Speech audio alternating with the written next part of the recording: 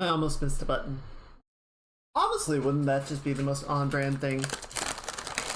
Got all these buttons. Oh, wait. Piston, load up.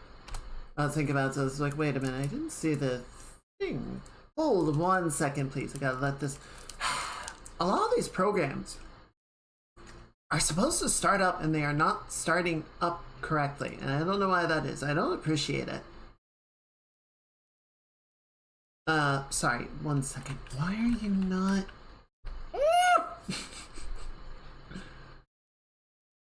Like, it shows the launcher, and then it just doesn't do anything. Alright, I'm gonna try loading it this way, and if it doesn't work, then we just don't have the throwables today. One more try. Sorry, hold on. Nope, that's the wrong thing. Is this one? Yes. Okay, do that. And then actually load the window? Maybe? Okay, you're thinking about it. I appreciate that much. It's been glitching all day. The gremlins could be upset. Did anyone remember to feed them? Because if not, that might definitely be the thing. That might definitely be the issue. Okay, that's up. That's going. We're good. Hi. This is the content that you guys are here for, right? Hello, everyone. Happy Saturday. Hope you're all having a good weekend.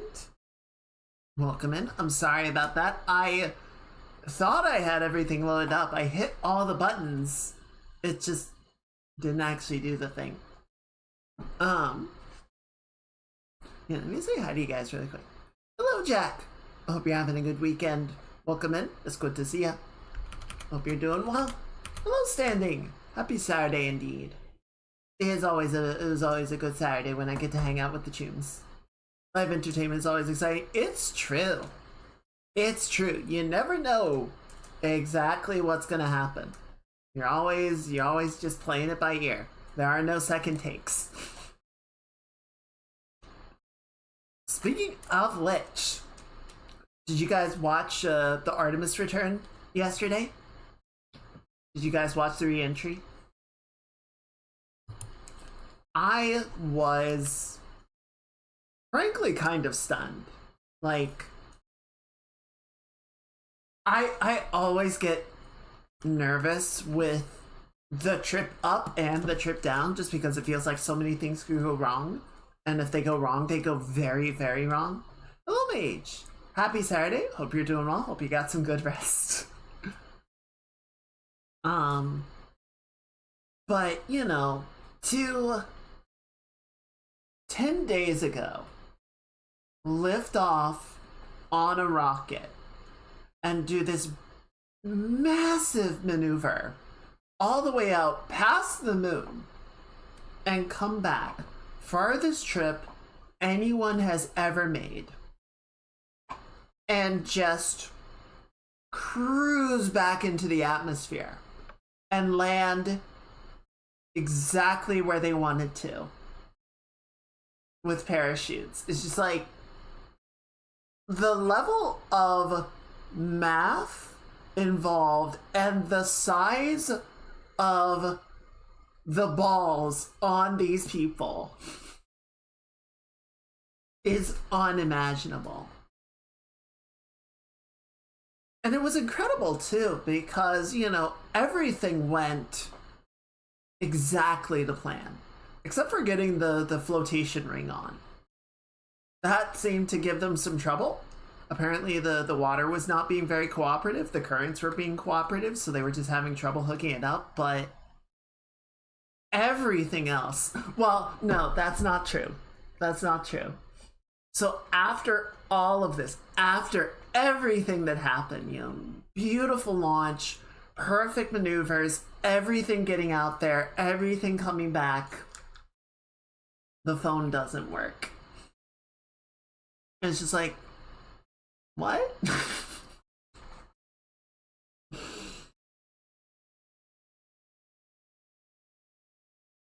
I'm sure they have redundant systems for everything, right? Like they had multiple locator beacons. They had people watching them come down from many different angles. So it's not like they never knew where they were. It's just some of the communication systems weren't performing correctly. It's just like, God damn, who did they freaking contract for this? Was this AT&T? Was this Verizon? It was probably Microsoft Teams. It was Teams, wasn't it? They had 2 versions of Outlook and neither of them worked.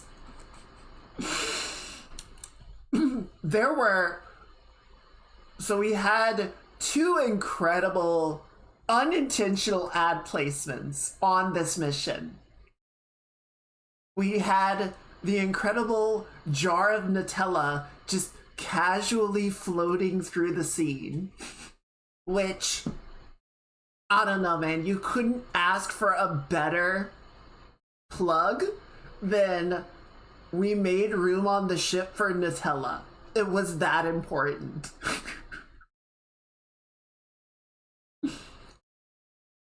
And on the opposite end of the spectrum, I have 2 versions of Outlook and neither of them are working. It's like, ow. Yeah, all the communications in space work perfectly fine through the blackout period on the way down. As soon as they get through the blackout window, establish communications, perfectly fine. Hit the water, satellite phone doesn't work. It's like, what?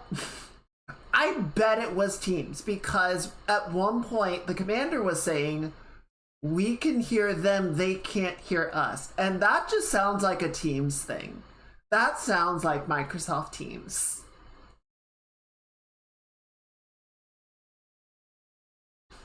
Even if it wasn't, I still want to blame them.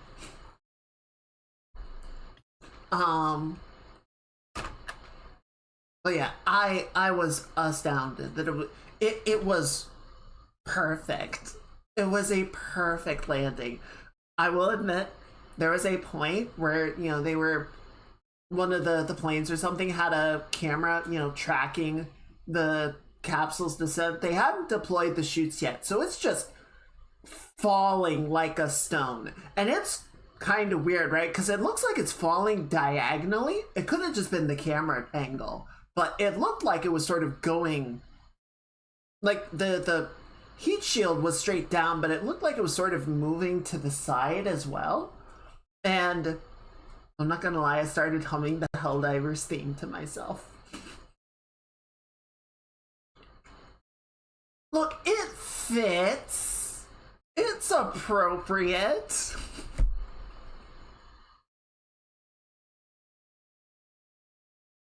I do kind of wish we had gotten some visuals of the capsule during the re-entry burn. I know. I am beyond hope. My nerd crimes are immeasurable.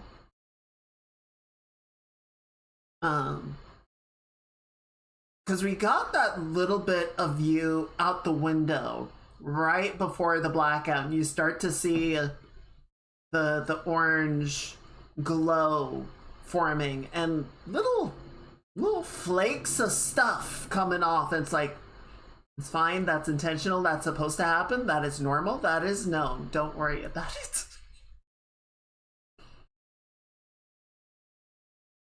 And then yeah, it's just, I don't know, would have been great to see the actual capsule itself, but would have been hard to get a good camera view on it with how high it still was. But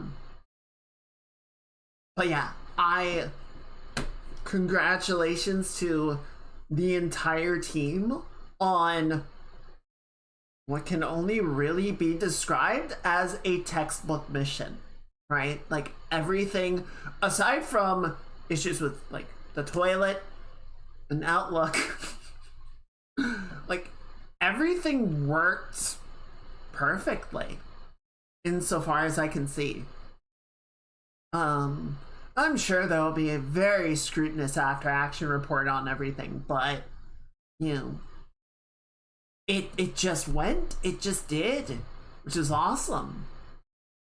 I was looking at what the plan for Artemis is. So this was Artemis 2, right? Artemis 1 was like, what, 2 years ago? That was the unmanned lap around the moon that they just wanted to do, essentially a dress rehearsal, right? Use the SLS, get the vessel into space, lap it around the moon, and bring it home, right? Fully automated, fully remote, no people involved, or at least no one in it. And then this was the crewed mission. So the next mission, Artemis 3, is going to remain in orbit, and that is planning to test one or both of the landing vessels. So there's a candidate from SpaceX and there's a candidate from Blue Origin. And so they're going to essentially try one or both of them. Try the rendezvous mechanisms and make sure that those vehicles are working, and then come home, right? And then Artemis 4 is the planned first landing on the moon, which feels a little fast-paced to me, but I guess to be fair, someone was pointing out this mission is effectively the equivalent of Apollo 9, right? Apollo 9 was the first one to go out and around the moon and come back. And then 10 was, I guess, sort of a similar thing of like, okay, let's check all the landing systems. And 11, they just went for it. They were like, nope, we're going now. So yeah, Artemis 4, targeted for 2028, is going to be the attempt, the first attempt at a land on the moon at the time that the mission happens, 56 years. So the last Apollo mission was 1972. So we went, we played around in the regolith, and then we came home, and we kind of haven't touched it since. And then Artemis 5, it says, is another landing with sort of the groundwork beginning for the construction of the moon base, which is interesting. That seems extremely ambitious. I really wonder what the plans are for getting supplies to the moon in such a quantity as to build a base, and what the design of that base is going to be.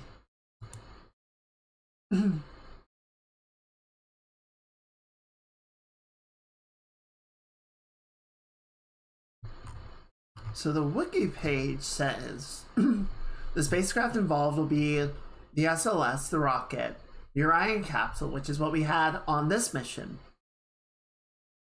the Gateway, which is a small modular space station that was planned to be established in near rectilinear halo orbit on December 27, but was canceled in early 2026, being remade into the project of a lunar surface base. So the Gateway is out.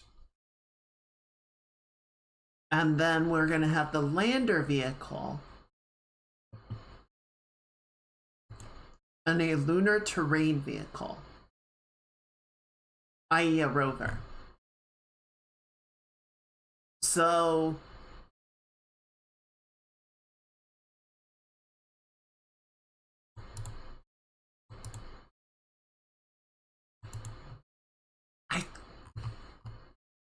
I will be very interested to see what they say about the actual plan for Artemis 5, because I feel like it's one thing to land on the moon and, perform some field experiments and gather samples and get back in the lander and leave.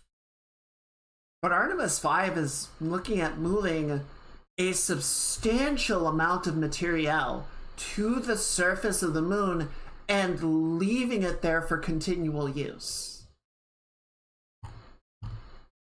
I'm not going to say it's impossible. I definitely think it's possible. I'm curious to see what the plan for that is. I mean, frankly, I feel like the Gateway is kind of necessary. Like, you're talking about getting the rover and the life support systems and the life support material and the construction materials into space, and I don't feel like they're going to do all of that in a single payload, right? I feel like you would need to do multiple launches and then put it all together at a muster point, i.e. the Gateway, and then essentially truck it over and bring it down in one or multiple payloads so that you can start construction. And there is the nice aspect that once it is on the surface of the moon, it's not really going anywhere, right? There's no wind that's going to cover it in space dust. I suppose there could be an impact. God, that would be the shittiest luck of like, yeah, we got this payload here and then a meteor hit it. Entire surface of the moon, and it chose to hit our construction site. Kind of a dick move, really. But what you gonna do?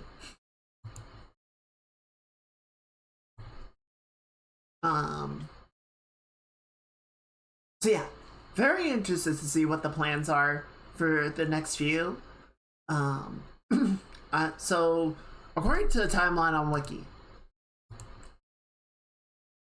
we are done for this year, and then middle of next year is going to be the human landing system test flight. That'll be Artemis 3, and then 28 will be the trips back to the moon. So I think they're still taking it at a fairly slow pace, let's call it, right? They're not running ahead.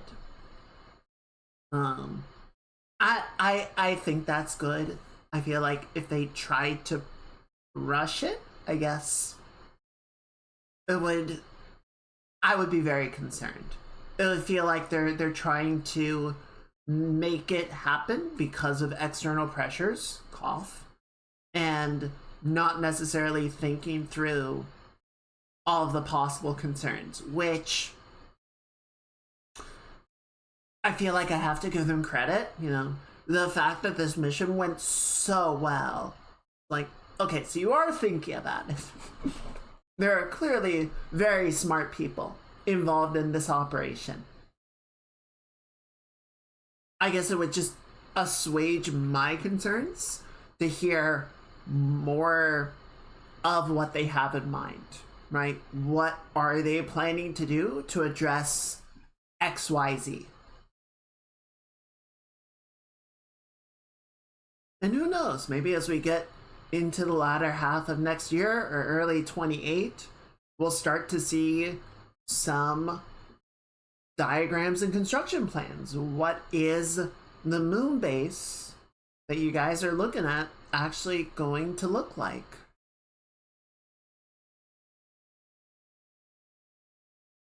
I guess the other question, and maybe this is just not within the purview of the Artemis program, Artemis 5 says it is going to begin the moon base construction.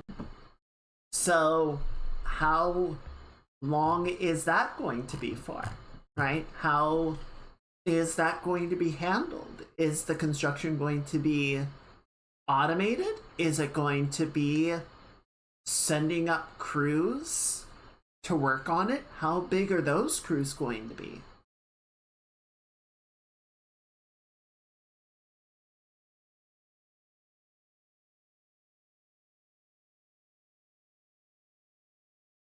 And it does sound like the nature of Artemis 5 in particular is changing quite a bit. So, well, we'll see what happens. For all we know, the whole thing could be dramatically different in scope by the time we get to the preparation windows for it. So I'm not gonna assume too much until it actually happens, you know?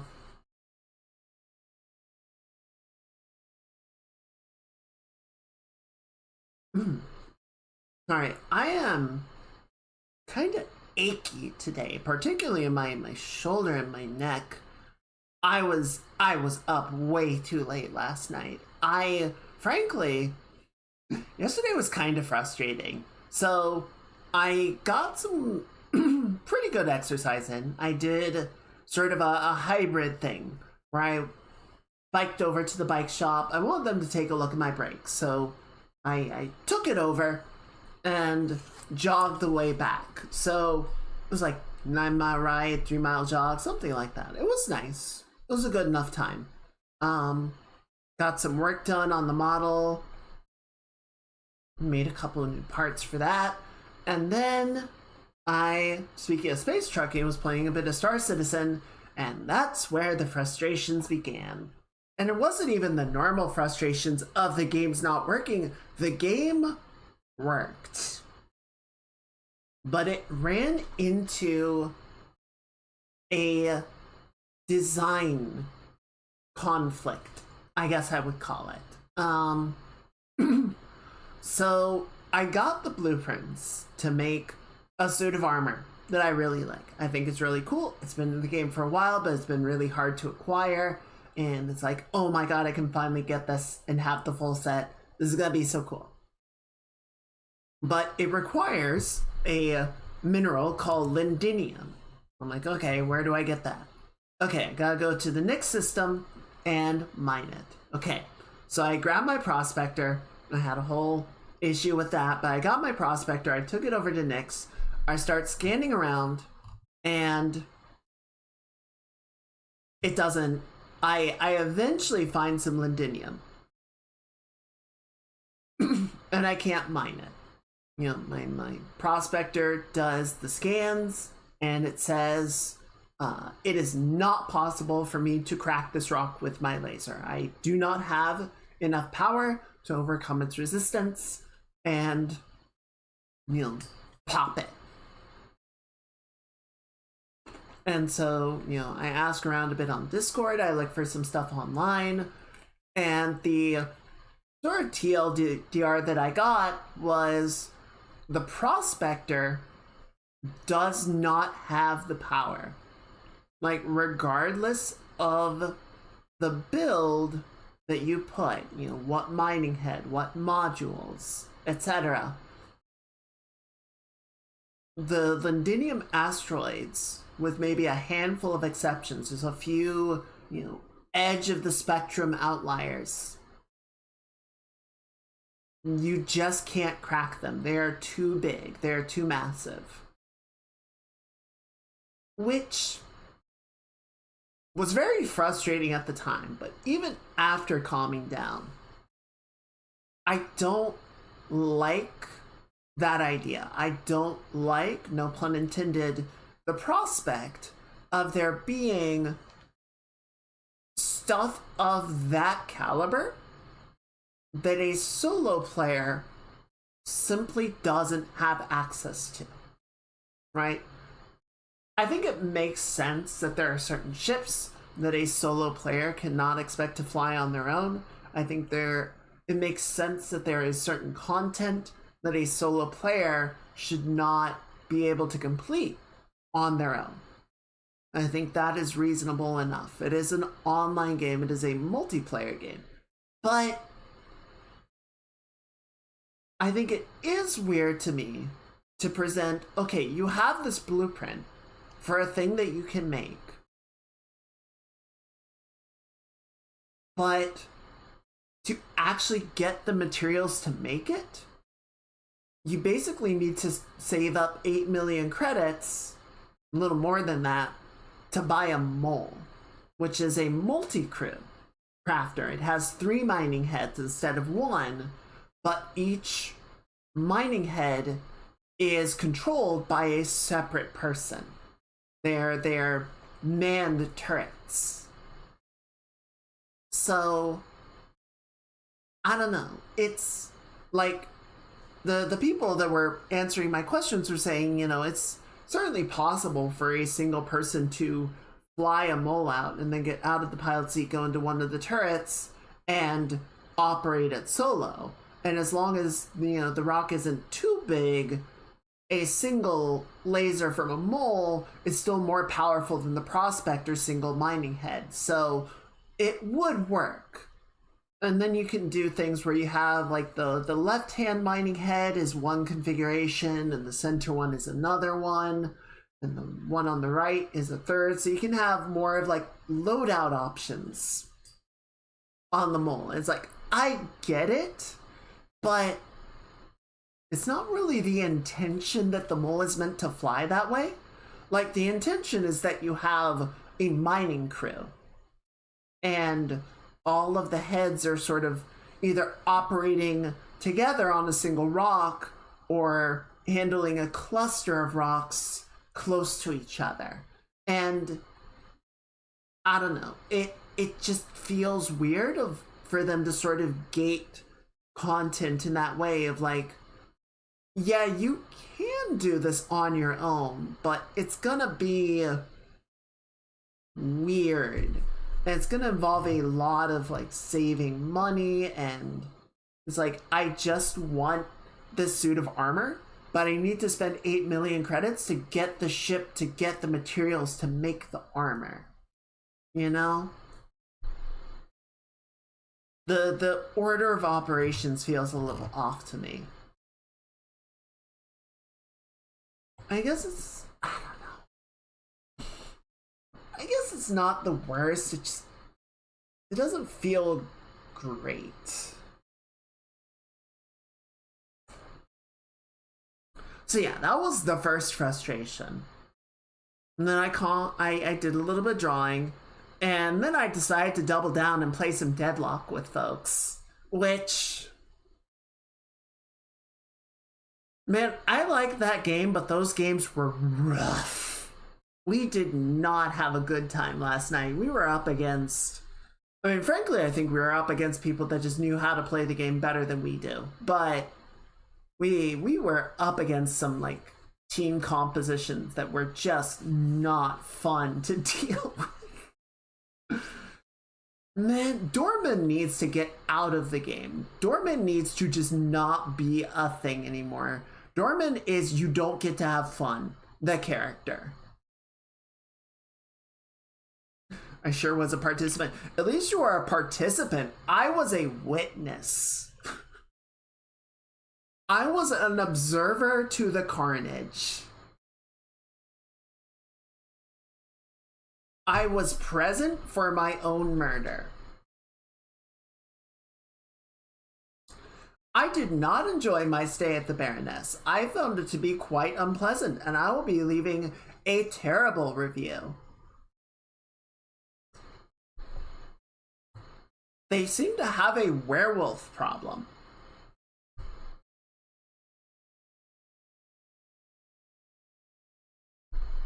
Also, their trolleys, their luggage trolleys, really need some work. They have a bad habit of crashing into you. Quite rude. Quite destructive. Terrible for the shins. Every hotel needs to give it. True. I don't think mauling is a good gimmick, though. I think that one needs work.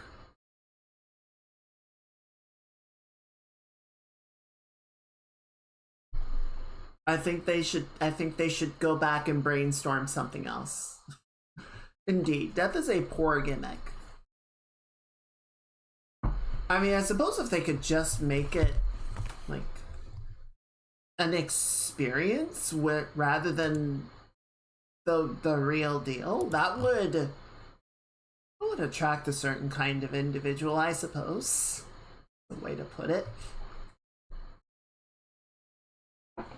the infinitely curious. So yeah, I was up way too late playing Deadlock, and honestly, so we ended up playing one more game, which was a mistake, but we ended up playing one more game because the one before, one of our players rage quit, and yeah, after that it just kind of snowballed to the point of we just quit out of the game. It's like, this is not gonna work, it's not fun, it's not worth it. It's not worth sticking around and trying to make a comeback out of this. We're gonna go now.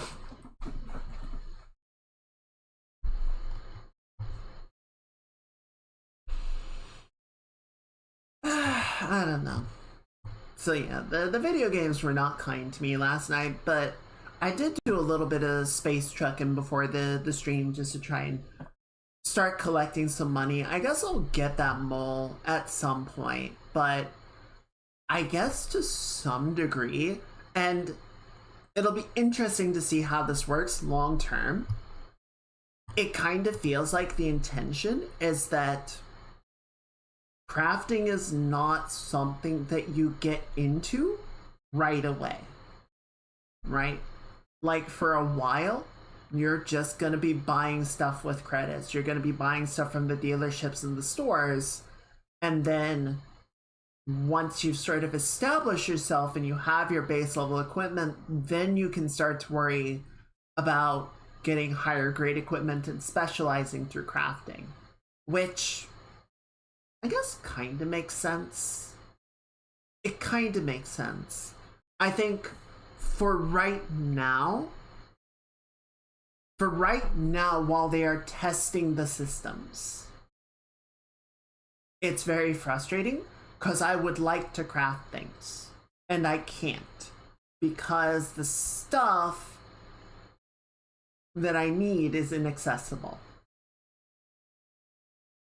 And the other problem is that the other thing that you would do is, you know, say you are John Star Citizen and you want to make a nice sniper rifle for bounty hunting or game hunting or whatever, but you don't really want to go through the process of gathering the materials yourself, right? You don't really enjoy mining, you don't enjoy harvesting, you just want the materials and you want them in a good quality. So, you know, you're gonna go find a person or an organization that has already done the legwork, right? They have gone out and mined and refined and have a stock of minerals, and they're just gonna hand them, or not hand them, they'll sell them to you. There's the right word. An exchange of credits for goods. It's a business. Okay, but how do you do that? Because the social systems are not in the game, right? There is no auction house. There is no market board. There is no way for a player or an organization to post consistently, aside from spamming the chat window, hey, I've got these materials, come to this location and give me money and I will give you these materials. So like the org that I joined has an internal market board that they call the farmers market.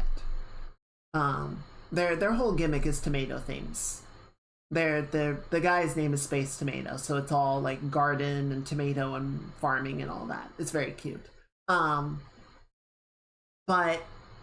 so they made a third-party system, right? They made an external page so that members of the organization could post buy orders and sell offers, right? So I could theoretically post a buy order if I had money to spare on it of, hey, I want high quality lindinium, I will pay this much for you. And then one of the org members could effectively sort of take that buy order, go out and find the lindinium and come back and say, hey, Kaiga, I have your mineral, give me money. And I'd be like, cool, thank you.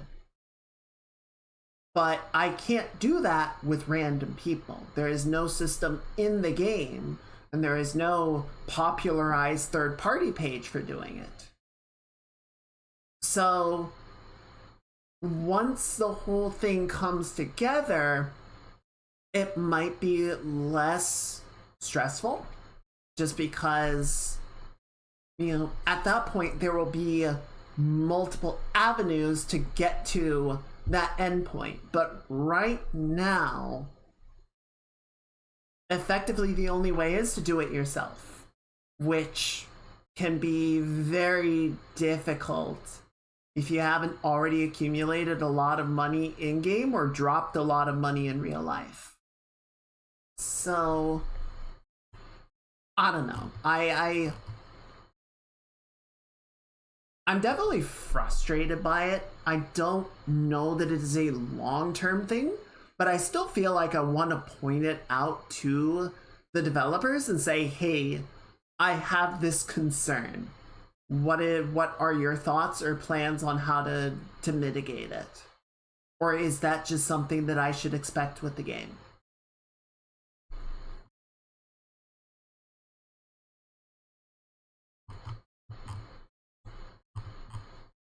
Because, I don't know, like on one hand, I don't think it is, again, if there are things that you can do, either to, you know, mitigate some of the blockers, or sort of continue to play the game without the blockers being too bad, then I think it's okay. But if that's not the case, I feel like that's a problem. I don't know. It's a weird spot to be in. It is a weird spot to play a game that is, it feels so half complete. I get that it's an early access game, right? That is to be expected. But, you know, a lot of times when a game is in a proper alpha, it is effectively feature complete, right? There might be balances, there might be some things that still need to get added for like quality of life or whatever, but there's a good indication of this is how the game is going to work. This is how it is going to flow. These are all the things that you can do.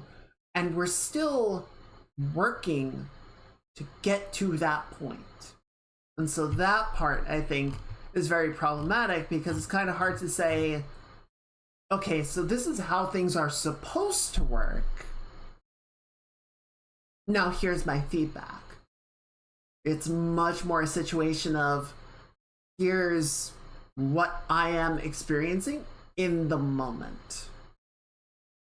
And then kind of trying to judge how that compares to the intended outcome. So I don't know.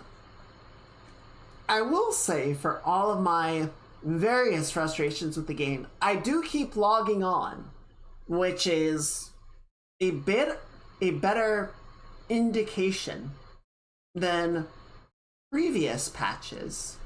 Because a lot of times I would, play for a while and just get kind of burned out wrestling with the game and log off until the next patch, right?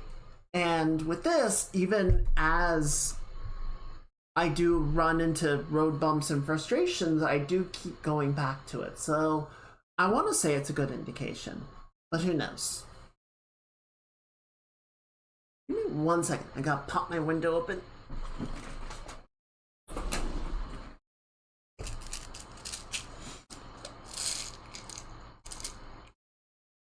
We're gonna see how the stream goes. I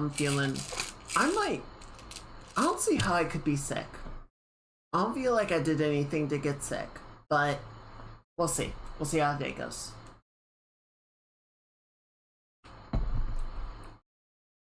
Alright, why don't we go ahead? Let's get Horizon up and going. That'll be a good time. Speaking of games that don't frustrate me,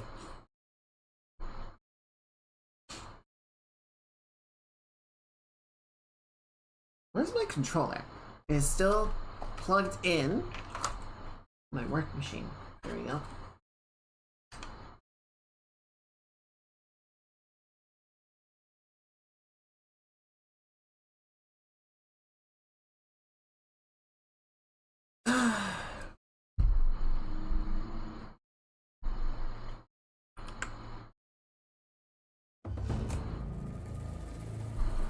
Okay, and then we should be good over here, yes? Yeah.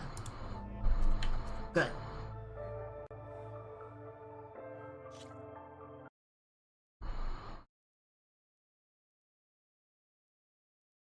Oh, I need to get out of the way.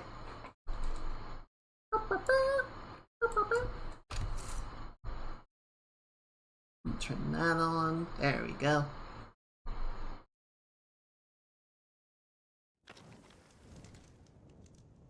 Alright, so yes, last time we ran into, or we returned here. We returned Ether to Gaia, had some conversations with our teammates. Kotallo joined us and is sort of getting up to speed on everything. I did want to do the signal spike while we are here. We'll go over and do that. There's a couple other things we can keep an eye out for while we're here. See if we can't get some owl feathers. What is that? Salt bite. Rollerback hammertail. Okay, and that's where we're gonna help out Dekka. Oh, right, and then we have the quest for opening the arena. Okay, yeah, well, we'll see about doing some of those. See, there's still stuff to do over here, but I also kind of want... it looks like... Oh, nope, there's still one. We still need the metal flower. We still need whatever tool will unlock the metal flower. And once we do that, then we can go back to the claim. Or back to... Not the claim. The claim is somewhere else. To this area. And do, like, the black boxes and everything.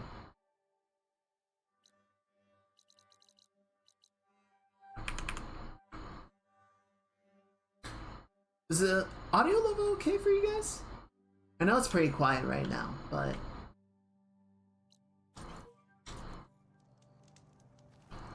It's a little quiet on my end.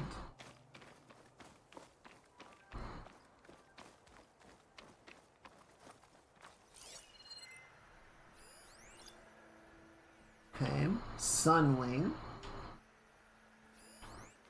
Oh, what's that? Mountain. The southern face is my best bet for a climb if I want to get more of Silka's message. Just gotta look for a path. Like... Ooh, what's that?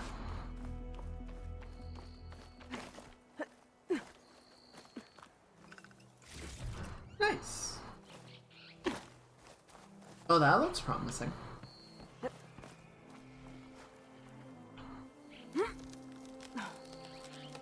This definitely won't piss off the Sunwings, right?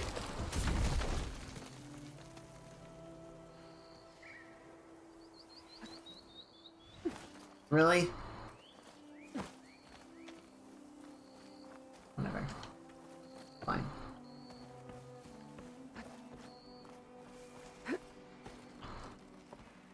Someone's scanning.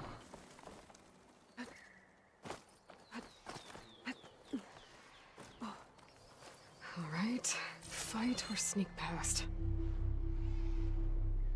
Well, what are we dealing with? I see Should save my one. plasma ammo. Use something else. Anyone else? A grapple point. Oh shit.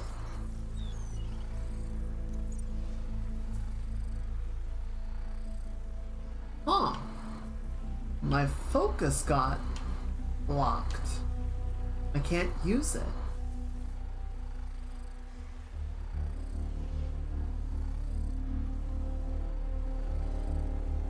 See if I can't sneak over here.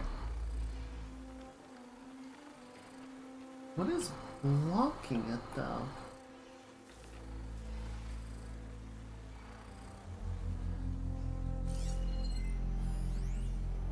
A radar para.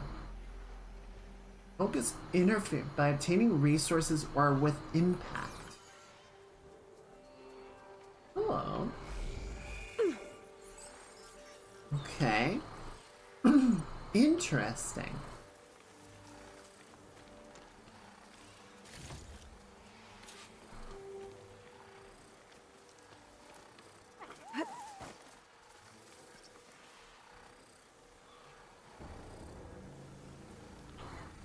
Well, so now my question is there something... Is this a trap?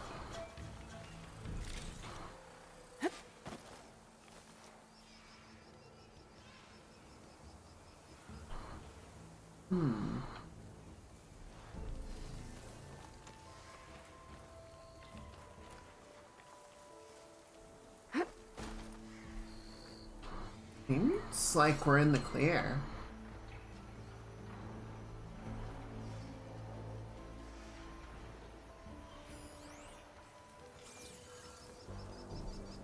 I have to get higher to try and pinpoint Silga's signal. Yeah, I'm working on it. Why don't you hold your butt?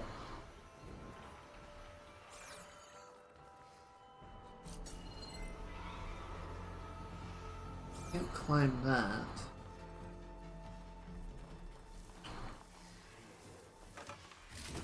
Nice. Can I climb that? I can. Oh, okay. I bet I go this way.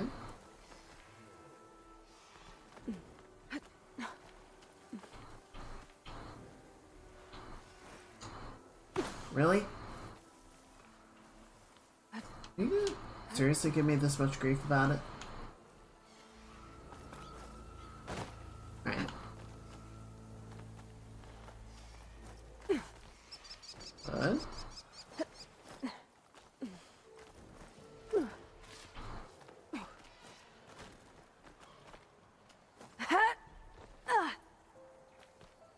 Okay.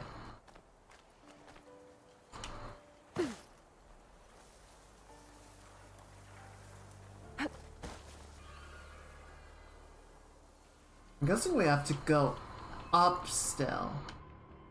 Oh yeah, there we go.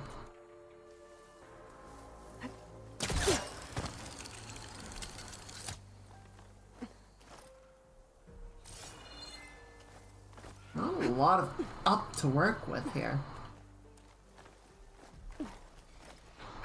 This is quite a climb.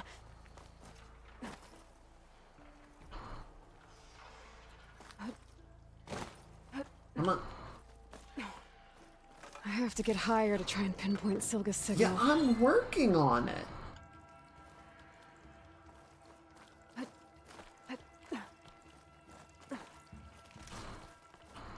Oh my.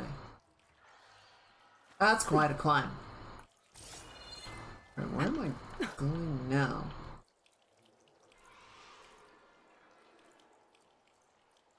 Oh, that way. Seriously? Wait, how? Oh, whoa! Okay. Okay, hang on. Okay. Can I get... Oh, jeez! Oh, that's bold. I mean, I guess she has the glider now, so it's not as dangerous, but holy shit, girl. This mountain is tall. It sure is. Wow, though. That's a photo moment right there.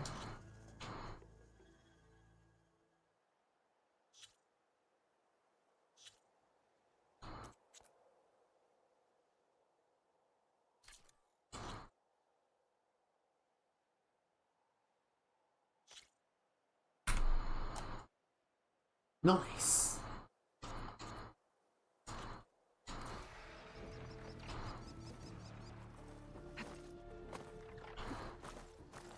I heard somebody. There you are. Frost ammo won't hurt it much. Strong, weak to fire ammo. That's a resource I need. Well, we got past the sun wings at least. Oh, there's more of them.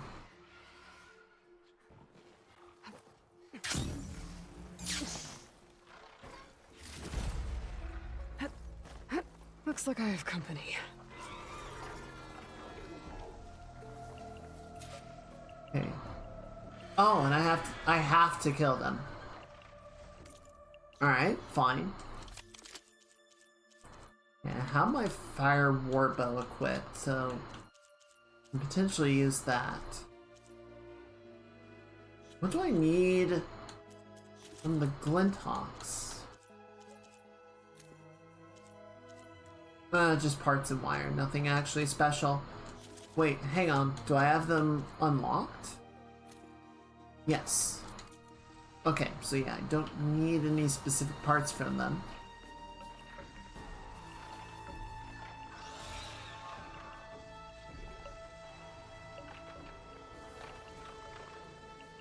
This would be really funny.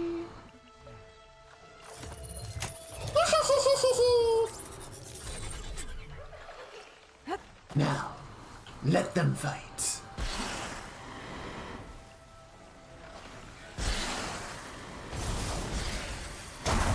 Oh!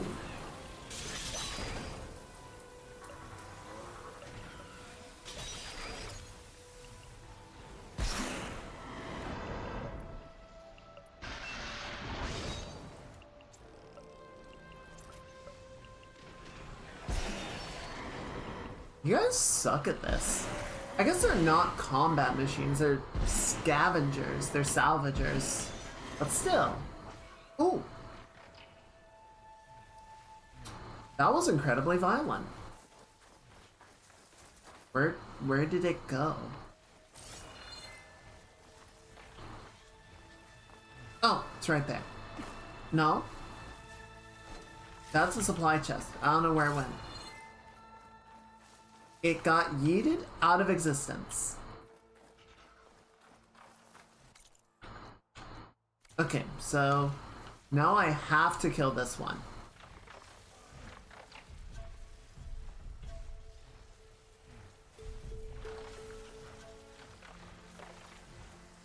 It would be funny if it went and fought the Sun Wings and just got its ass handed to it, and that solved the quest.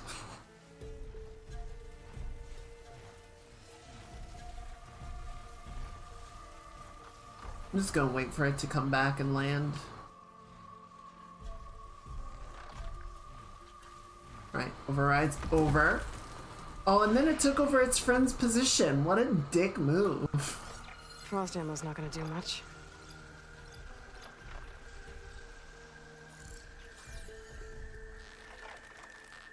Actually, wait, hang on. Goodbye. Wait, what? Oh, wait, no. Did I have the tag skill on? Oh, I think I might have had the tag skill. No?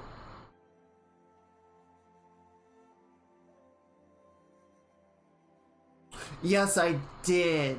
Oh, I'm a big fuckhead, Hayes.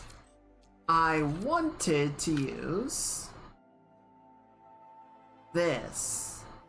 Yes? Explode.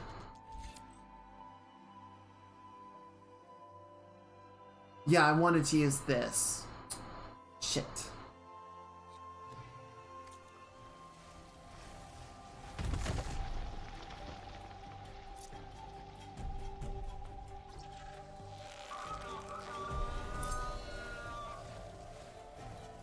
Excuse me, could you come back? Where did he go?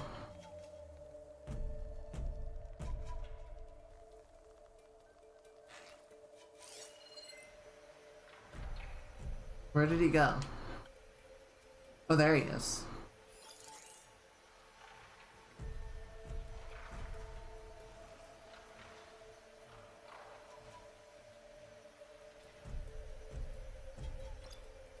Hello? Hello?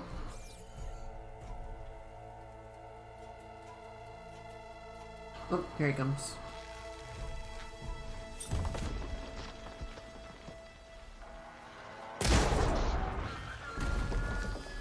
That did not kill him. Oh! Still need to climb higher. Yes, it did.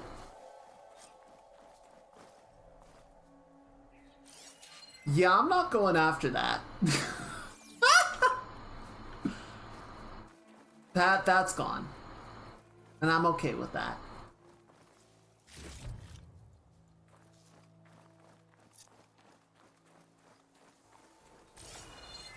Alright, now where is higher? Is it this?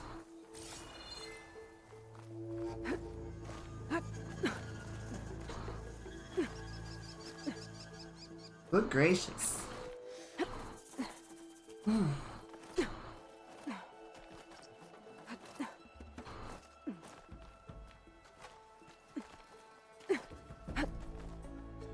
Ooh, crimson. Pretty.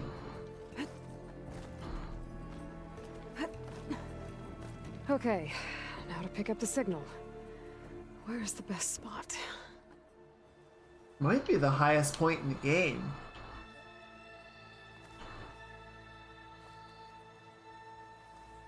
I can see the I whole should try to damn find a good world from spot here. to pick up Silga's message. Let me have my moment.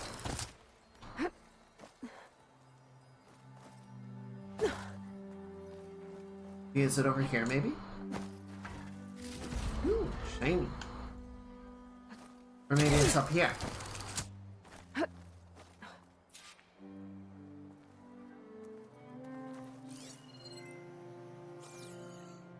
Stark 142 to Enduring Victory, Reno. Supply drop beacon echo. Paul, I'm trying to get this safely.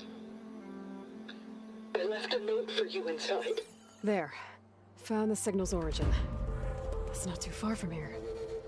I just need to get to it. Well, I feel like we can probably... Okay. We can probably glide most of that way.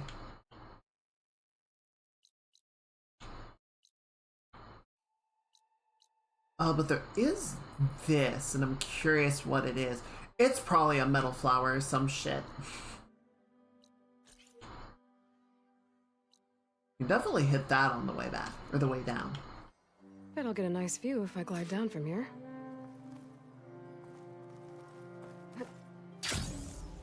Whee! Do not let go. Do not let go.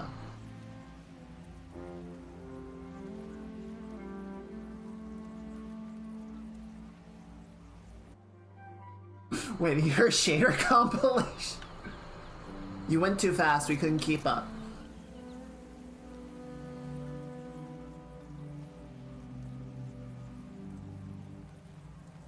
Alright, just clip it.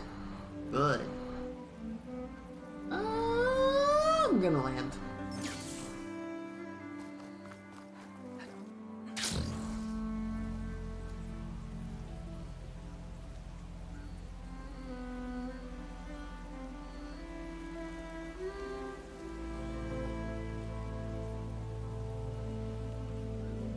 Alright, so what's this over here? I'm making good use of this. It's a metal flower. Fuck you.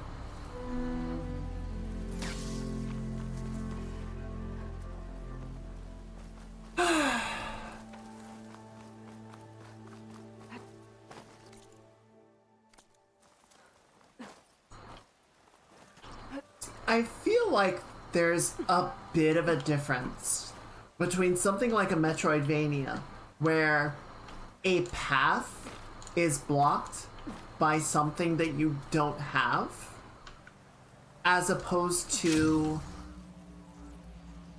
you can see what the reward is. Like, I just need whatever lets me unlock the metal flowers, and then I can get the thing that is right in front of me, right? Like, it's different to just have it right there, but be like, yeah, you haven't reached the part of the story that lets you get this.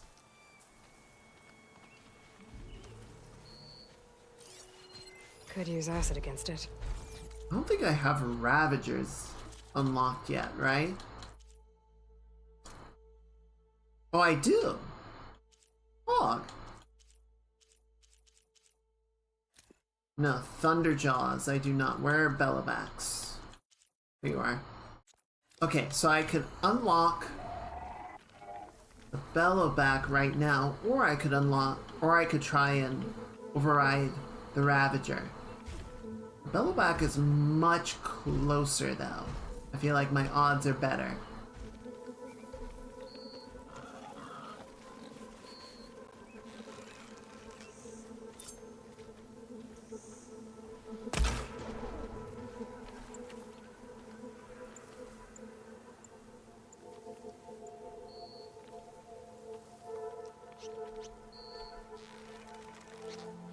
My horn!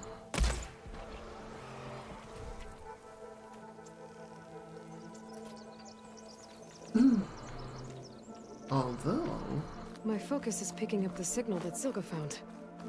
I'll need to clear out the machines before I can look for the source. Yeah, I'm working on it.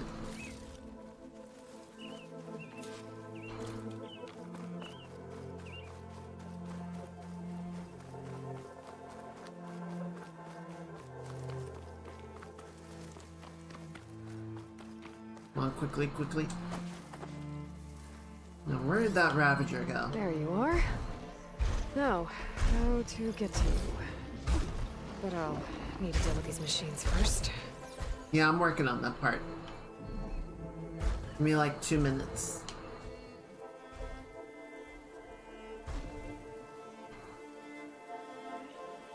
Dang it, if I had been just a little more patient, I actually could have taken the Bellowback instead.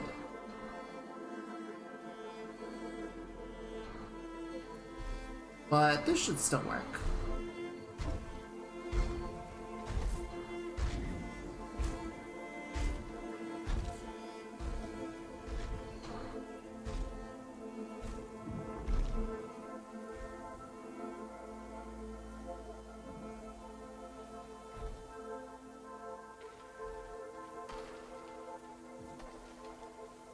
Yeah, he's already on his way back.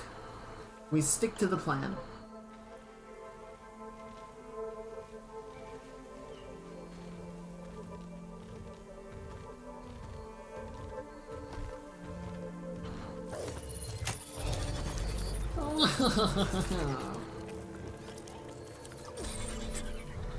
Now, fight for my amusement.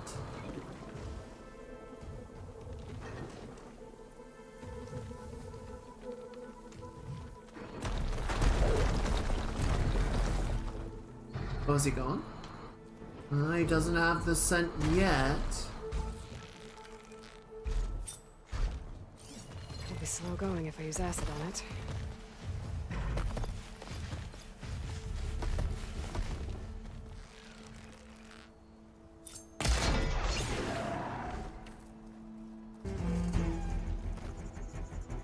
Wait, where's the Ravager? Dude, go fight! What are you doing?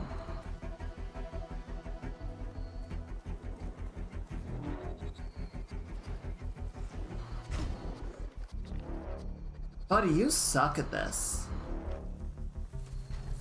I had like one job for you and you're not doing it.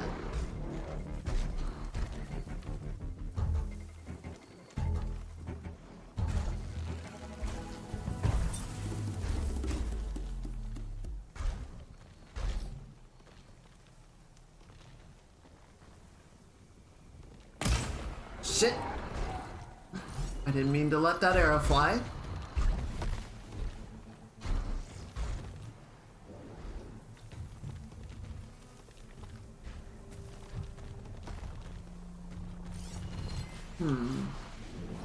Alright, well, you are being very unhelpful, so I'm just gonna I'm just gonna do this. It's trying. It's really not, though. It's really not trying its best.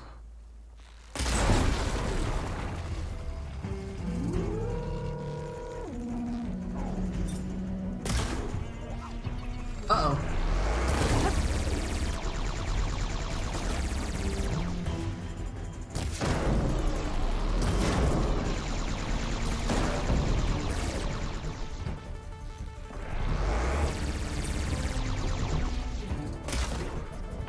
Oh, get your dumb face out of the way.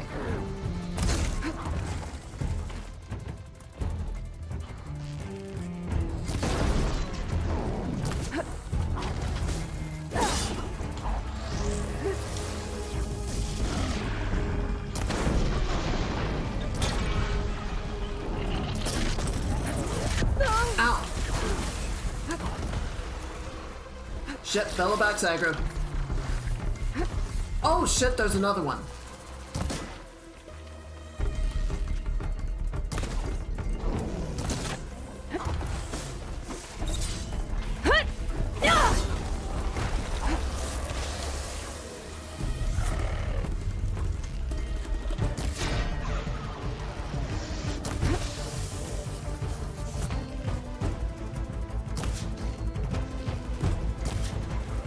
Alright, that one's down.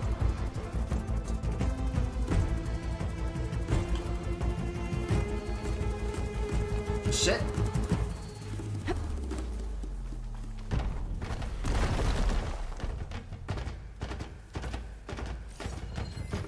There's another Lancehorn?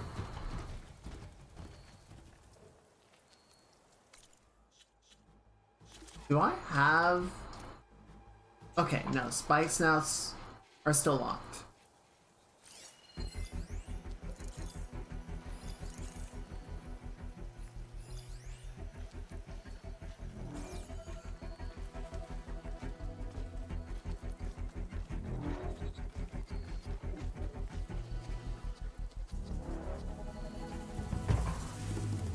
Alright. Come on, Billowback, come on back now. Bring it on back now.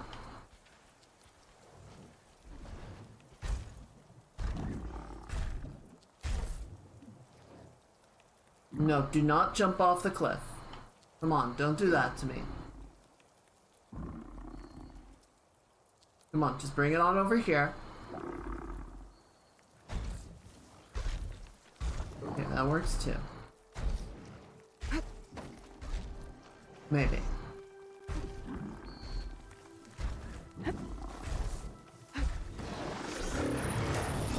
There we go. 2 more seconds. Alright. Now go have fun with your friends.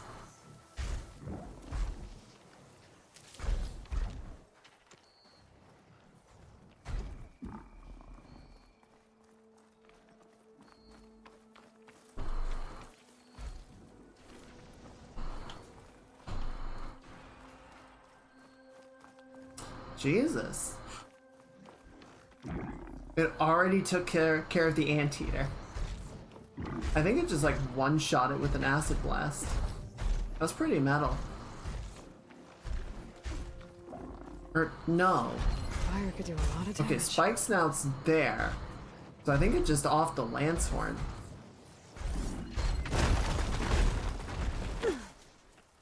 Oh. These are...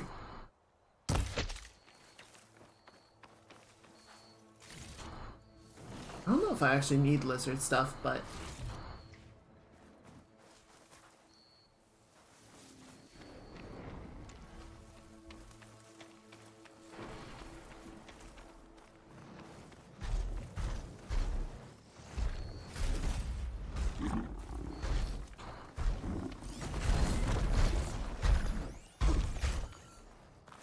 Wait.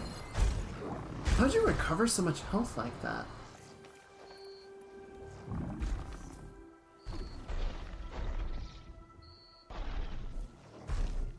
Okay, I need you to hold still now.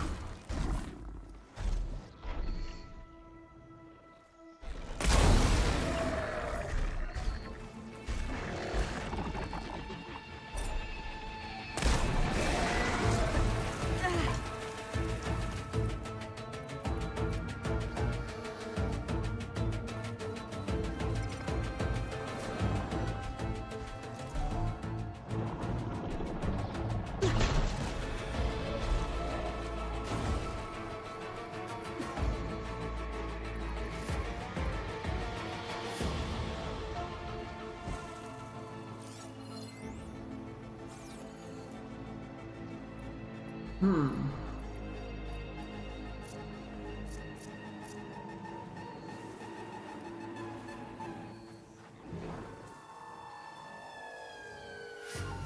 is this not doing as much damage as it should be?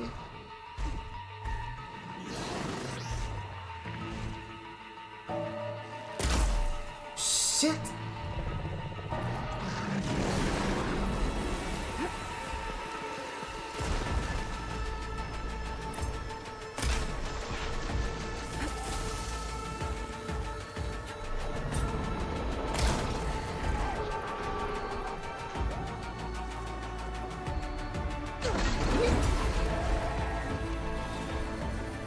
Alright, well that did a lot.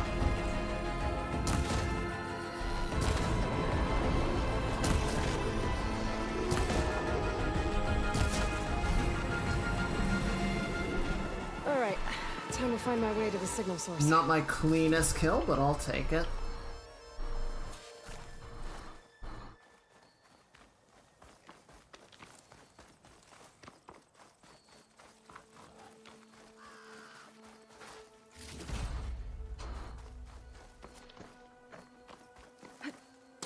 Ooh, green shine. How do I get up there?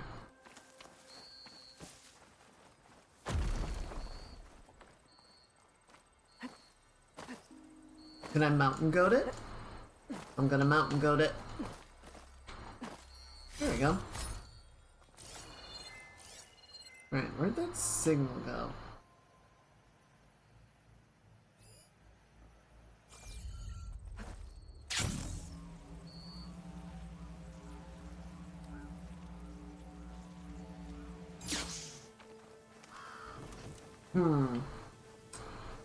Like a cave-in.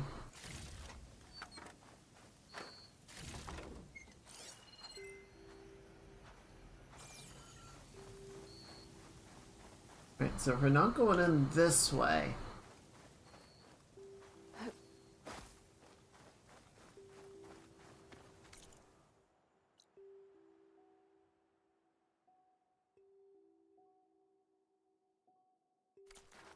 Maybe something up the mountain will help? There's still point at this area. It's not suggesting we go around it.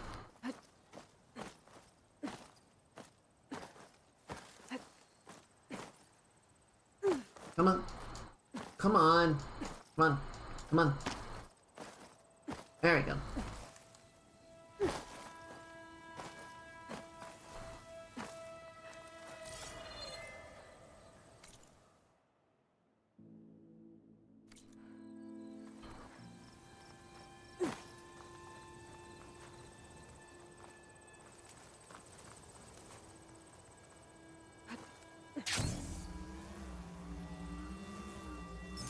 Wait, is that it?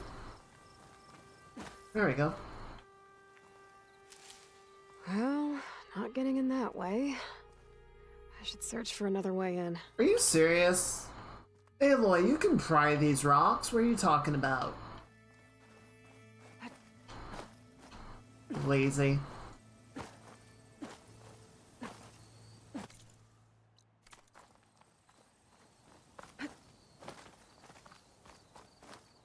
Oh, that looks promising.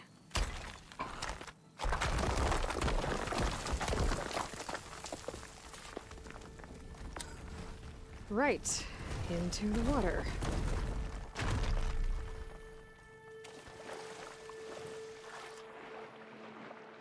Good thing I have this rebreather now.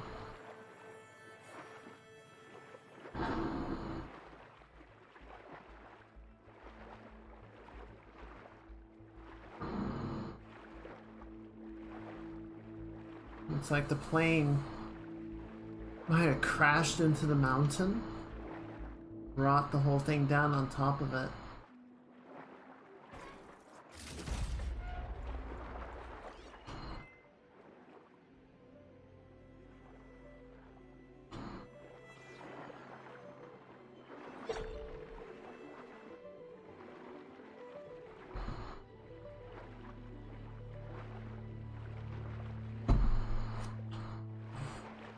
There you are. Now, what's inside?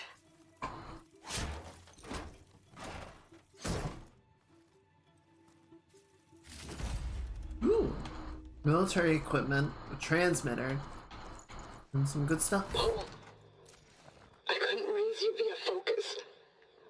I hope this gets to you. Somehow. Along with the gear for the stand at the Reno line.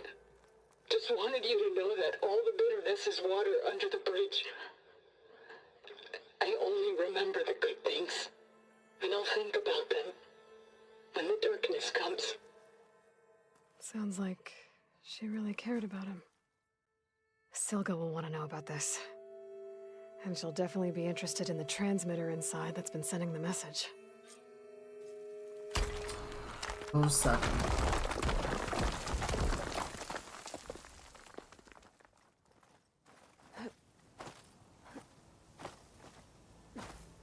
Alright.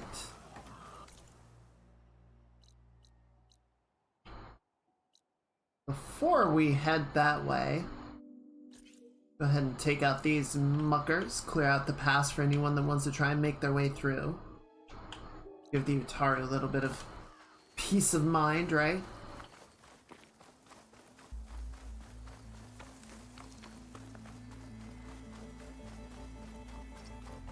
Ooh, there are like environmental traps as well.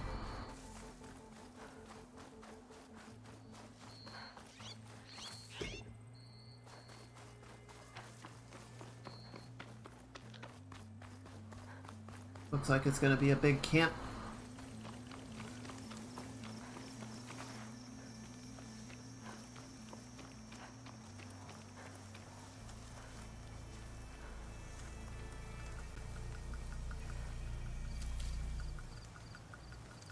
Knocks smell almost as bad as the Banuk. That's a rebel outpost. I'll have to find whoever's in charge and take them out.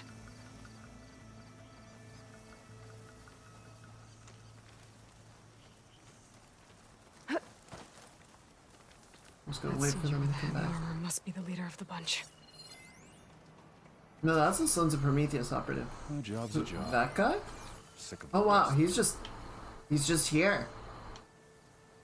Okay. Sure. Don't mind them making an easy time of it, but Shut that shit. machine down quick with shock ammo.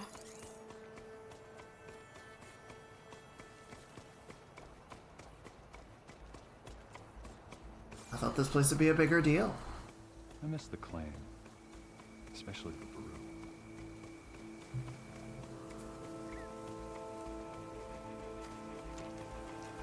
Okay, hold on.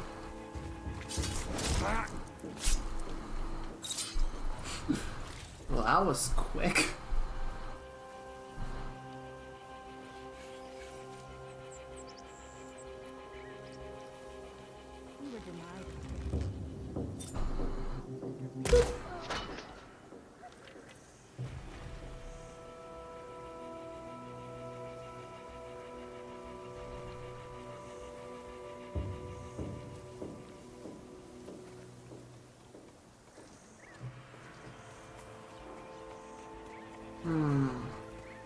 This is not ideal. Now if I could get an override on it. No, not while it's startled.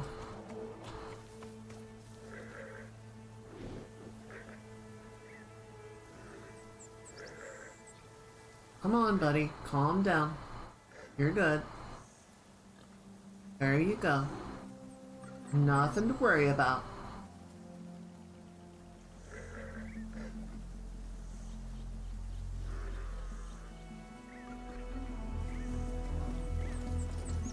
Oh. Speedy fella.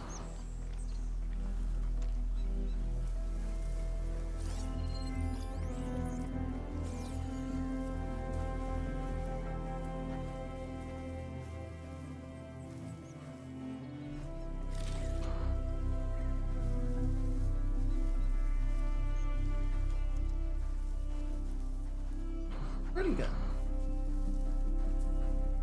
Hello?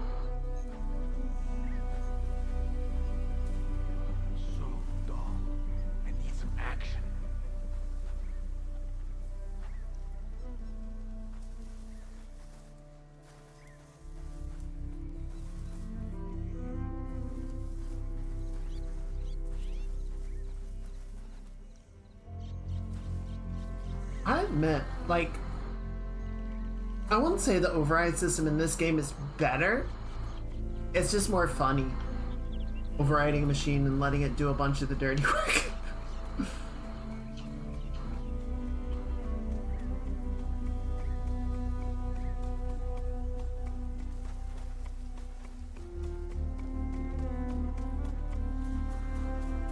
Wait, can I not override these?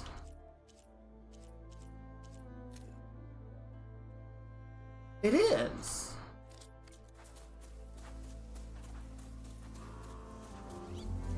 Fine. I don't know why I couldn't. Oh, because it's a rebel charger. So it's already overridden. I can't supersede that. Okay, I see. Did you see that too? No, Have a look. I didn't see nothing.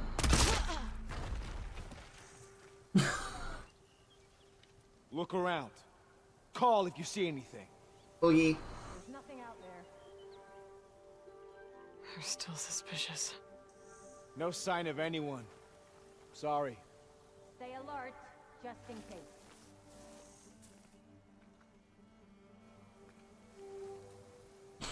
Stealth mechanics in video games are silly.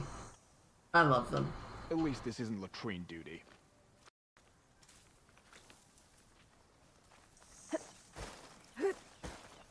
Bye.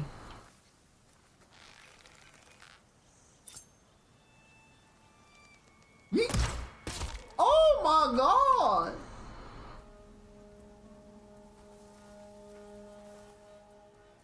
That was nasty.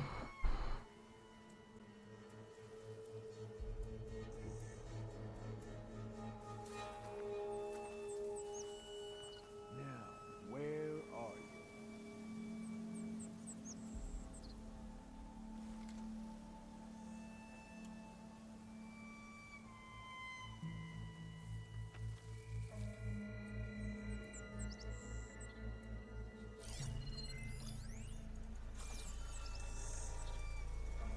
There must be tracks. Jump off point, I don't think.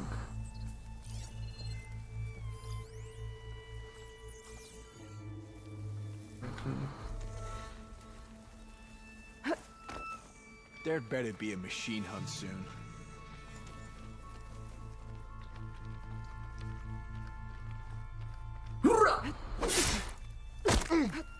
Oh! Check this one for tags. Split him This is a open. find. Damn.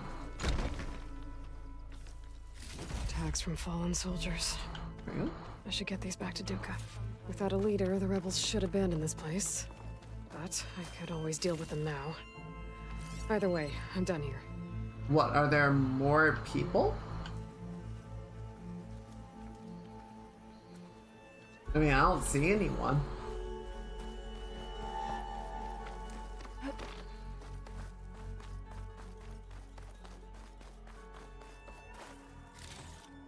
And then it says there's something here. Okay, here we go then. Oh, now Oh, you've done what? it. Hi! Alert! Ah! Ready for an attack! What? What just happened? Nora, stay still!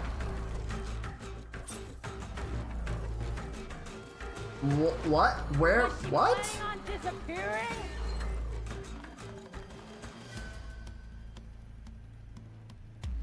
Where did all of you come from? Keep firing! We can drive her out! You and you, with me, now! Thought you'd never ask.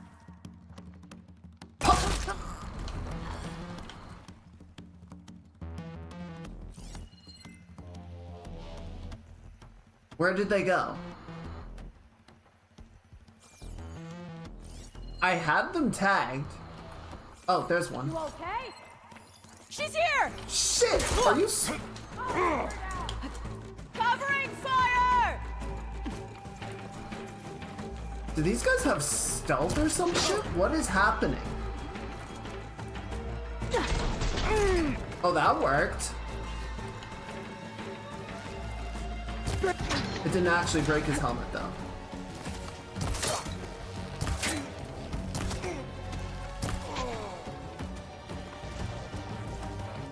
I'm very confused. I've got a shot! Oh, that's a bomb sling. Just keep firing! She could still be around there! Is that a plasma bow? You! Accompany me, would you? You have a plan? Is the plan getting shot in the head? Run then! Like you did before. Oh! Oh, I missed. Oh, I missed. I missed. These rebels won't be bothering anyone else. There we go.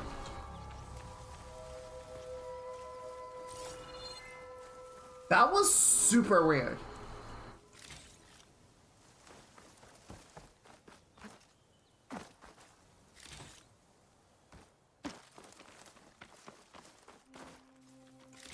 Mostly just like there was no sign of them until I literally jumped on top of one.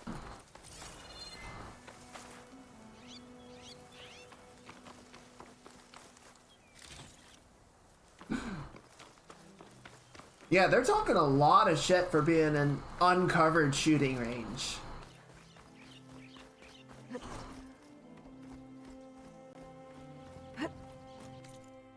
Oh, I guess the question mark is the gate is open now?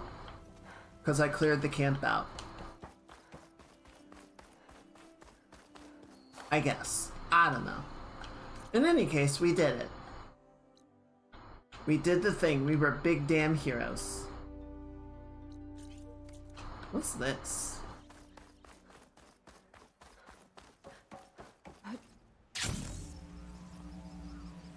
Probably gonna be some metal flower or some shit.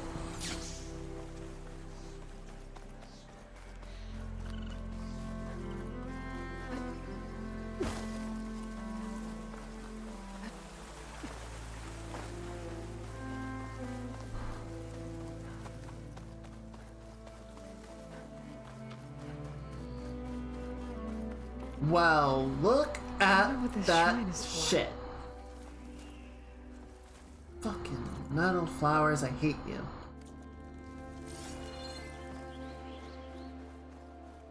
You know what? No, I refuse. Fuck you.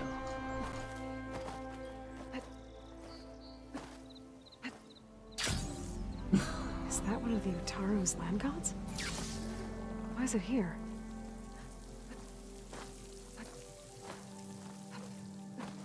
Gotta repair the data I have on plow horns before I can override them. Huh. Not what I was expecting. There's a bunch of metal flowers around it too.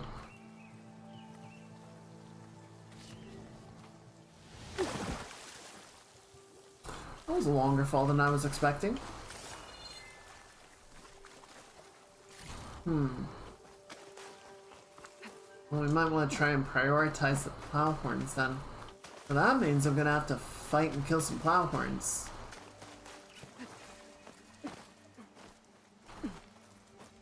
A bunch of the flowers. Here I come! Interesting.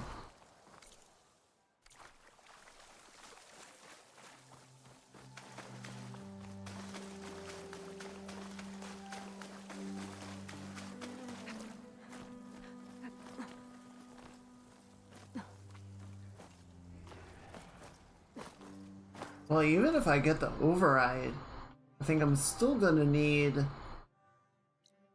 What is it? Metal flower unlock to be able to solve whatever that is. It might also come up as a quest. We shall see. It might be part of Zoe's storyline.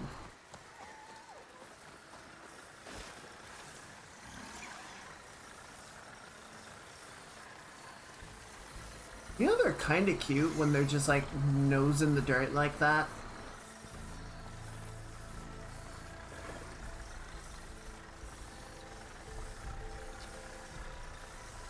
Can I not override this?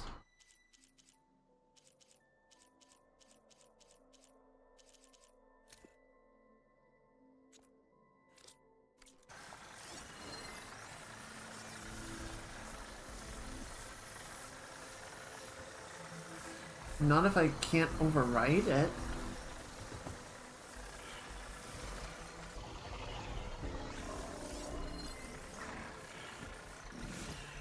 Frost would do a lot of damage. I don't want to do a lot of...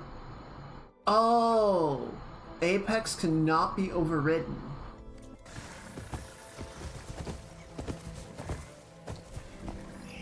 Okay, so that one's normal.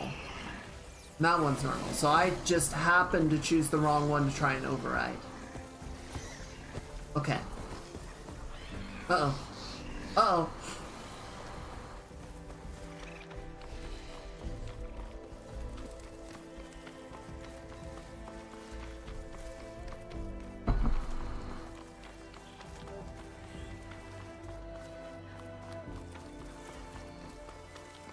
That's a cool looking base, actually. I guess this is technically the edge of Tenakth territory. Got overtaken by the rebels.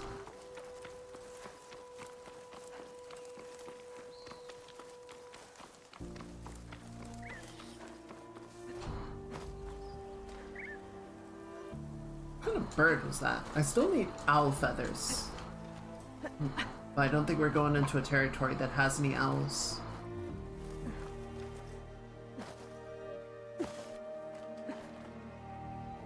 Come on, it's right there, thank you.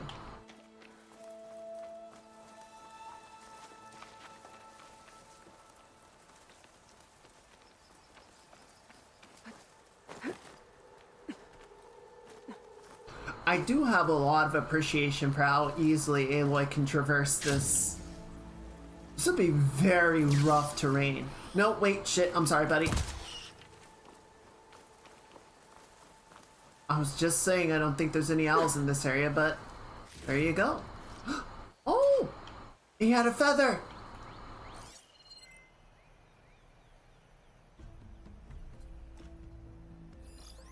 Oh, hi, Ravager. What are you doing here?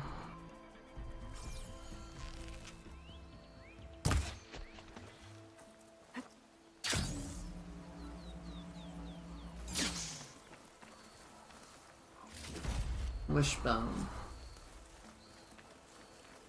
We actually needed that. Unless we already have one in storage. Where's my nearest stash? It's not nearby.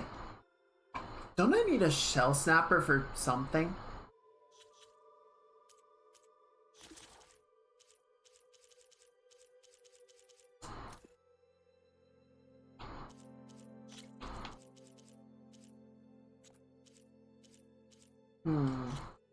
Shell bolt.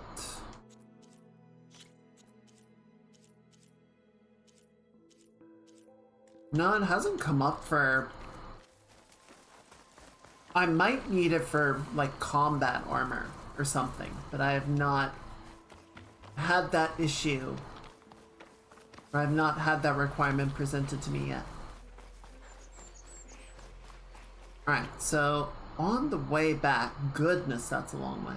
Okay, I see what it wants me to do though. It wants me to go through the pass.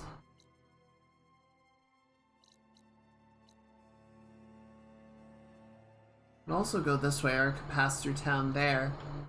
Check my stash. In any case. Yeah, let's do that.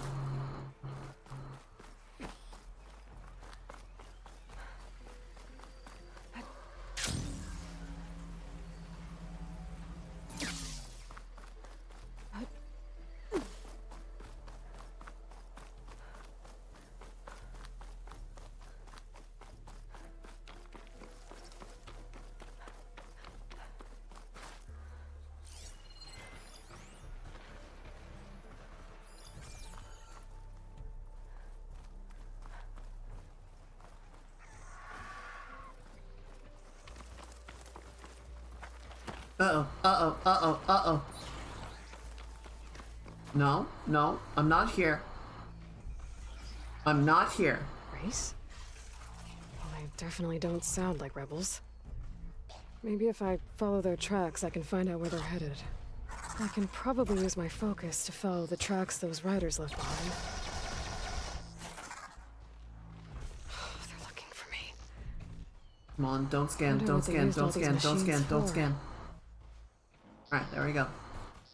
No, I mean, if you want to walk all the way up here, that would be fine.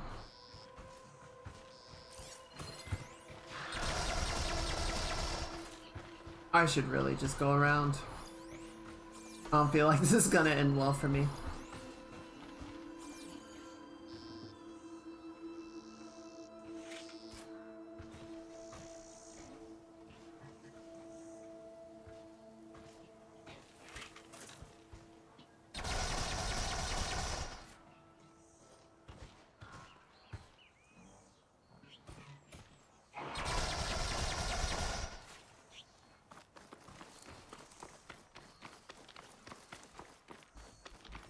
I am stuff.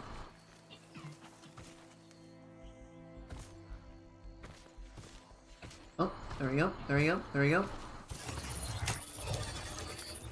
Now, chicken fight. Arise, chicken. Arise and assume your destiny. Shit.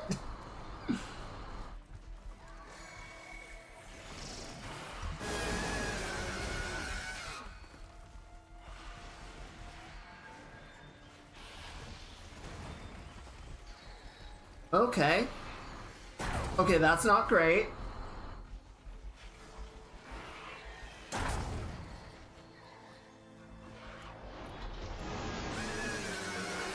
Okay, they're ganging up on my boy. Long legs. I can override them with the data I got from the cold. I'm aware, I already did it. Thank you, Aloy.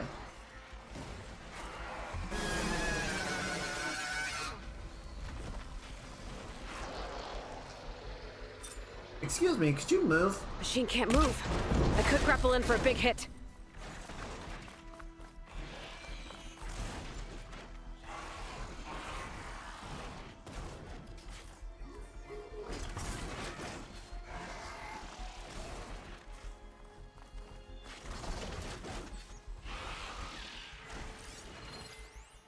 Okay, it's low. But so is my guy. Oh, it's gonna be a real close fight, it is.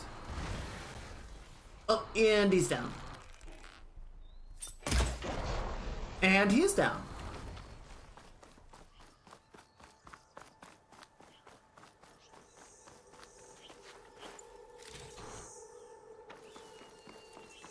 Oh, of course they... Oh, they died in blight Catch a break territory. from this heat.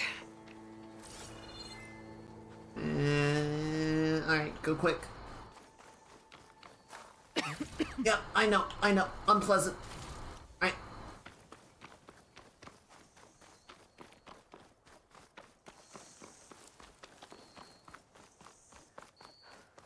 Machines don't care about the blight. I do. Okay, they're friendly. The machine riders from before. The ones who were racing. Wonder what they're up to. Don't know, don't care.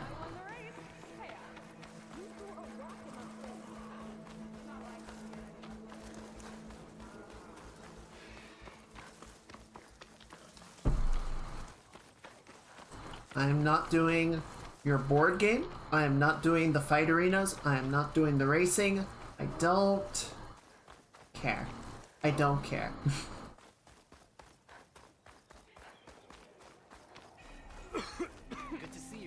I do not find your frivolities to be entertaining.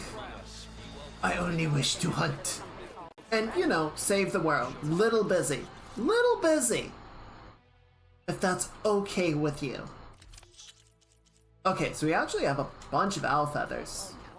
Let's see what we can make. Pouch upgrades. Moonfish. Okay, so we're short on moonfish. We need more peccary hides. Oh, I gotta go kill more peccary. Shit. Ooh, spike holster. Excellent. Yes, good. Let's do that one.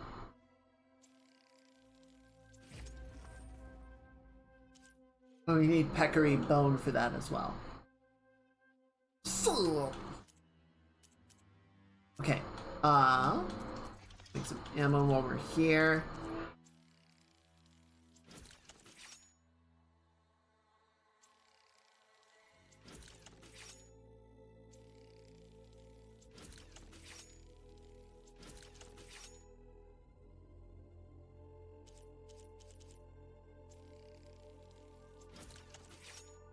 Good.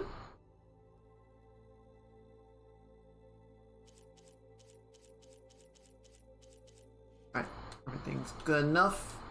Outfit upgrades.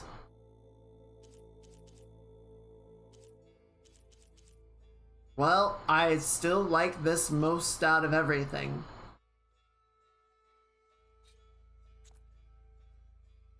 Stealth tear, heavy weapons plus, yeah. I mean, I still like this gear the most. And then weapons. We need roller back. Dang it, I went by the roller back area.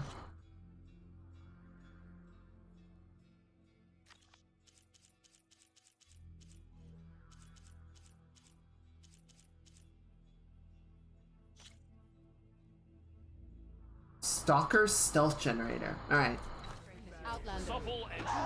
Where are stalkers out here? Over there.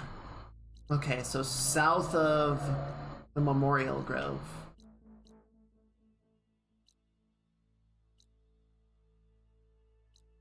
So yeah, I guess we'll turn this in, then we'll go help Dekka. Maybe we can stop by here and take out a rollerback or two for the quest. Might get the hammer tail. It was a hammer tail, right? I'm gonna make a job for it really quickly. Okay, so that one's the stealth generator. And then you... Yeah, hammer tail.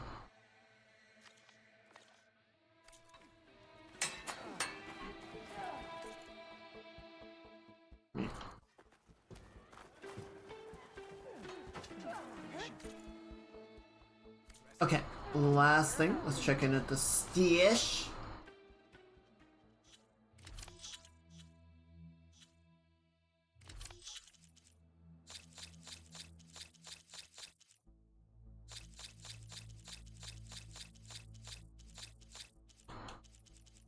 What is that? Tide Ripper Tailfin. When did I pick up one of those? Maybe it was in a store? I don't know.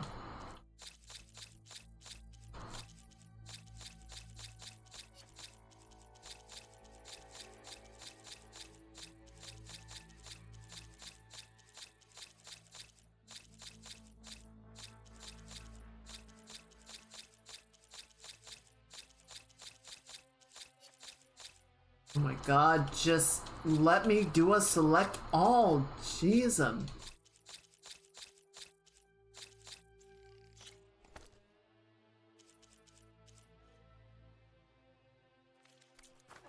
Yeah. Alright, and then ammunition resources.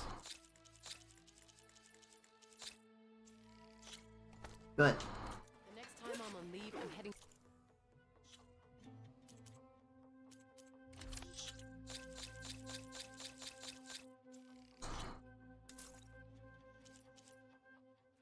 Good. To see for myself. Alright, that looks good.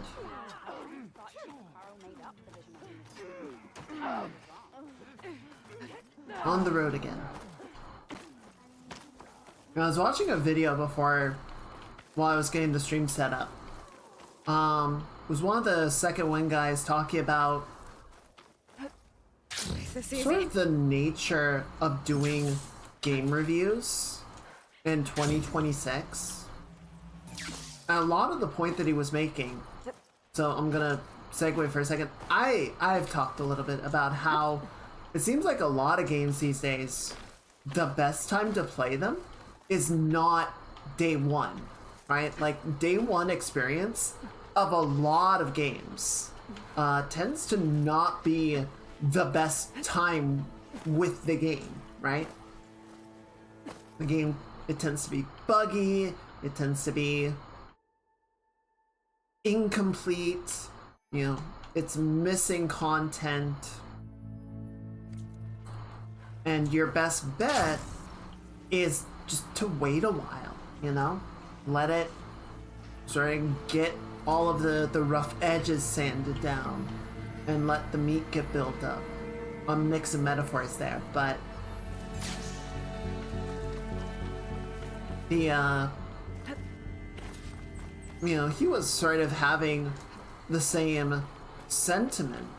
But one of the points he was making is that it's even worse for reviewers, because a lot of times, you know how many games come out and they have day one patches?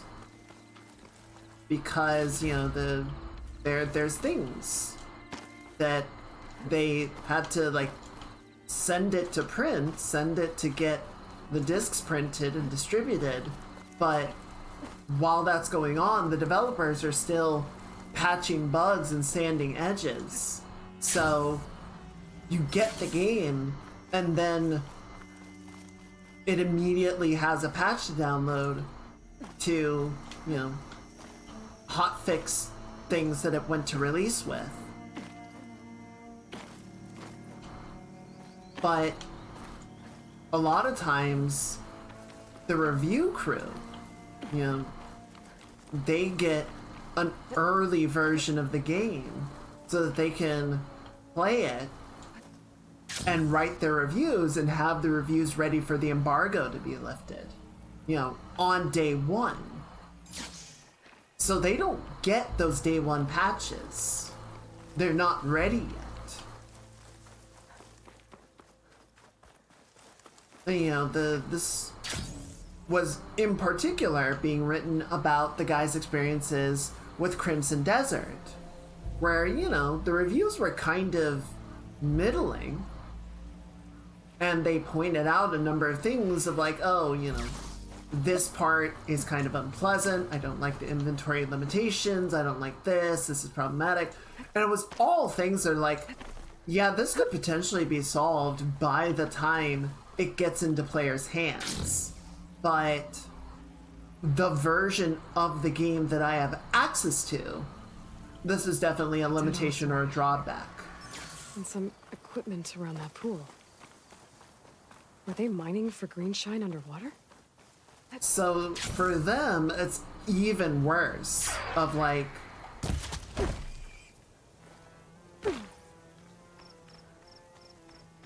we're reviewing of a version of the game that Rig's gone quiet. the player might never actually see, right? And then it feels really weird of like, why does the review, why is it so Aloy, what's the latest? dissociated with the version of the game that I am experiencing as a player? It's like, well, it is technically a different version. The developer has already made changes from when we wrote the review. Let's watch this and I want to keep going on. Aloy, the words stopped coming from the spike. What happened? This is what was speaking to your rig. It's old world equipment used for communicating over long distances.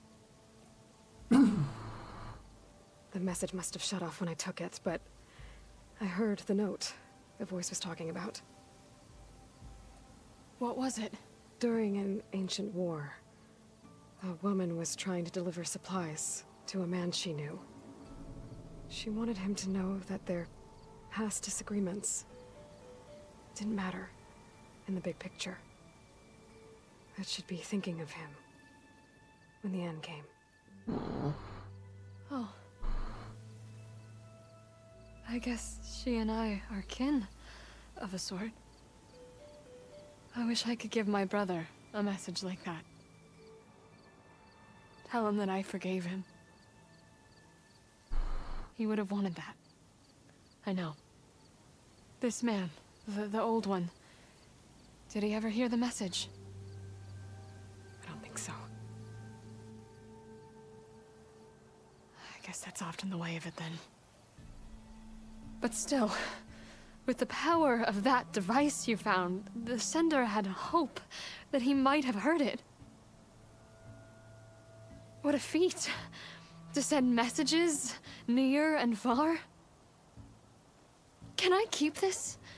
It's a treasure. Of course. Thank you. Sometimes people don't ever get to hear what they should. Yeah. But with this thing, maybe I can get them talking to one another. From Mainspring, all the way to who knows where. Hey, I found a few more things in the supply cache. Might be able to make something out of them. Can I use your workbench? Sure, yeah, right over there. Anytime, Aloy. It's all yours. I think I know just what to do with these parts. Oh? Oh? Do I? Launches drill spikes, which can cause damage over time and excel at tearing off armor and machine parts. Okay, that's not what I was expecting, but I'll take it.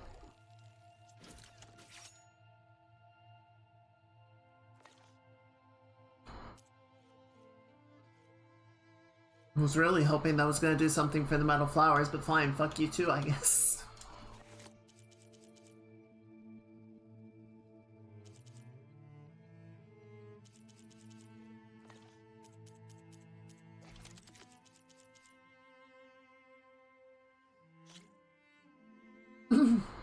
Well, we don't have those IRL. Not yet, anyway.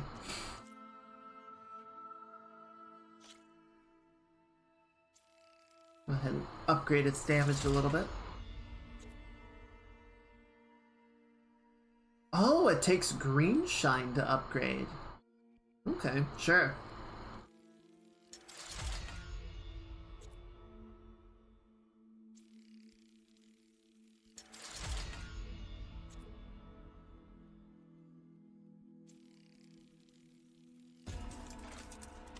Nice.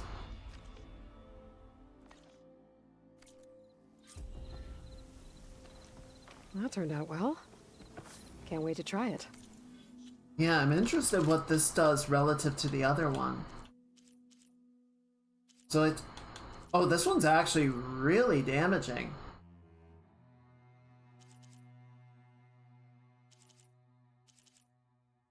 Wow.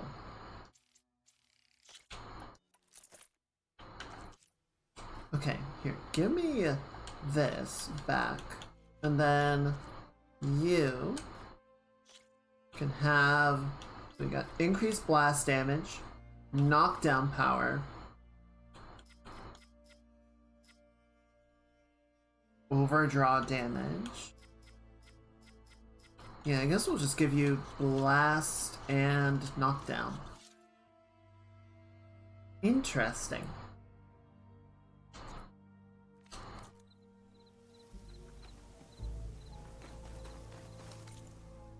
Yeah, maybe she'll be the one to bring that technology back. I mean, she happened to come across a way to... Oh! Just a natural spawn of Slitherfangs. I haven't seen those yet.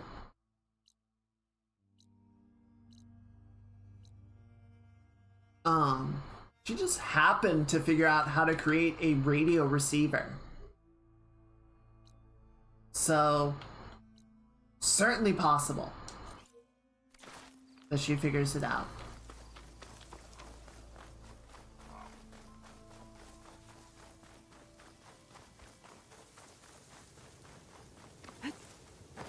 You know, there's been a, what I was talking about before with the journalism and the reviews, you know, using outdated copies. There's been a lot of sort of mistrust and questions about like ulterior motives. Sorry, buddy.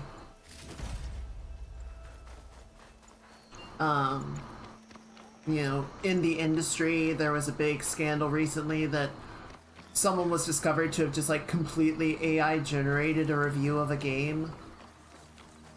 And like the author was just a chatbot. It was a completely false identity.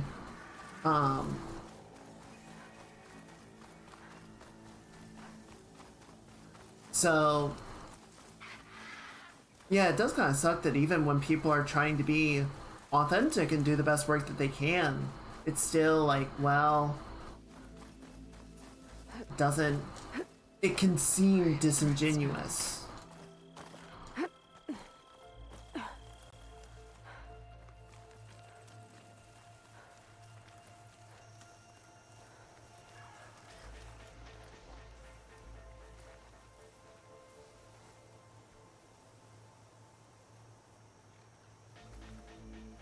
Come on, buddy. You're a little prairie dogging. Thank you. A roller back. Oh shit. Just like Kala said. Gonna have to take it down. Okay, well, while he's distracted with that, I'm gonna go find the other one. Looks like there's 2 more.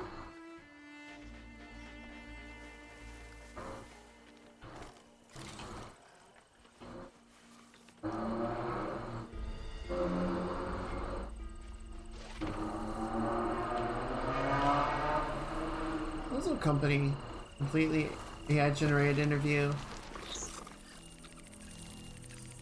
Oh, I did see that. That was freaking wild. It's like, yeah, we just pretended that we got an interview with this guy and just made it up on the spot. It's like, okay, but don't do that. That's creepy and weird. And kind of comes across as really desperate. Acid will eat right through that metal. Okay, so we've got that. That's what I'm looking for. I want to take this guy out before... Oh, wait. Do I have... No, still locked.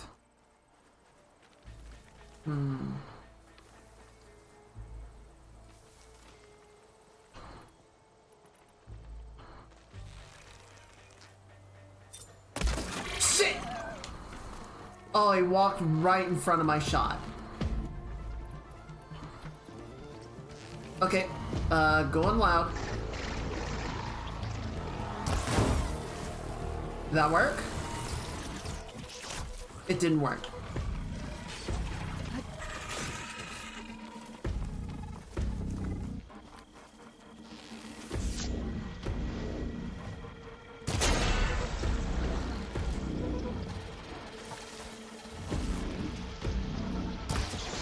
Oh, it did work.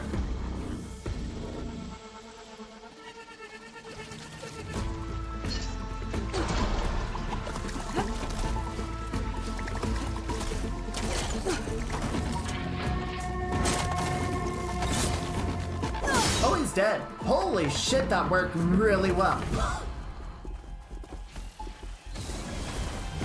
Oh boy.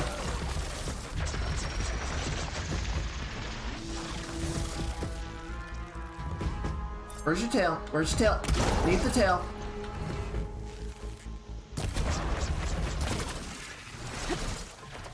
Okay, I don't want the tail like that though. If you could just like present it to me, I would really appreciate that. That would be great.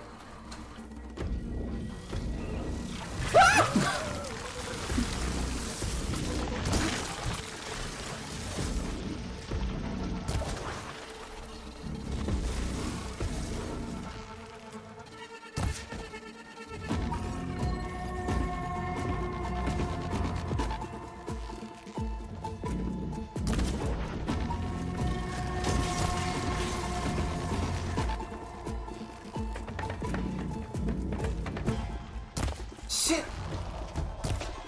Really?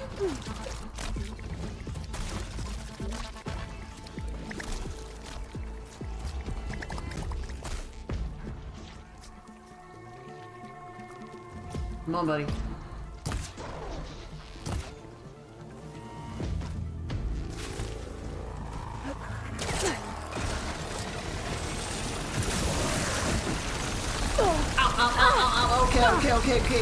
Okay, I get it.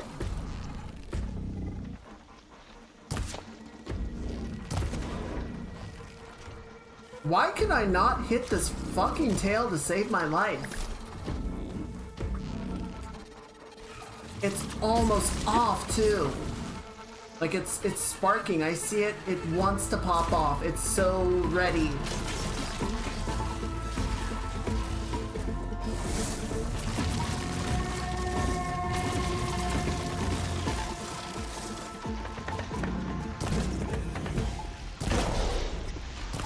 There it goes.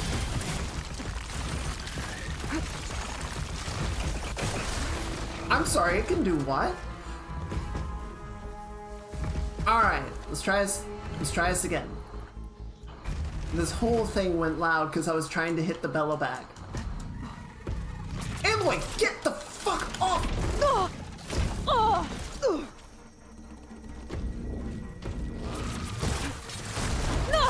Ow.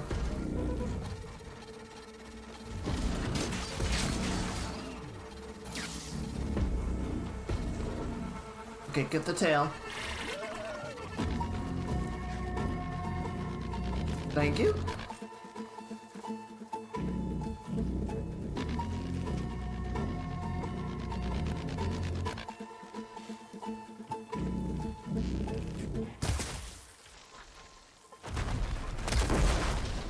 Oh.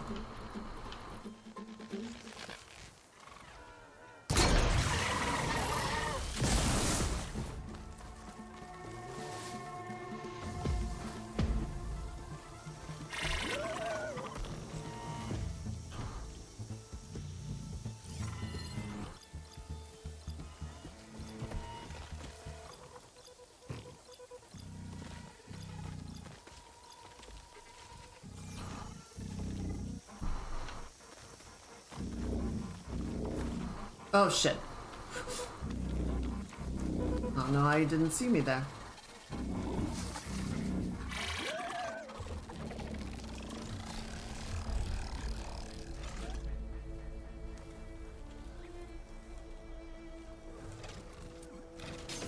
Okay,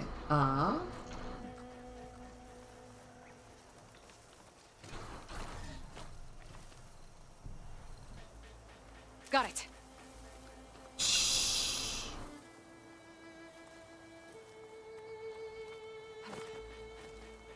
Oh. Well, this is very silly. Oh. Wait, how did... God, I love stealth armor.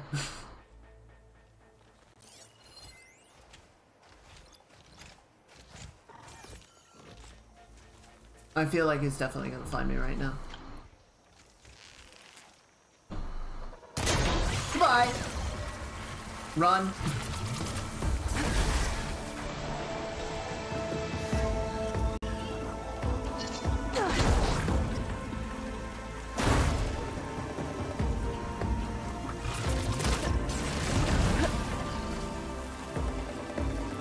Oh, that was the wrong type of arrow.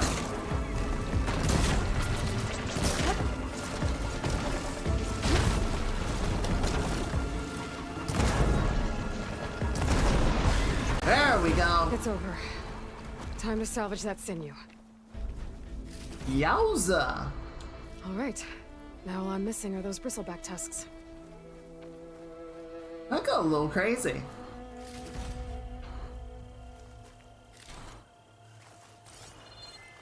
Where did... I'll stash this away for later. Ooh, what's this? Oh, horned lizard. And a pigeon. That's rough, buddy.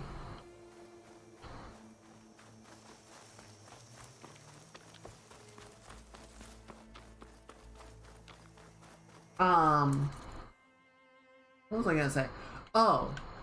So the last point about all of the, Okay, I just want to check what this is, and then we'll go meet up with Dekka.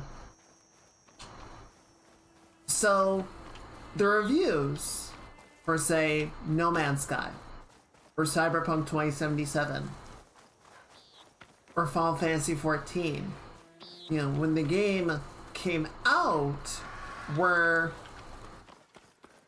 not great, to say the least.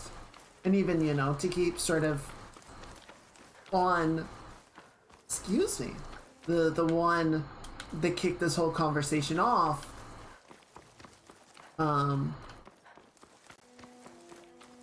Crimson Desert had kind of middling reviews. Not terrible, but, you know, not great, because there were issues in the review copy, and they're like, we can see this getting resolved, but with what it is... Give up! Oh. Oh, you are not friendly.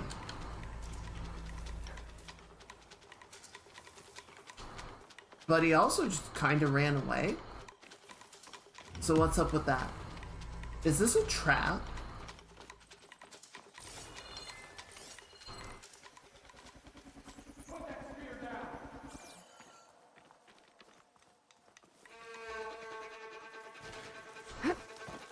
Oh, he's shooting at me.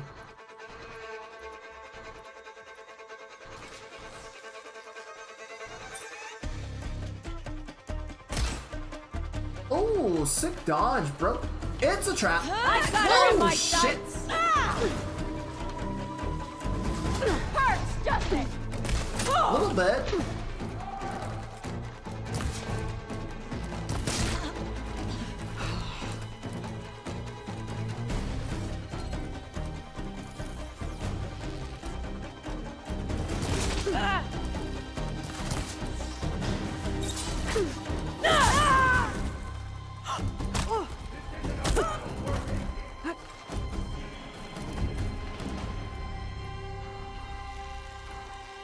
Alright, where's the punk ass?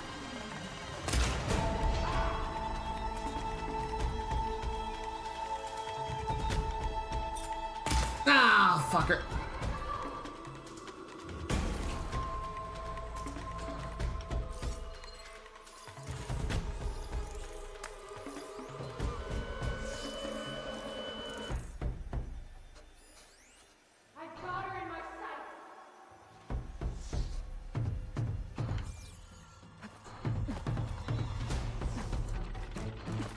Really?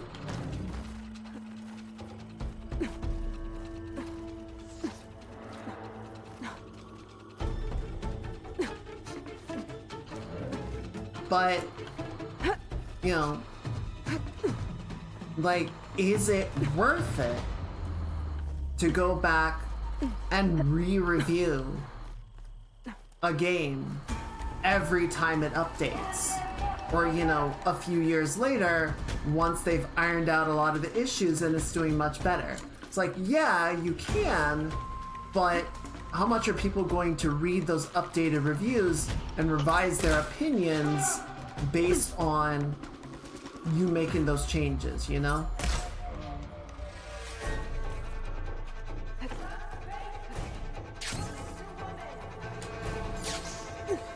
Probably not worth it enough.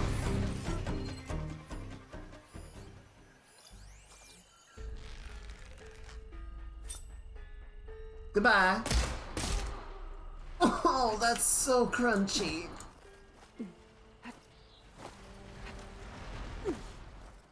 Well, that was a disrespectful ambush. So you get left with these games that have reviews that don't reflect the state of the game, because the state of the game has changed since it was written, and it just doesn't really make sense to do anything about it.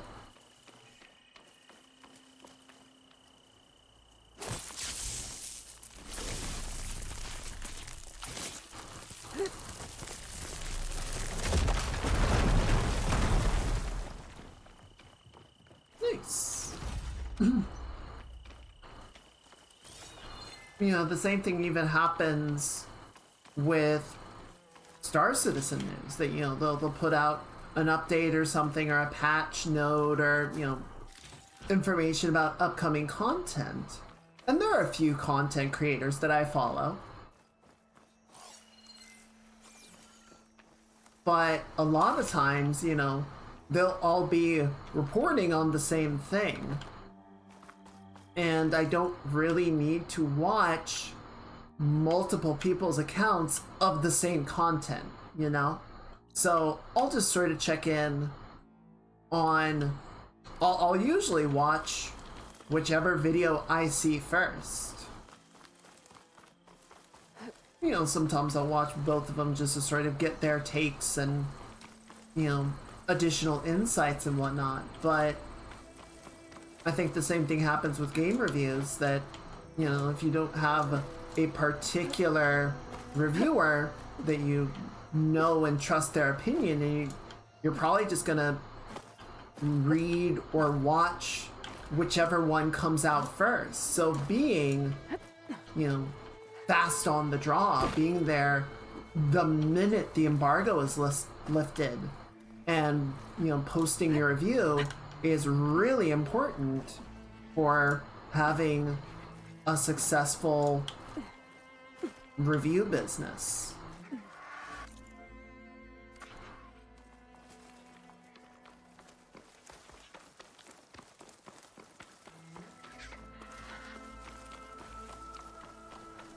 Then, of course, there's the sort of other hand side of things, which is more of a news issue, but is still largely true, that if you're, you know, the first one to a story, you don't necessarily have all the facts. You just have the immediate reaction, which could be very wrong, it turns out.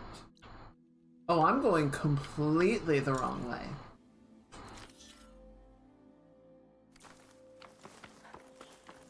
We gotta go meet with Dekka. You know, sometimes it pays off to, you know, sit on a story for a little bit, or sit on information and, you know, provide additional context or watch developments, and not just sort of provide the knee-jerk response to something happening just so that you can say you were the first one to it.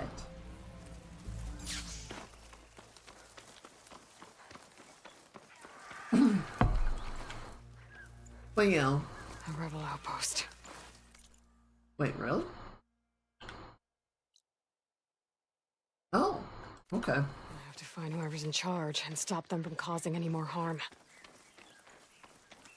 Well, you know, in the case of the game journalism, in the case of writing a review, if you wait, say, a month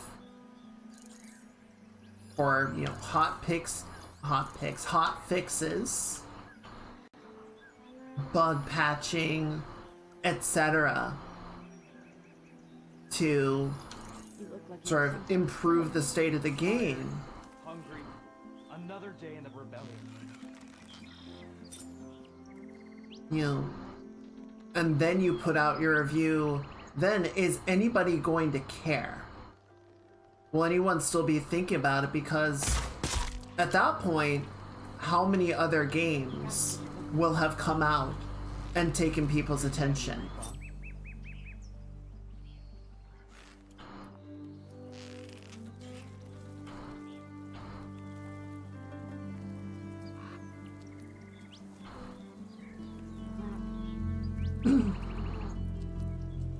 Howdy, Gally. Happy Saturday. I hope you're having a good weekend. Welcome in. No, hold still, please. Hold still, please. No, if you could come, god damn it. Oh, damn it. I can get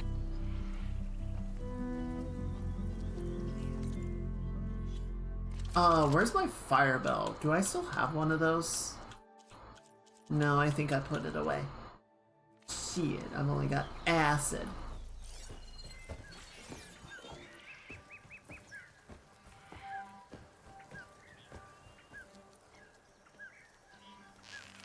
Well, this'll do. Bye, fellas. They need help! Stop! Now! That Outlander's here! Wow, you fucking snitch.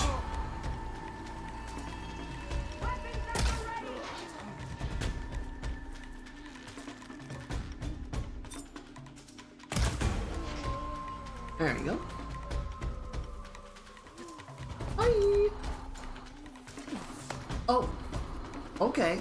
Okay. You want to throw down? You want to go? You want to go? We can go. We can do this. Ow! Punk ass!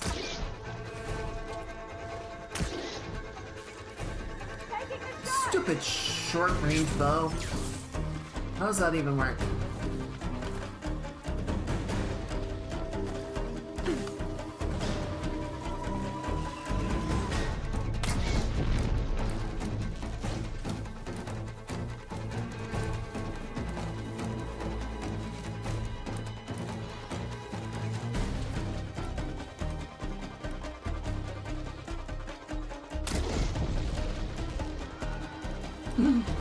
This thing is horribly inaccurate. Got it! I win. Boom, baby!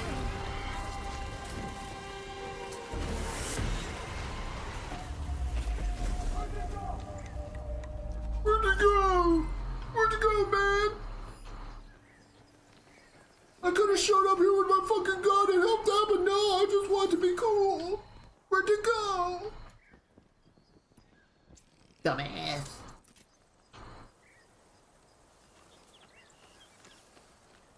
Oh. Oh, he's got a friend with him. He's got an Ostrom buddy. Oh, no. I don't see no intruder. What are you talking about? I think that guy just sprouted an arrow out of his nose all by himself.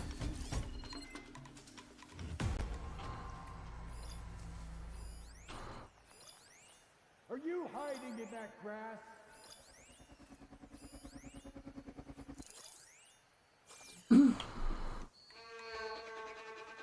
See, I think the rebels by this point should have some idea of my stealth habits and just burn all the grass.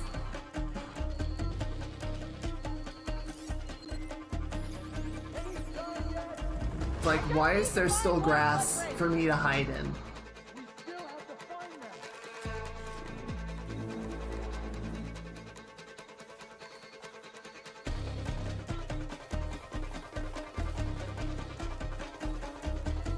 Patience.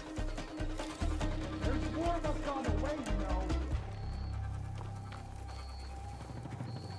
you know. Oh shit! Wait. I'm sorry, what just happened? Back me up!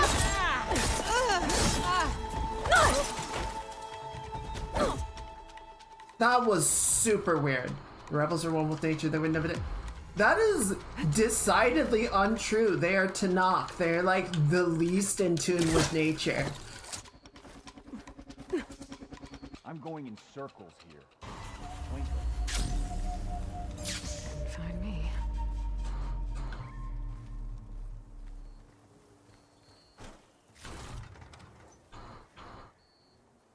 My old squad again. Smells like someone's grilling something. It smells really good. I want some. Chat, are y'all cooking? Required pepperoni onion pizza. Oh, so it was Mage that was cooking.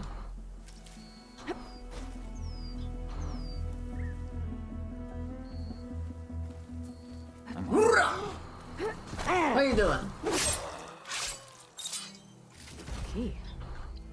I should check if there's anything with a lock around here.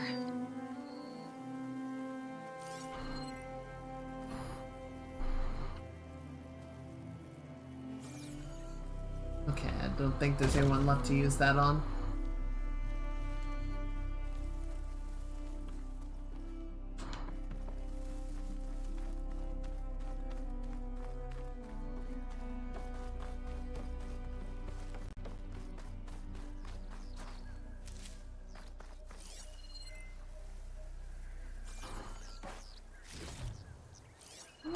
see.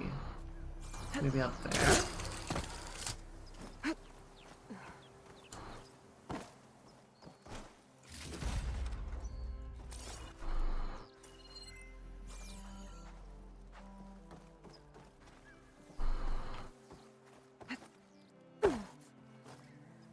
There'll be something around here, right?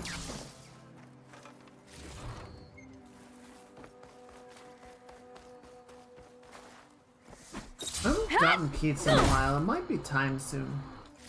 Time again.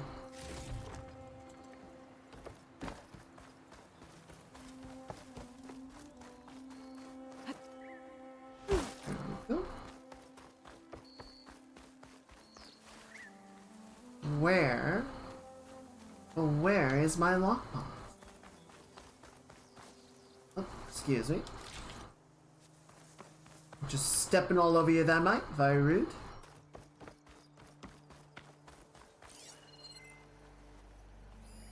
Strange. Oh, Planks of wood with nothing on top of it. Planks of wood. To cover something? well, is there a way that I can interact with it? Maybe pull it back? Planks of wood. To cover something?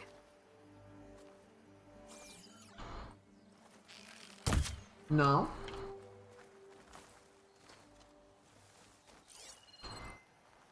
I mean, you keep saying it, but then there's nothing I can do with it.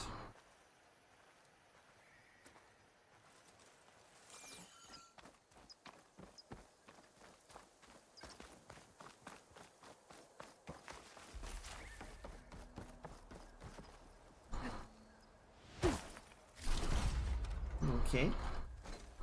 Okay.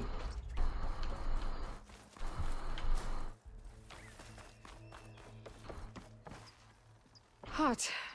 I'm sweating everywhere.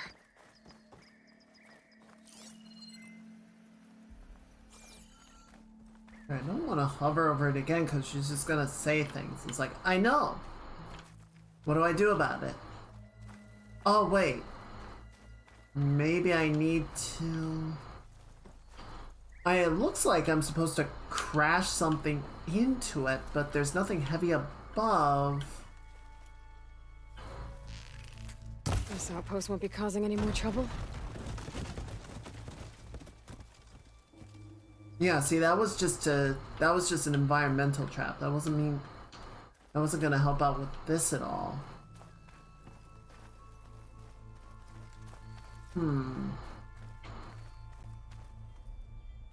Empty barrel of the non-explosive variety, for all the fun that is.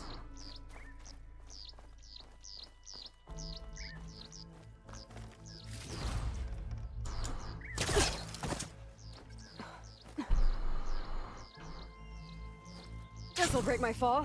What am I looking for here?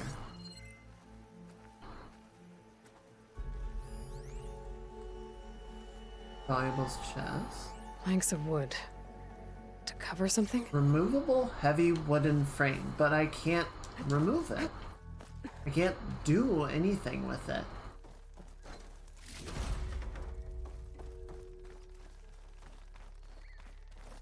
Unless I could melee it?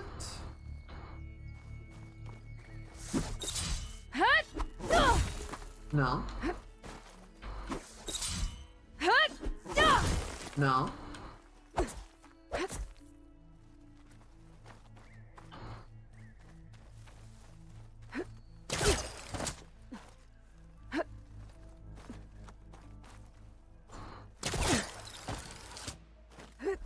I don't see anything I can knock onto it.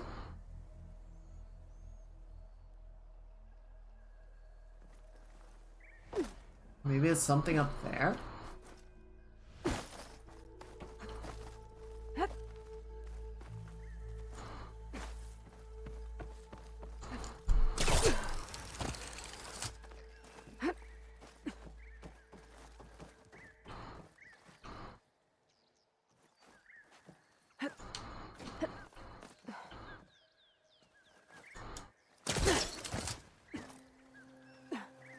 No, I wasn't up here.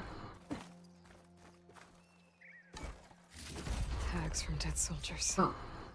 Dooku will want these. Okay. Okay, sculpture, supply safe, nice. Okay, so that's all well and good. But what do I do about that hatch? Maybe it's a quest. I bet there's something that I do here that, like, I need to have the right event that I can interact with the hatch. And I probably need a quest to do that. So fine.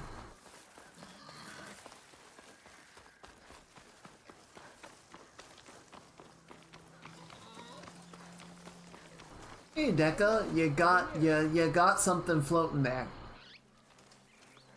Honestly, that's impressive.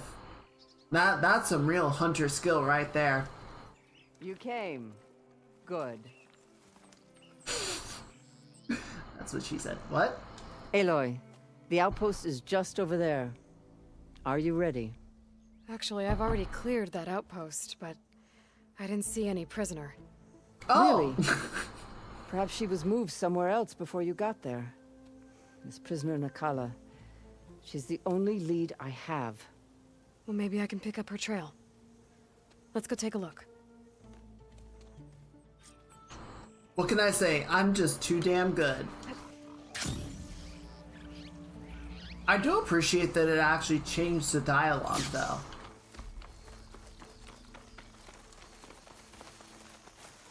It's like, yeah, I'm kind of a boss. I just took out everything already. But, you know, we can still go look if you want. That's all of them. Our scouts said they saw Nakala tied up at a wood post. Let's look around. Well, now I'll betcha. Strange. Planks of wood with nothing on top of it.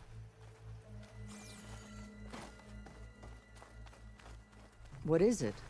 I think there might be something under here. There we go.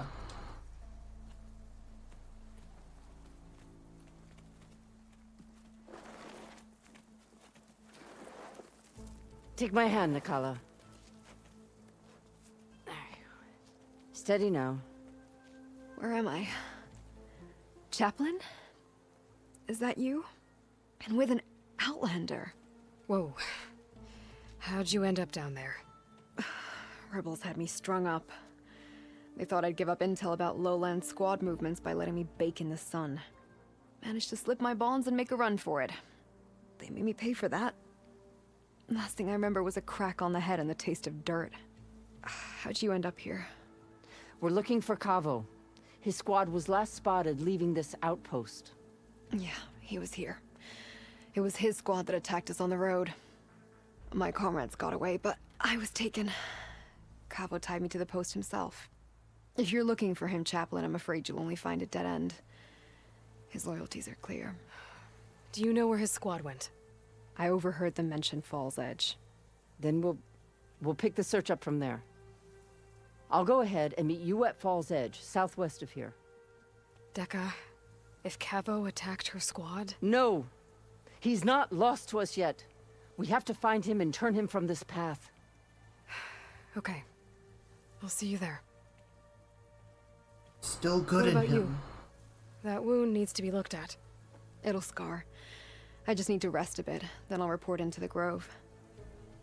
I'm telling you, Bloodhair. The chaplain might not want to hear it, but her grandson is a traitor. I guess we'll see about that.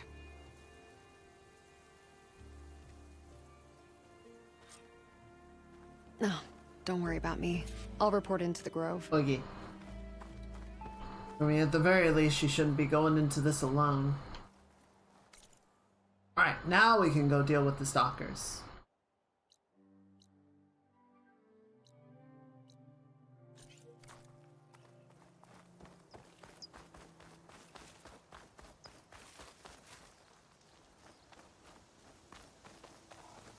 We need the stealth generators off them, so gotta figure out I think they're situated on the butt. I believe Stalker stealth is stored in the butt, but I could be wrong about that.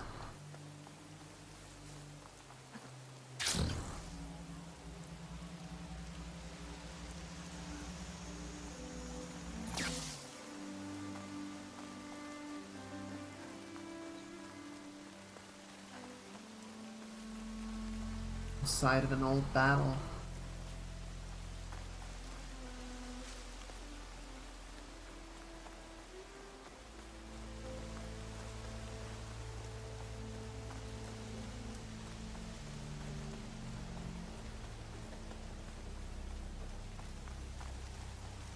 Oh shoot! Alright. We're in the territory. I see their screamer mines. What was that? Pigeon? A duck.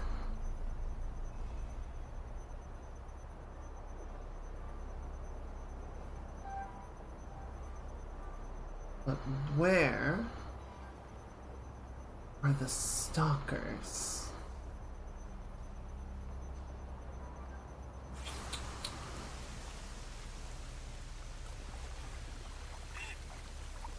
Shh. Be very, very quiet. I'm hunting the hunters.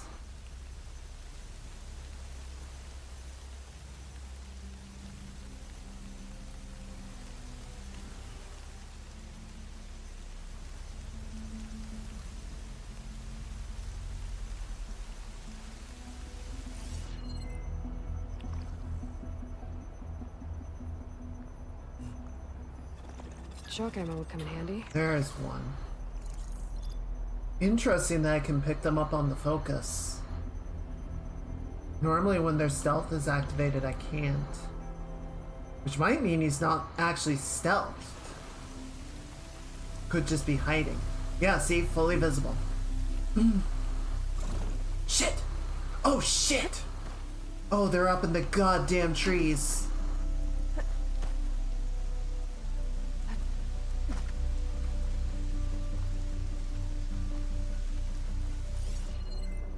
Oh, stalkers. Oh, he's right Favorite there. invisible killing machines. Oh, he's right there.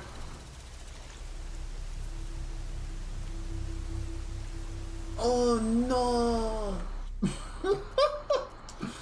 Alright. Where is their stealth generator? So we got dart gun on the shoulder. Stealth generator. Effectively the rib cage. And then the antenna is on the butt. And the mine launchers. Okay.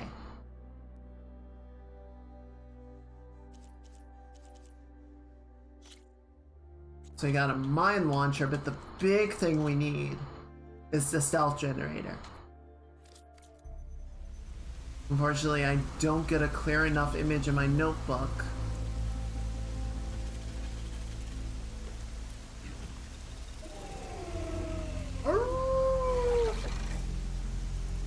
Alright, he's backing off. Oh, that tree behavior is new. I was not expecting that. There's another one. Oh, mamma mia. That's actually kind of scary. I'm not gonna lie.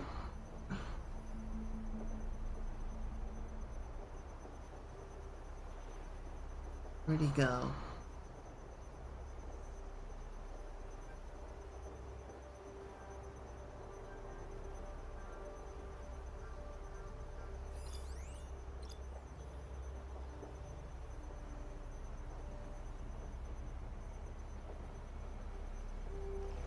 I don't see him anymore.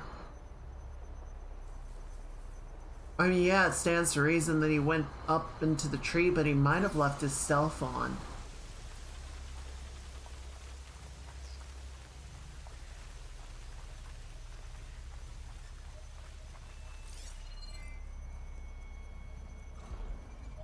Shit! He saw me. Damn it. I was hoping to get in closer to this guy and mark my targets, but I got to it first. Looks like it.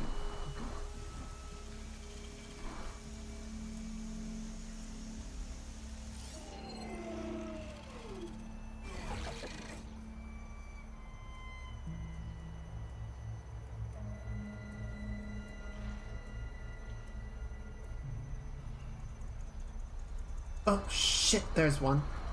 Acid won't make much of a dent.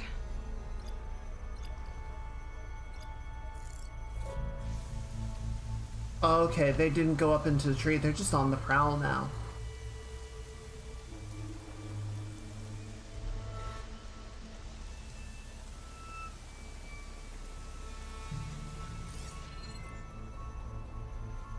Well, that makes things more complicated.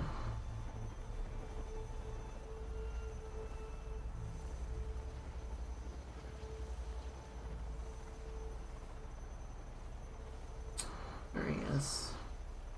Okay. So that gives me some idea, though, of what the shape of the generator looks like. So I might be able to hit it. Yeah, there you are. Okay.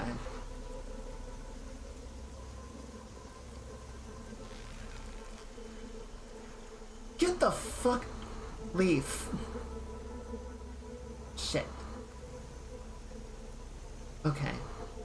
I think I see it. Rain's clearing up.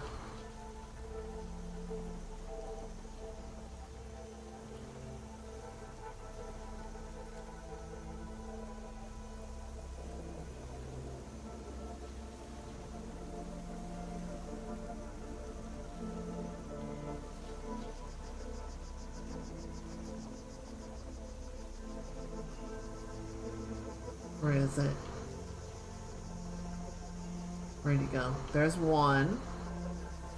Here comes the other one.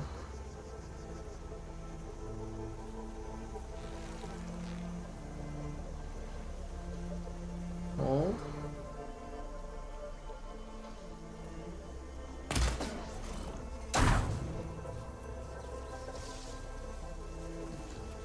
Gotcha.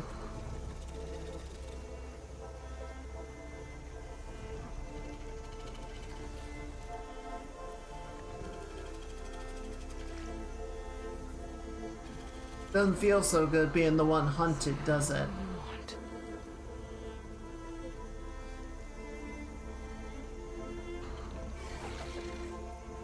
Right. Wait for him to come back around. Actually, hang on. This fucking leaf, I swear to God. There you are.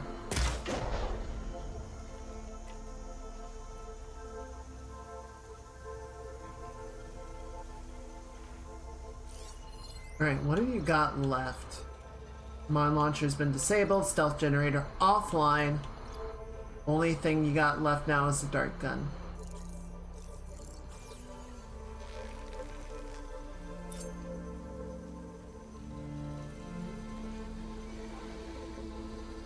Alright. Catch you on the next pass.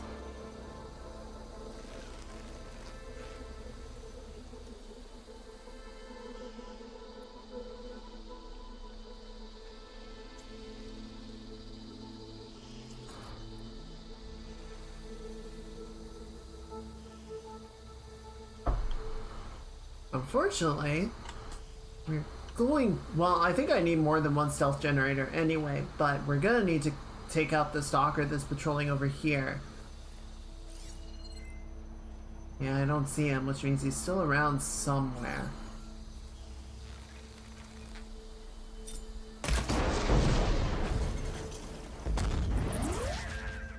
God damn.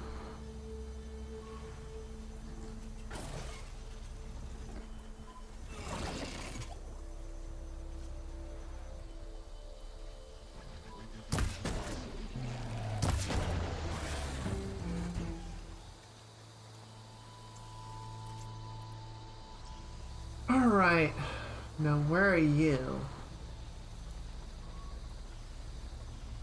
There you are.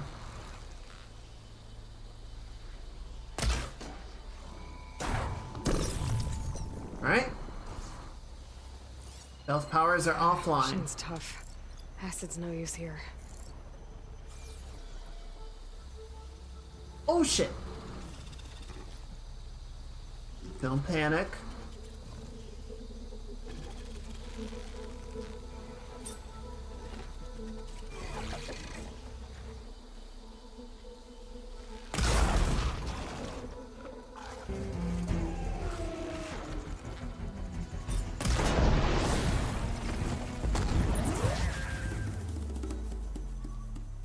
All right. Now there should still be one up in the trees somewhere.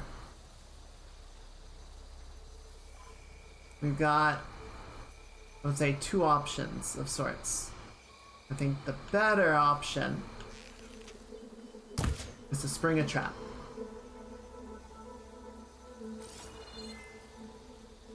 And see if anyone comes calling. It's gonna be really hard to spot him in the dark.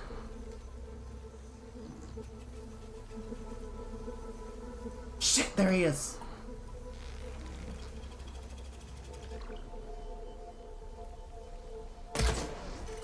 Got a piece of it. Oh, and now he's pissed. Ow! Punk ass bitch.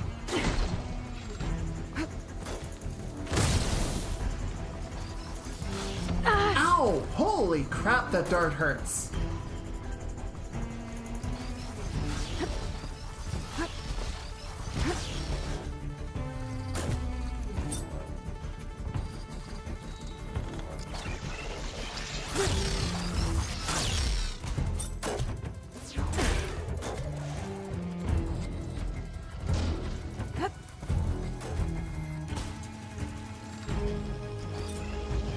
Stop that!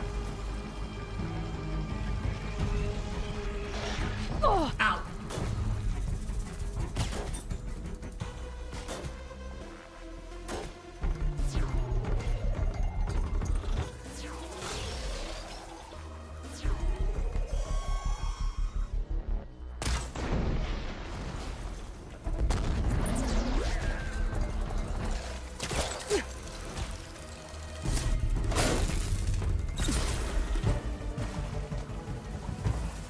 Okay! Don't mind if I do.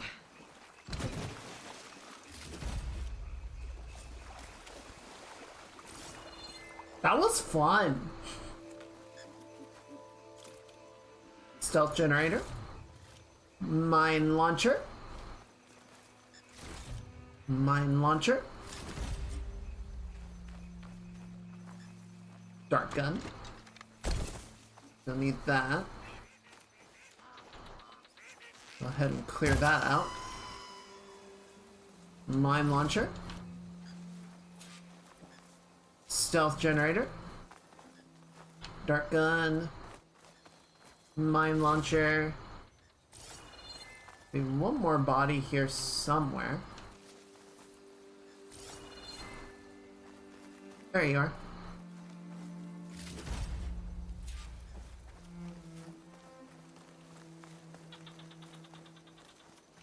And the last generator. Hell yeah. That was a good hunt. That went super well. You know, the last one got a little testy, but nothing too bad.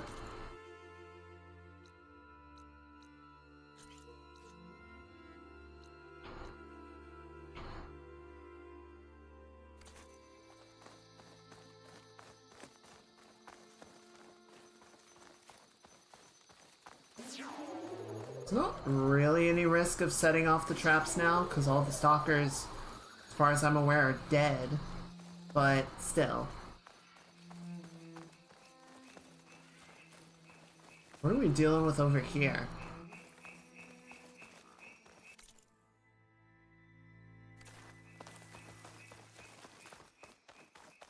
Ooh, look at all this.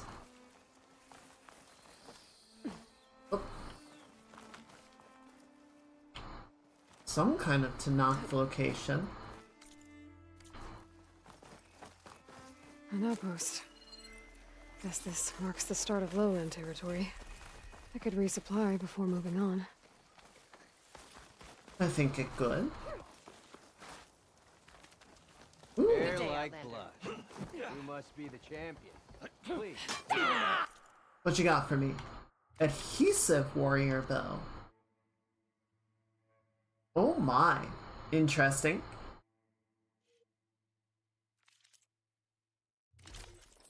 Oh, you have... Why do you have armor to sell? You're not an armor smith. Have they all been doing that and I just didn't notice?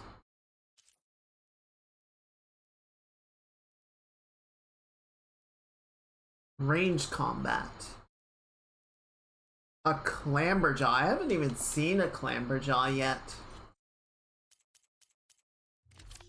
We need to keep an eye out for that.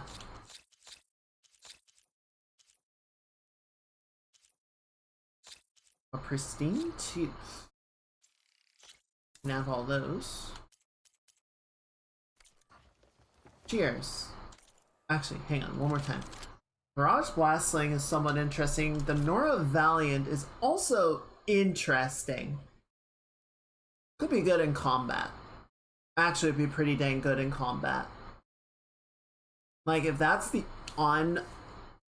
upgraded defensive stats, yeah, that's good. Did the enemy get you? Oh, and there we go. Yeah, go ahead and put this in. Nice. And then you. So he did that already. And then I really need to replace this frickin' hunter bow. It's like the only green weapon I'm still using.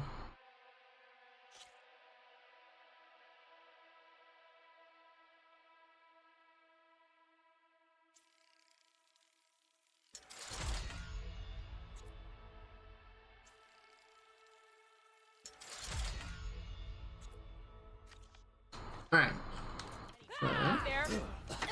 Is there a stash here? No. But there is a save point. Good day.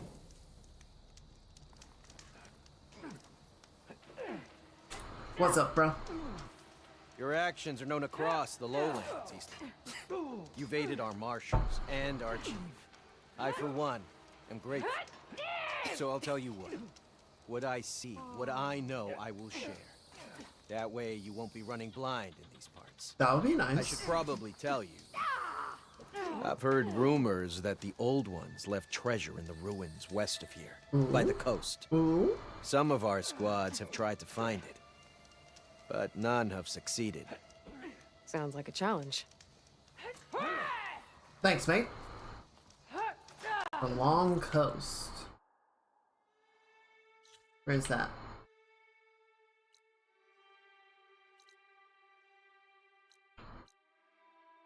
It's out there somewhere. Oh yeah, I guess. Show me on the map? Oh, okay. So we're almost out to the coastline. Taking a look when I can. Yeah. Should be fun.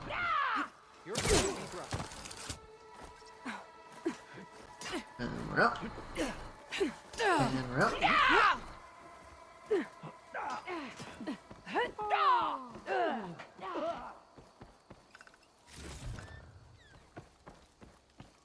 Oh, it's like Ewoks.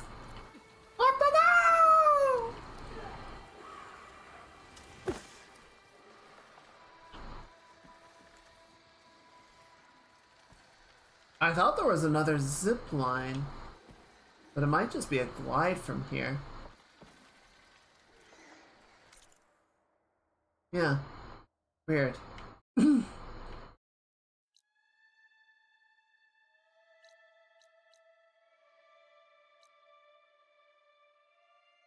Okay. Oh, there's no road because, or there's no like trail to follow because like I don't know where you are. You're up in the air. You're on your own, kid.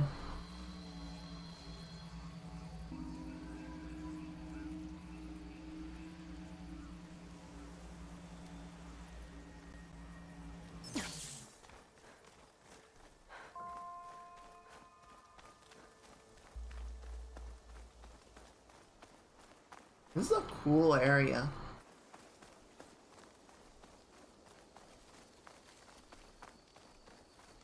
It looks very humid though.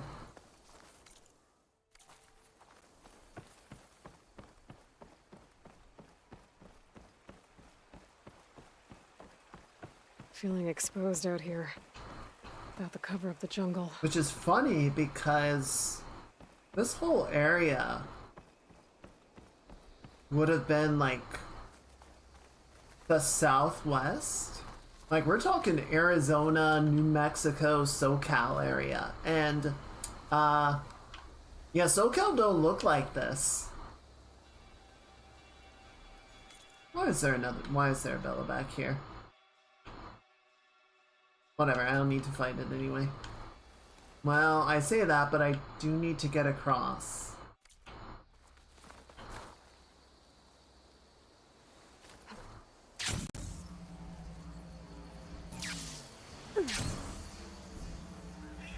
Oh boy. Let's go this way. No, we don't want no trouble. Just passing through.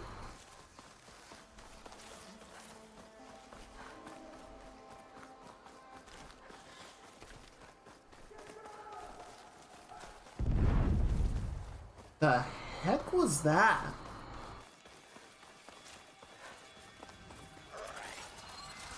Oh shit, it's rebels. I could prime it with plasma ammo.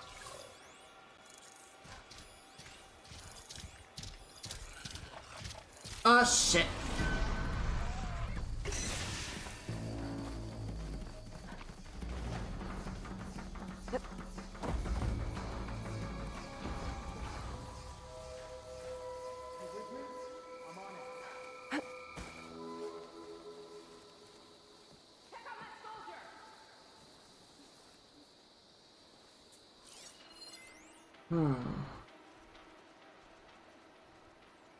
It's a tough group.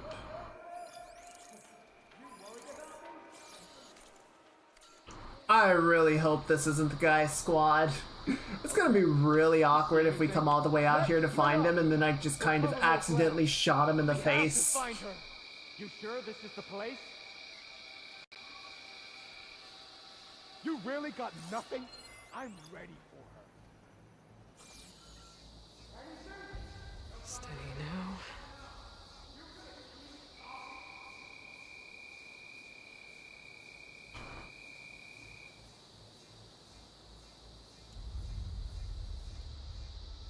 Okay.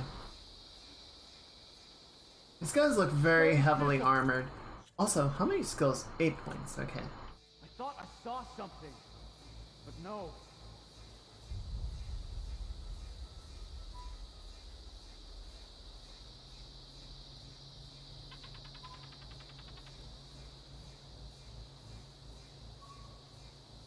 I'm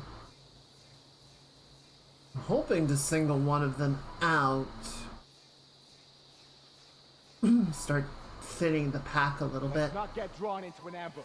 Oh, what? Back to your positions. Let's count on her coming back, right? No frickin' way. Here! No frickin' way. You little shitbird.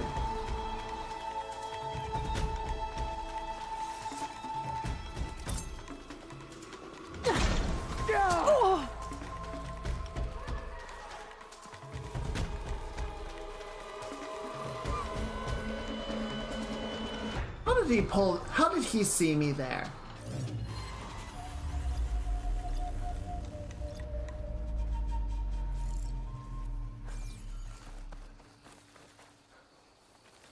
Oh, that helps.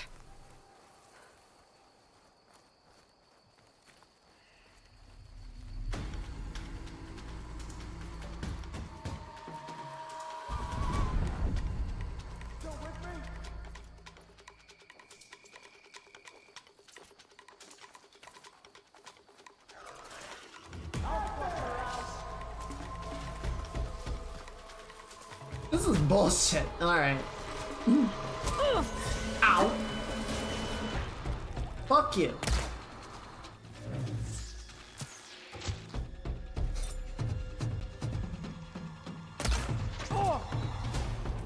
Great shot! Okay, terrible shot, sorry. Don't fire alone! Okay, I'm using the wrong arrow again.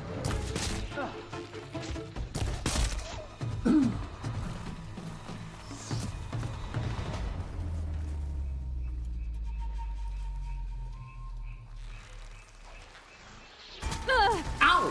What? I'm focusing on the Claw Strider so much. I didn't notice his rider was shooting at me.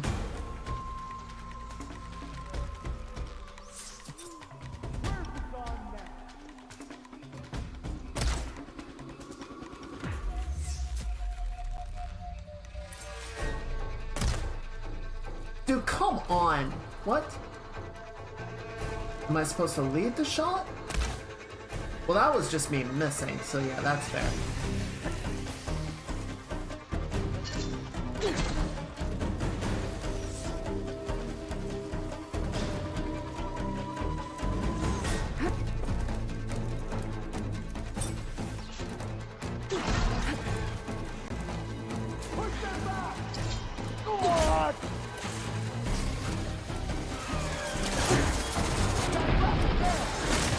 She's in retreat! Yeah! Get round her! Oh, wait. Nice.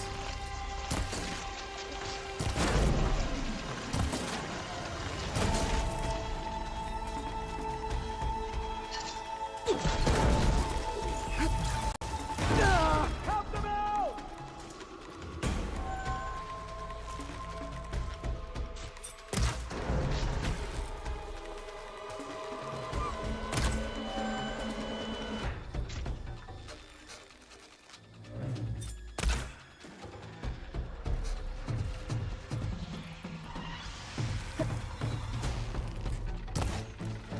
He's back and finish her!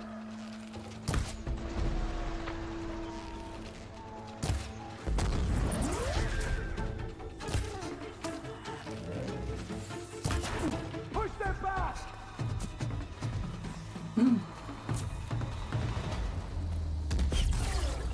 That's fun. Here! But now she's gone!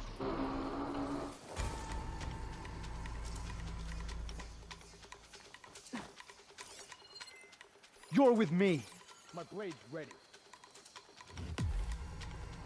Quietly. Got her! Shit! You alright?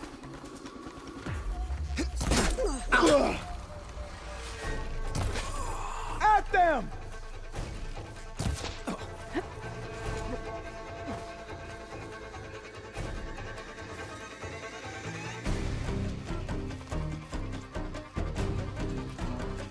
This is a very sloppy fight on my part. That worked! And then he exploded. Don't mind if I do.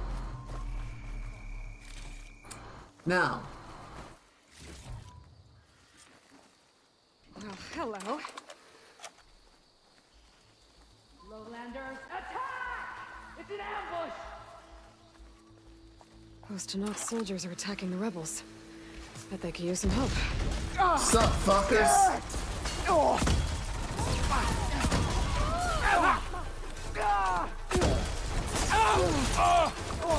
Okay, he's taken care of. Don't break formation! Pin down! Okay, so these guys know what to do. These guys got it handled. Holy shit.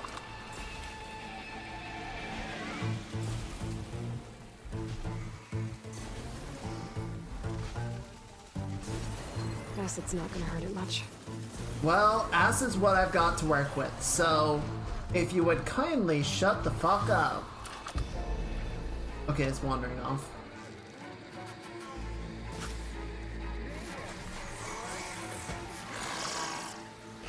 Shut up. Wait, is that a... Holy crap, it's a watcher. I haven't seen one of those all game.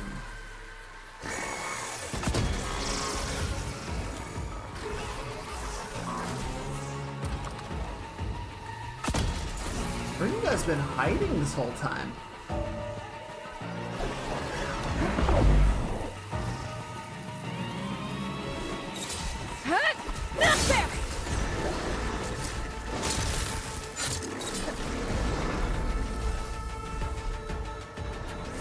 I'm running a little low on ammo here, to be honest.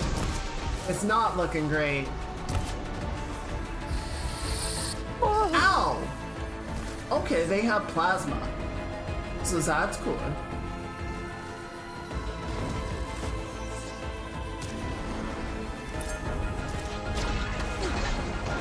Got him! Pow!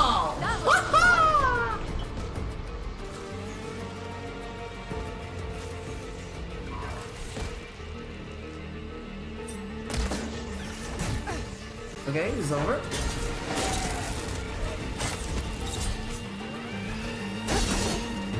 This down? one's going down.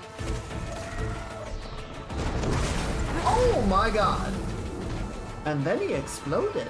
There's been a lot of exploding going on today, and I'm not quite sure how to feel about that. That was an interesting fight. I did not think things would go quite so crazy. Okay, I need to go craft ammo, because I am running low. Hair as red as the blight. I knew my eyes weren't playing tricks on me. You're Aloy, Hikaro's champion. My name's Katak, leader of Fox Squad for the Lowland clan. Sorry for our unannounced entrance. Looks like you were well prepared. Yeah, no shit. Lowlanders know how to use the element of surprise to their advantage. So we get the job done. Are you here to take back Fenrise? Fenrise? A lowland village southwest of here. It's been taken over by rebels. I assume the chief sent you to reclaim it. I'm sorry, I'm just passing through. My squad's been cutting their supply lines where we can. But eventually, we'll have to attack the village directly. We could use a soldier like you. If I'm in the area, I'll see what I can do. May the Ten see to it. But before you go, I'm sure Chief Hikaro would hate it if his own clan didn't thank you for what you've done in the fight against Regala. Thanks. May our next meeting be in victory. Ooh! New paint job. I'll have to check that next time. Okay, let's head back here. We'll stock up and then we'll go meet up with Dekka.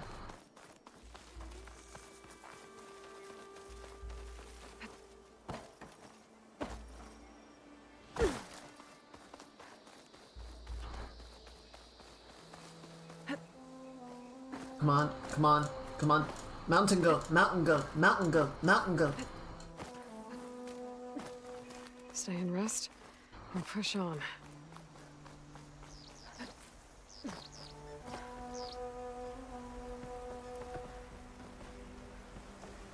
Okay, first off, save.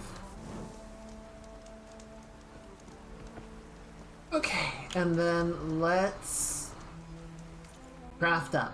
What can we do? Okay, so we got any weapon upgrades available? No, no, no, no, no. Oh, blast, spike jar. No, I already have my new one fully upgraded, so I'm just gonna stick with that. Okay, and then ammo.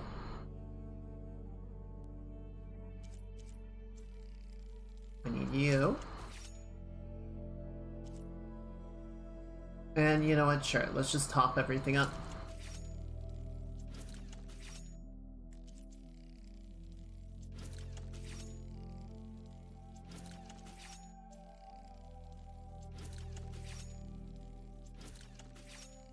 One more.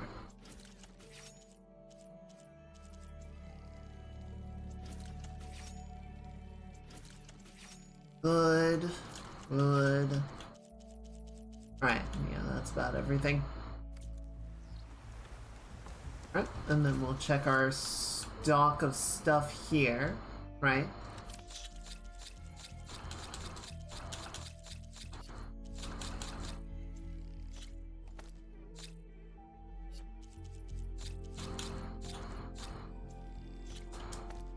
Right, back to stash, resources.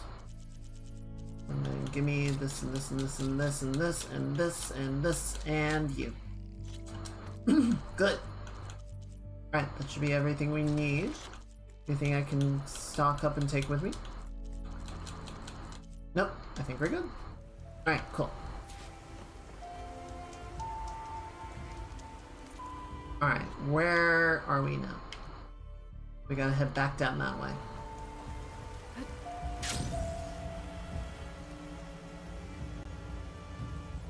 So I feel like there's an interesting sort of A but B situation going on with the collectibles in the map in this game.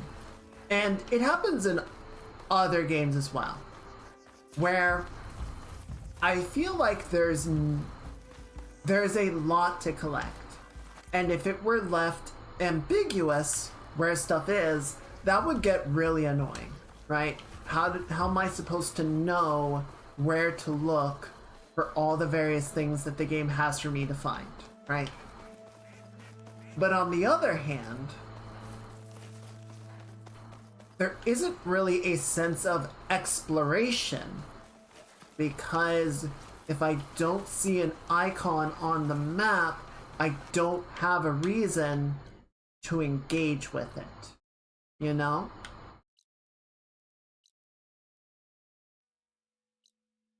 Right? If there's no question mark, if there's no indication of there being anything, then why would I worry about it? Why would I bother?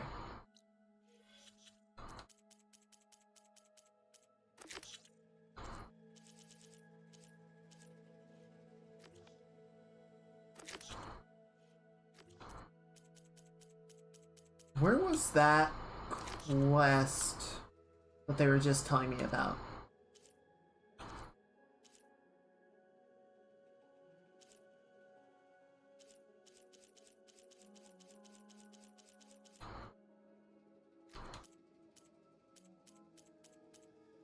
Oh, rebel camps? No.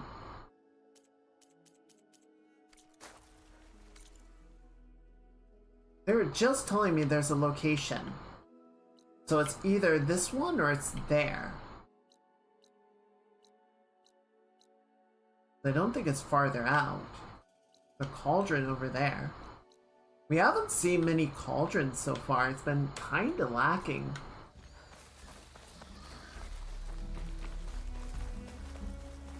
There's Fall's Edge.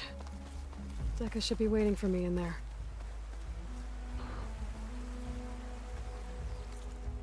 This is a quest inside. Wait, is Fall's... I guess Fall's Edge isn't... I thought we were gonna have to fight our way in, but I guess it's okay. My strength is yours. Sing for honor.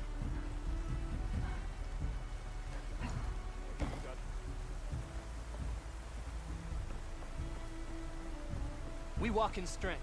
Howdy, fellas. Goodness, the frame rate is taking a frickin' hit here.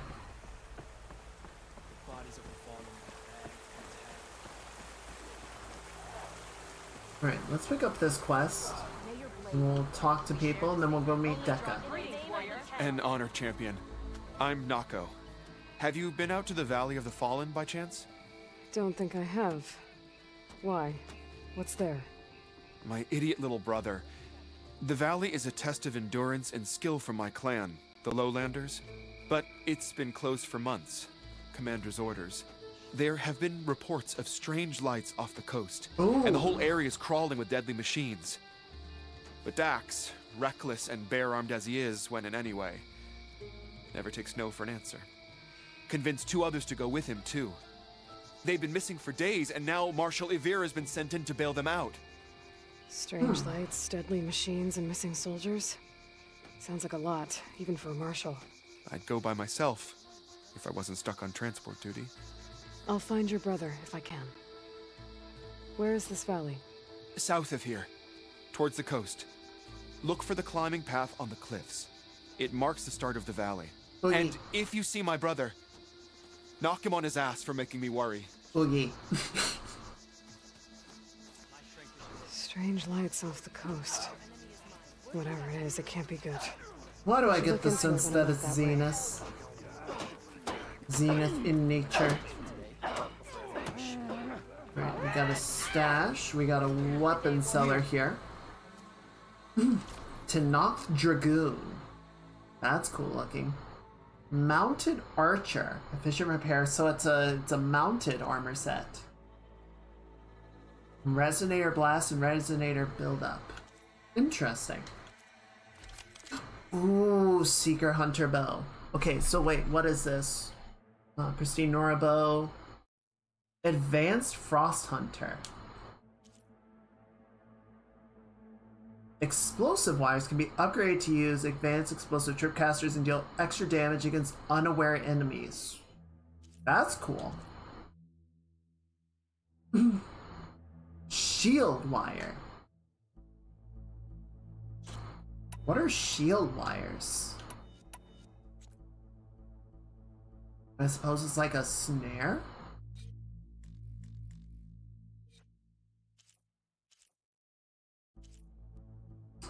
That's cool. I should probably get that. Let's go ahead and make a job for it. Shit, now I feel like I need to go back and check all the other vendors and see if they were... Come and trade. If they had armor and shit that I just didn't know. I wasn't looking for it. It is a little hard just to say like, okay, so I've got this vendor, right? And then I'm like, what did they have? Right? Like I have to fast travel back to all the locations and check with them one person at a time to try and remember like, okay, this guy had this, and this guy had this, and then I gotta write it down somewhere. It's like, it's so complicated. Right, where's Deca? I'm telling the truth. Listen to him, Aroke. Not a chance. He's a traitor.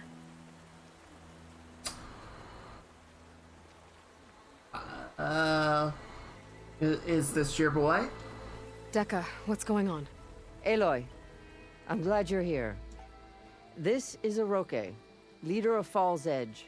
So you've enlisted the Chief's champion in your dull-bladed efforts. You must be Cavo, then. My grandson. And a soldier trying to right his mistakes. Or trying to lure us into a trap.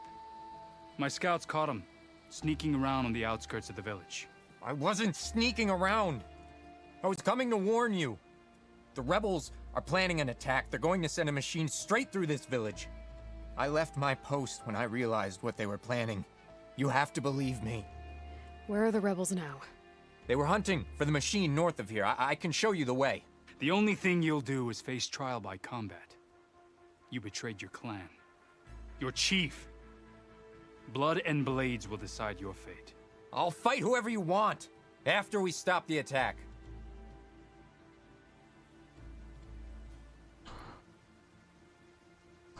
Why destroy this village? I thought Regala's fight was with Hekarro. Hekarro was a lowlander before he was chief. Unlike the Desert and Sky clans. We stand behind him without question. Fall's Edge is a strategic midpoint between the Grove and our capital on the coast. It's true. Our orders were to cut off Hekarro's support from the Lowland clan. But I thought that meant disrupting supply routes, not slaughtering an entire village.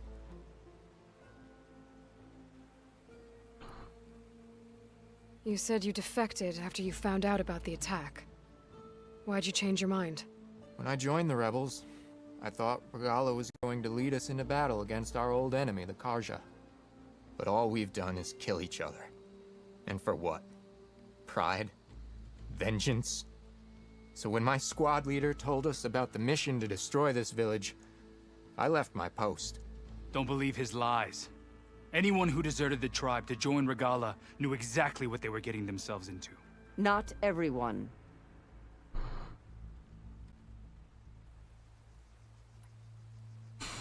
If Cavo is telling the truth, this whole village is in danger.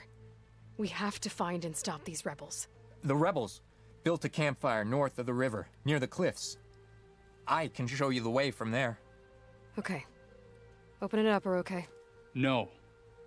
I won't give him the chance to escape. The traitor stays here until his trial by combat.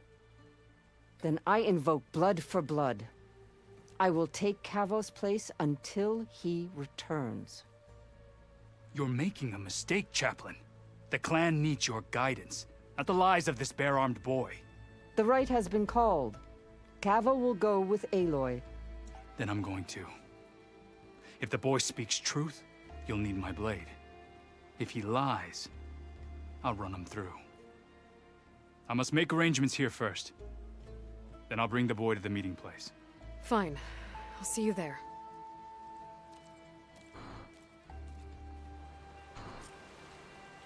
Was there something else? No. I want to talk to Dekka. Changed your mind? No. Okay, apparently talking to I'll Dekka be is going just... now. We'll meet you at the camp. Alright.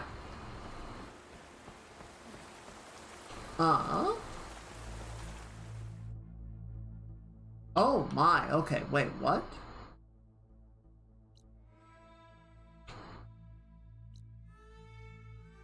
Large Machine Corp.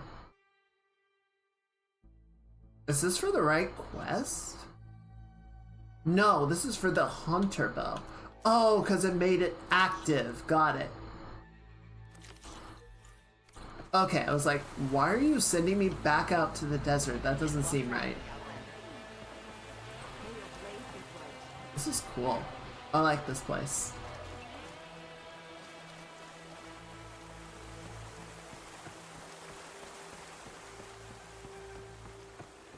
Let our blades Karo's seek champion. Regalla together. You can pass. Aren't you supposed to be on guard duty? My strength. Alright.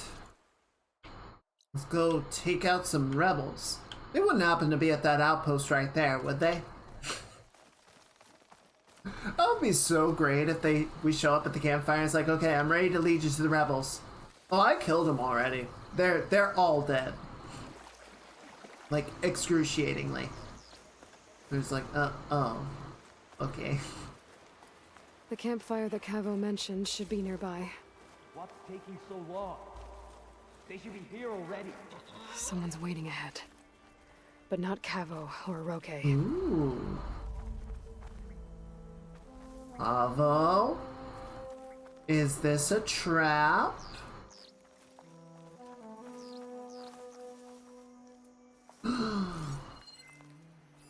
Rebels.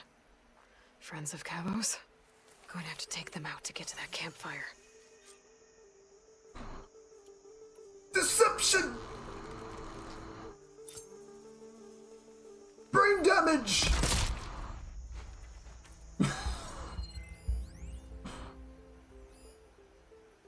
Right, I only see the two. They're both champions though.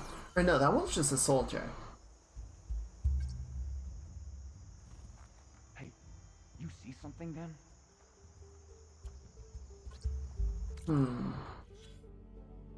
Unfortunately, the Tripcaster as a weapon is really not what it used to be.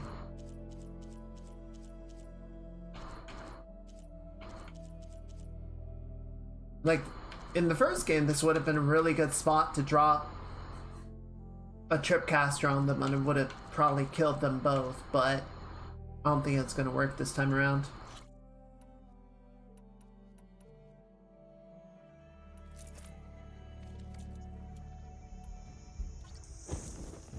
Yeah, see, it doesn't even reach that far.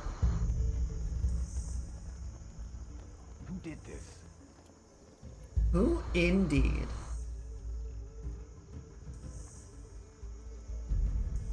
Who could have done such a thing?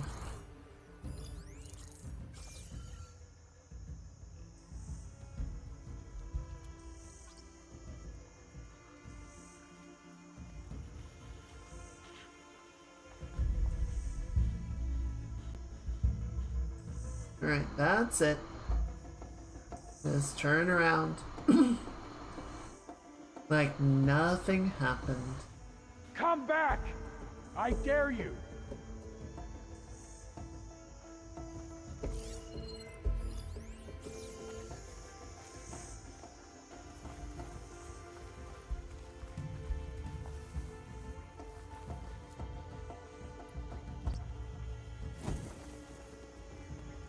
What's the word? I believe bird is the word, good sir.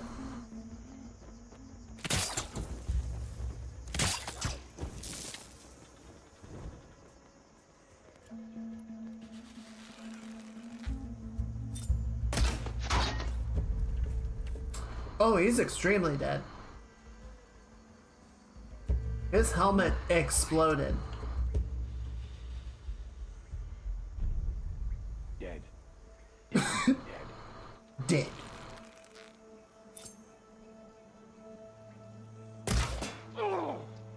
Oh! I will fight you! Here's Yeah? our intruder! Come at me, bro! Are these rebels waiting to ambush whoever showed up? Cavo has some explaining to do. Better wait at the campfire for him and Oroke. Man, that brain damage really kind of threw him off, I think. To be fair, I probably wouldn't be seeing super straight if I had an arrow in the noggin either. But, yeah. That's rough, buddy. Later. You. Lovely goodies. Ooh, blast plates. Always love those. Oh, I'm really low on medicine, actually. There you go. That's better. Alright, Oroke. Bring the fella so he can explain himself.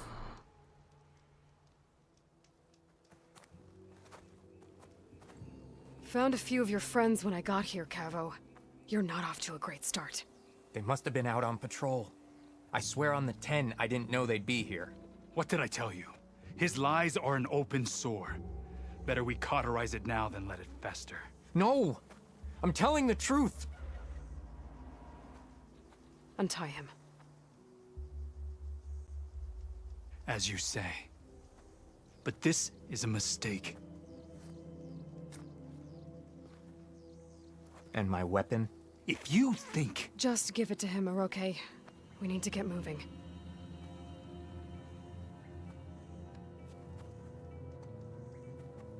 I'm kind of with Oroke. This seems like a mistake. Like, he doesn't need a weapon to guide us.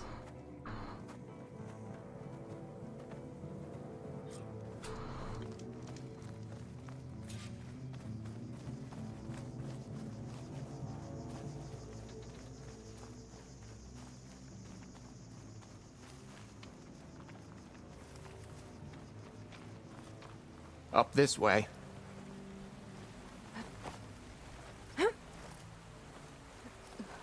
Where are you leading us? The rebels are stationed at the nearby cliff falls. I took this path when I left my post. The others won't be expecting anyone to come this way. Or they are, and will be skewered the moment we arrive.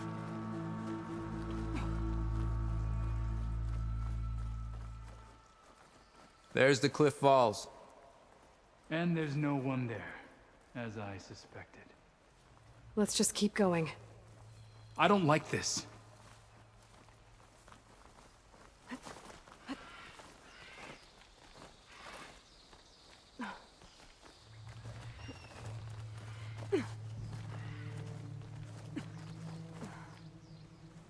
Come on, buddy, go faster.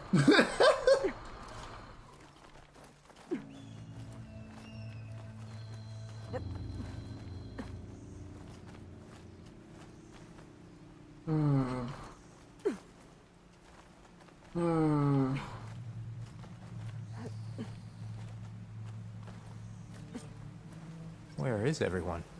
No rebels, no machines. Shit. What did I... Over there, by the falls. Okay. Acid will do a lot of damage. Fall's Edge. The village stands no chance. Then we stop them. Right here. Okay. Lead, Aloy. Nothing will stand in our way now! We may have a fight on our hands. We march on Fall's Edge! I can't see anything here.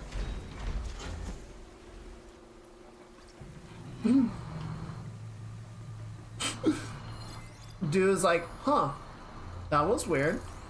And then just kind of left. buddy, your friend is dead. Okay, what do we got? So we got chill water canisters on the back. Acid canister in the middle. Cargo holders right there. Oh my god!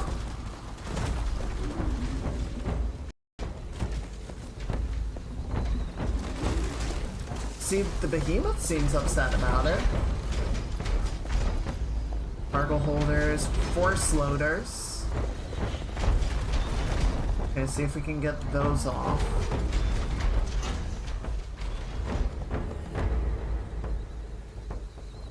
Stop looking already. Alright, this one's fine. Oh shit, oh shit, oh shit, oh shit, oh shit. Dude! Could you stop? Or if you're gonna do that, could you like run into one of them? That would be nice.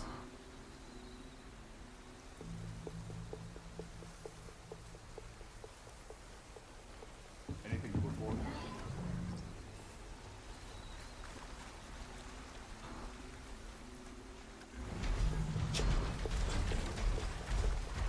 Okay.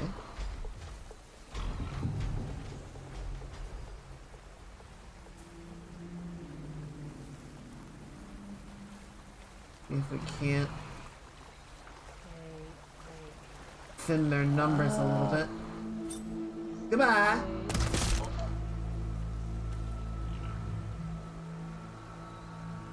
Alright.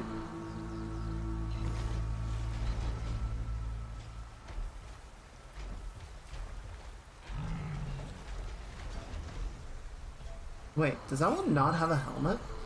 No, he does. Oh, they're alerted again. I'm not sure what they got alerted by.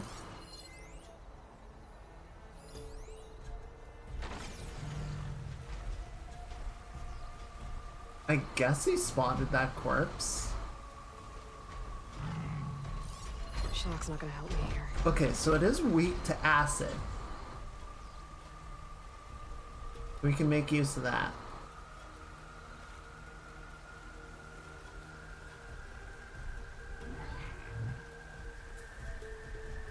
Is that acid right there? It is. Excellent. Well, that'll be so helpful. Soon.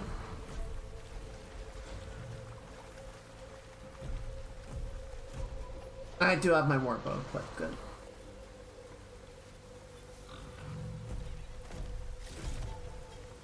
Alright.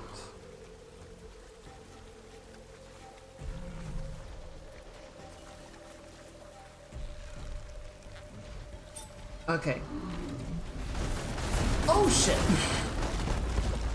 Brother! Oh no. Woo!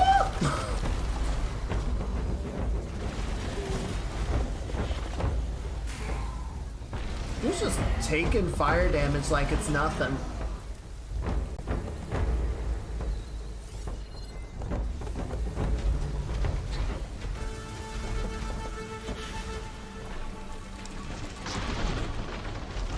Yeah, it's hard to be careful when you're that big, you know?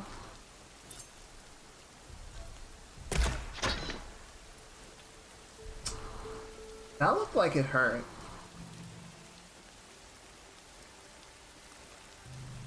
Oh, you know what would be really good though? Is if the behemoth notices that particular body.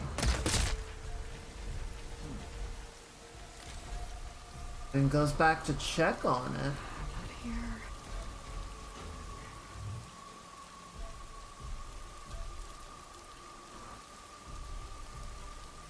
Oh, I'm gonna do something really dumb.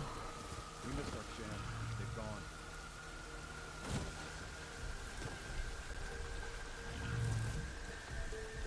Okay, back up, back up, back up. Gentlemen.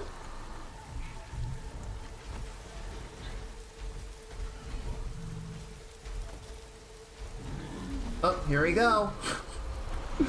Fellas, it's about to get really loud. Like...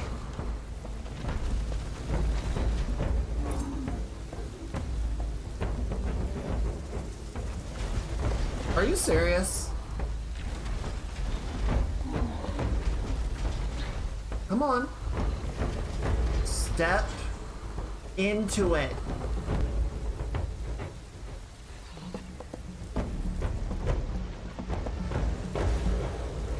Dick.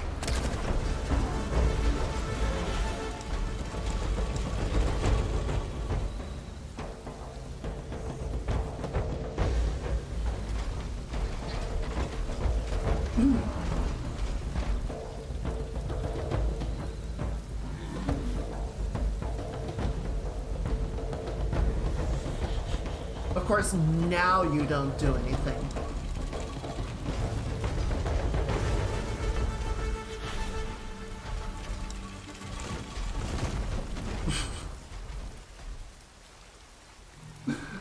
I like that he just doesn't see them, like crouching right there.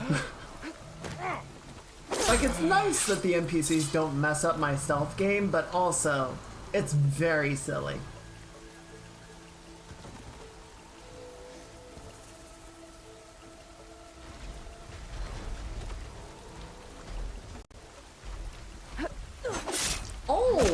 Oh my god, Aloy! Aloy with the 1-2 over here. Alright, let's see if we can detach that cargo. Keep up the pressure! Okay, hold. Just looking around like, the fuck was that?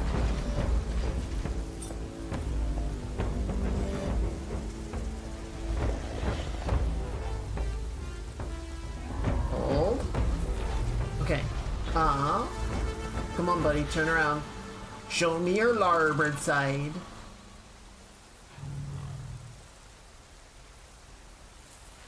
We might need to get over. He doesn't seem too keen on moving at the moment. Okay. A little bit more. No, other way. Fuck. Well, once he walks back, we should be able to detach the cargo.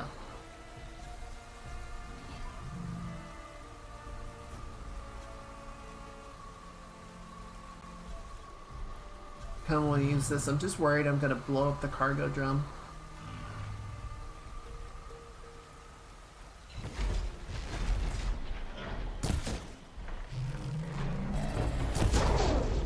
Oh, he's mad. Oh, he's mad. We'll do this together. No, don't hit the drum. Hit the weak point. And I hit the acid, because I'm stupid.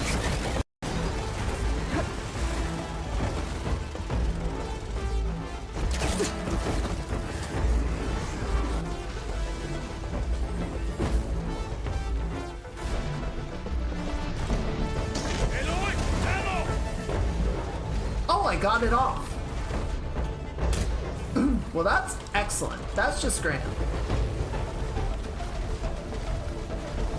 What? Okay.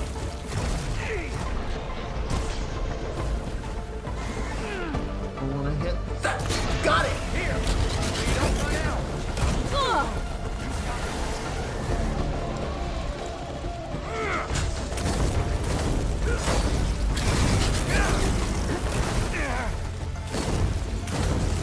Right, next idea.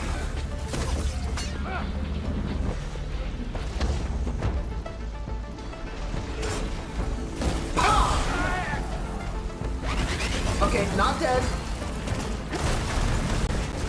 It's almost dead though. It's going down. We did it. Woo! That was a good fight. Okay, you two talk it out. I'll be over in a second.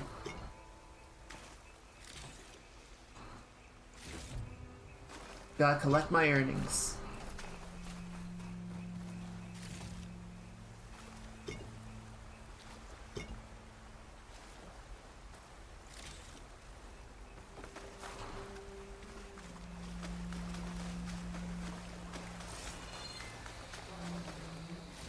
Nice. Those. High cash, nice.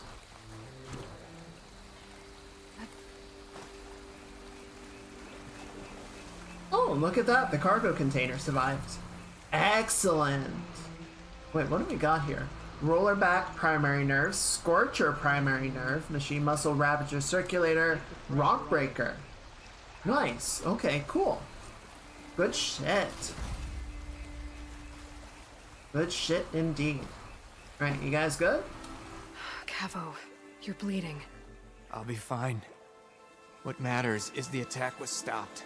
Because of your warning, you saved many lives today. Come on. Let's get you back to Falls Edge. I guess I cracked some ribs, too.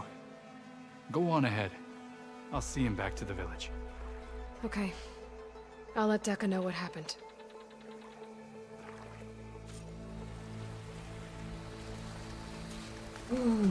Blood for the cause. Alright, how do we... I mean, you want us to take the long way back, but... I have a glider. So go fuck yourselves! Whee!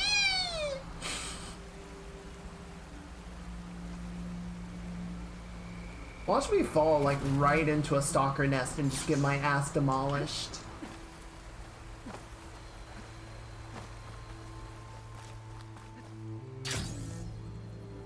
Oh, and there's the camp.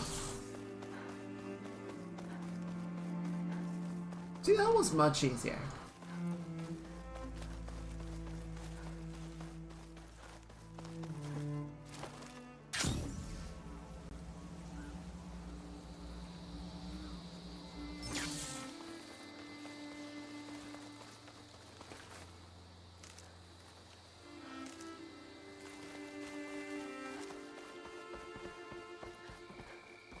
Good news, everyone! You're not going to get trampled to death today.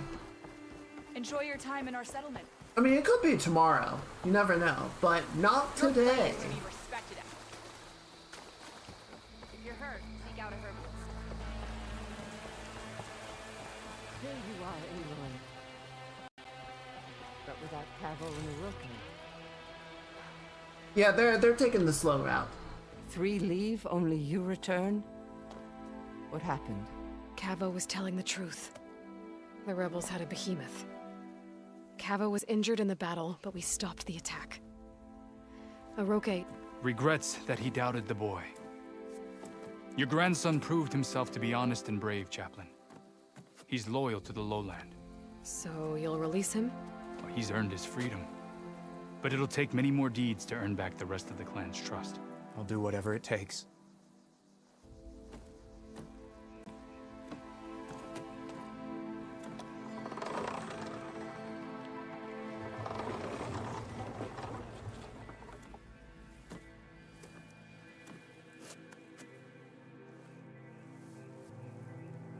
Thank you, Aloy. Indeed. Falls Edge owes you a great debt. May this begin to repay it. Thank you. As soon as you're healed, I have so much to show you. Welcome back, Cavo.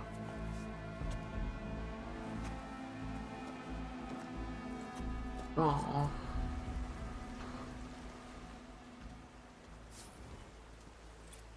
That was good. I enjoyed that.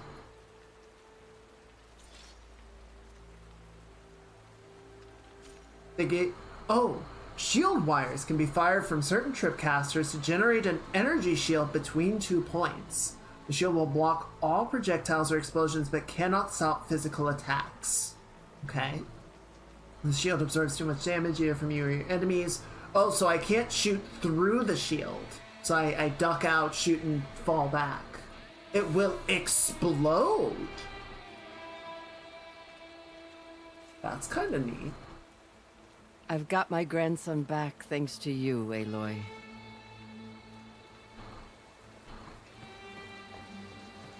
So I can use it for cover, and then I can fall back, and as they charge it, I can kind of use it as a destructive trap. That's neat. That's fun. I like that. Yeah, so this is what I was saying, is like, there's not really a reason to check up here for anything, because there's no icon, right? There's no reason to explore around the nooks and crannies, because I can see where the stuff to be found is located. There might be a little bit more, like it just hasn't revealed the marker to me, but I don't know. To me it seems a little counterproductive to have all this stuff to discover and explore through, but then you also kind of just tell them where to look. Well, that's just like my opinion, man. I'm not sure what that is. It's technically off the map, so I shouldn't be able to get at it regardless. Suppose we might find out as we make our way up to Demeter.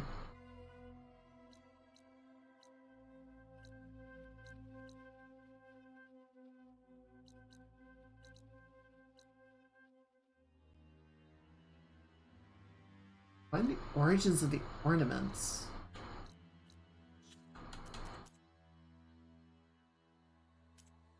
Wait, what is it called? Hidden Ember.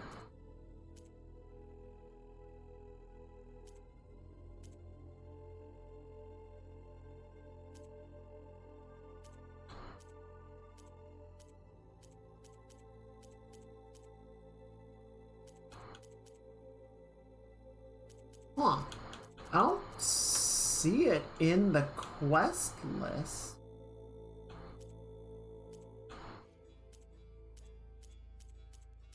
Might check back there and see what's up with it. Yeah, I like all the quest lines that have stories and show more about the world. It's all the like side game content, like racing and whatnot. It's like I don't care. We've got the vast majority of the machines found now. So we're missing 1, 2, 3, 4, 5, 6, 7, 8, 9, 10, 11. So 12 more to go.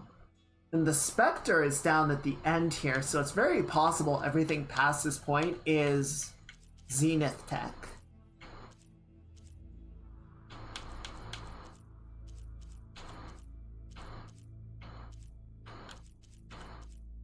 Frostclaw, Fireclaw, so this might be the Scorcher. I guess I never scanned one. Yeah, this might also be like variants of some stuff. Though it does seem like the variants don't get their own category for the most part. I guess it treats the Frostclaw and the Fireclaw as distinct enough. Anyway. I think this is a good place to stop and take a breath. Oh. Well, we take a break. I am gonna go grab a snack. Good day. I'm gonna go grab my snack, toast up some loaf, and then we're gonna switch over and we're gonna do some art. We've got art to finish, and then I'm gonna check in and see if that commission is ready to go. But I think what we'll probably do today is once we finish the one for Ivy, is we're gonna do some drafting for the Star Wars piece and maybe the commission. So we're not gonna like commit really hard to anything just yet. We're just gonna sort of get things ready to go, make some plans for art for the next couple of days. Yes. Right. So yeah, this would be a good opportunity. I'm gonna run some ads while I am gone, so this is a good chance everybody to take a little break, do those human things. Use the bathroom, get something to eat or drink, stretch. Take care of yourselves. And I'll see y'all in a little bit for some art. Sounds good? Sounds good. All right, let me put the banner up here. And put on a little something for you guys to chill with. And I'll see y'all in just a few minutes. What's gonna be good?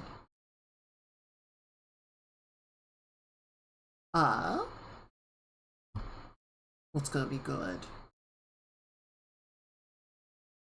Hold on to that for later.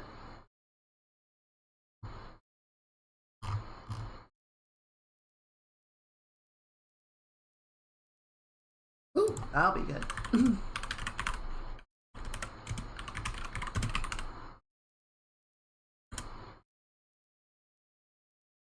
Alright, be back in a minute. Bye!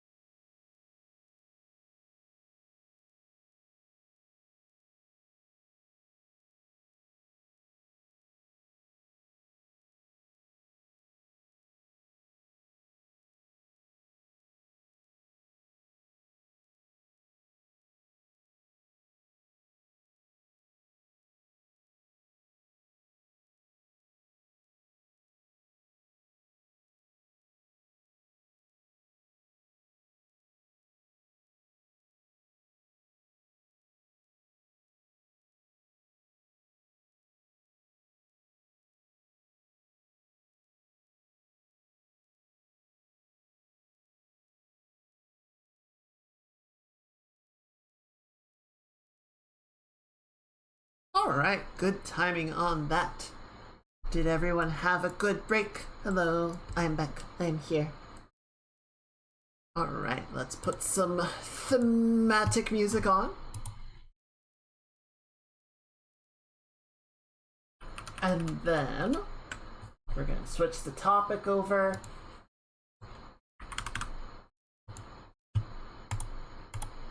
And put the banner down.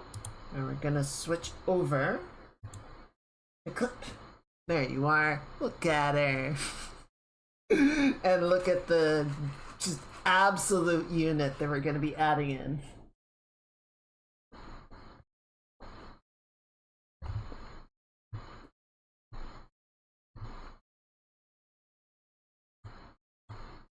Alright, so what I would like to do here, how do I want to approach this? I think what we're gonna do, we're gonna start, let's just clown color this to start us off, I think. For the sake of integrity, we're just gonna do this entirely by hand. So we're not going to do any fills, we're not going to do any tracing. We're going to use the frog as a ref, or we're going to use this image as a reference, but we're going to do everything from the ground up. I was doing some stretches over the break. I'm feeling better, I think, than when the stream started. My shoulder is still bothering me quite a bit. But thankfully it's not my drawn shoulder. It's the other one.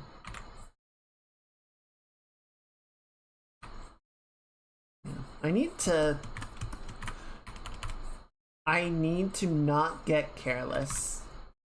I think especially, you know, my plan sort of immediately following the end of work. Let me go ahead and pour some tea before we get too into this.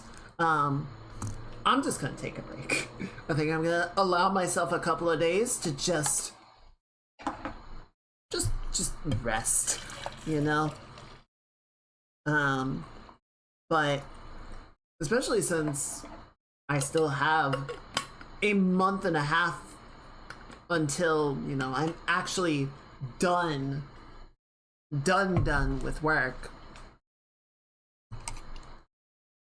I can't, you know, start slacking off. I want to end gracefully. I want to end responsibly. So, you know, I can't just let my sleep schedule go to shit and stop caring about it.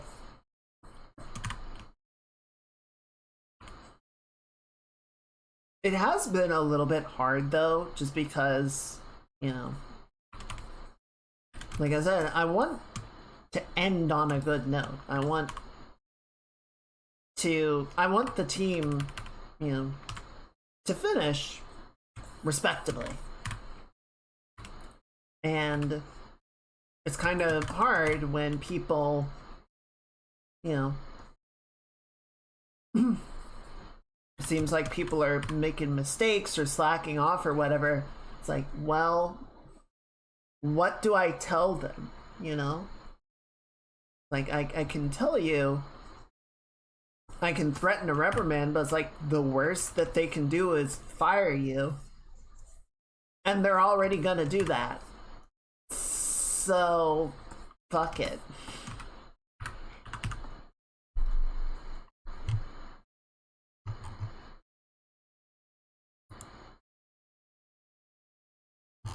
There's not really anything that I can, like, say it's really gonna, like, change that in the long run, you know? Or anything that I can do to change the expectations, I guess. I don't think that's quite the right word, but hopefully you get my meaning. I don't know, it's kind of a weird situation. It's a very weird situation, who am I kidding?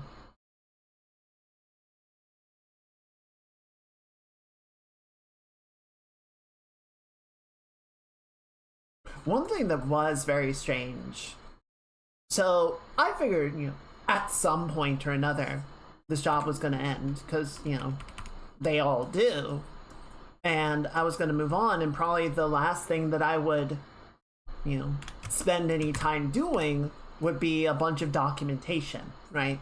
Stuff that I figured out, practices, etc., so that, you know, whoever sort of continues on the team after me would have access to that knowledge base. And, you know, I would spend like the final 2 weeks or whatever effectively just doing documentation. But, you know, the team is ending. The contract is ending, which means there's not going to be anyone reading the documentation after this. So it's like, oh, well, I guess I don't need to worry about that part.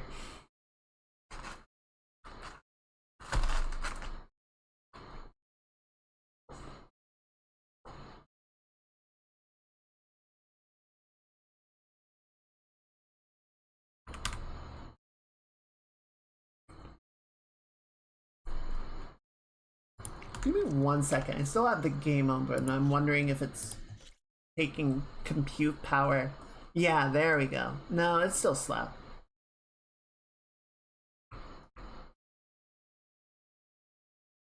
I kind of hoped closing the game would let clip run a bit smoother, but no such luck.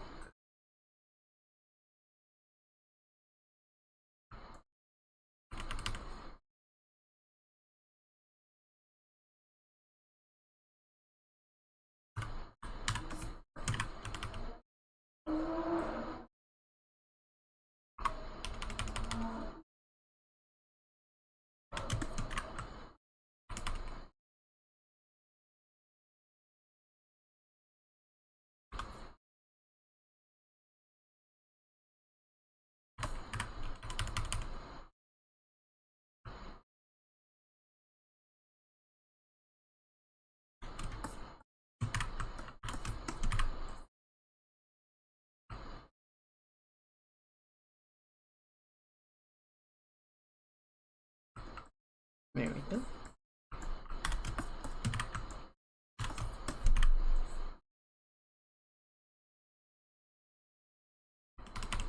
So yeah, basically my plan for tonight, I'm talking with the commission person. They've got a PayPal account. They're setting one up for streaming related stuff, because, you know, you don't want to reveal your personal information, and that's something that I've had to sort of figure out how to dodge around, and I think it works fine.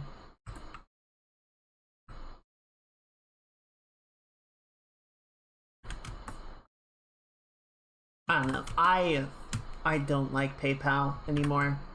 I have substantial disagreements with how they conduct themselves, and I would rather get off their service entirely, but, you know, you also kind of have to offer whatever platform the commissioner is going to be comfortable using. But I tried updating my name on my PayPal account because I wanted it to be more, you know, anonymous. And PayPal's like, yeah, we're going to need a photo of your government issue ID to verify that the name that you are providing is the one that's on that. And I'm like, okay, well, fucking never mind, I guess. Kind of missing the whole goddamn point, but cool.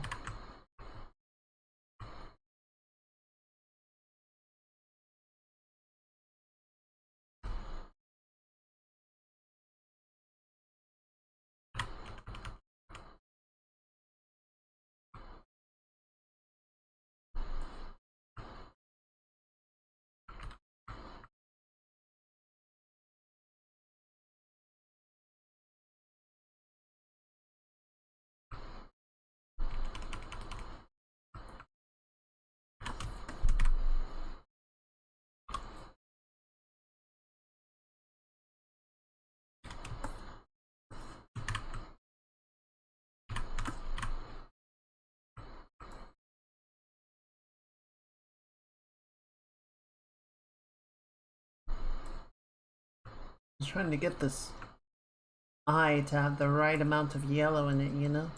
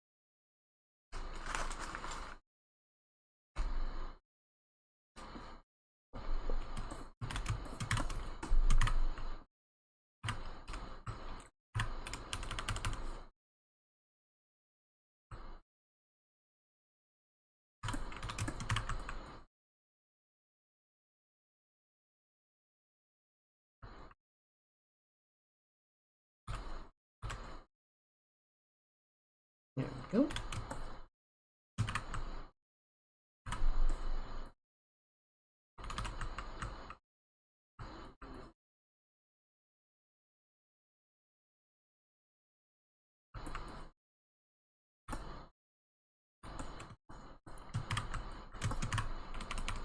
He's getting there. Kind of just painting this very loosely, you know? It's like get the general idea, and then we can sort of continue to refine the shape of it and everything.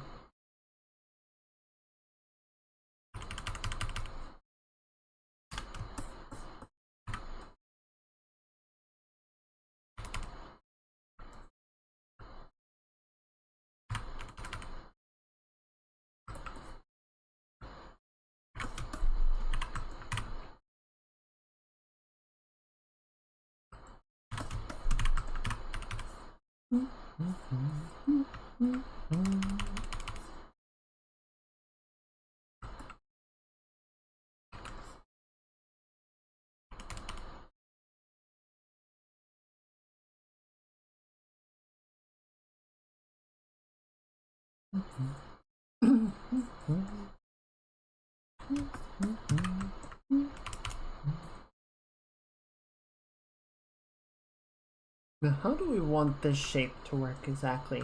I think we sort of come around the underside like this and just sort of round this out. That'll look a bit better.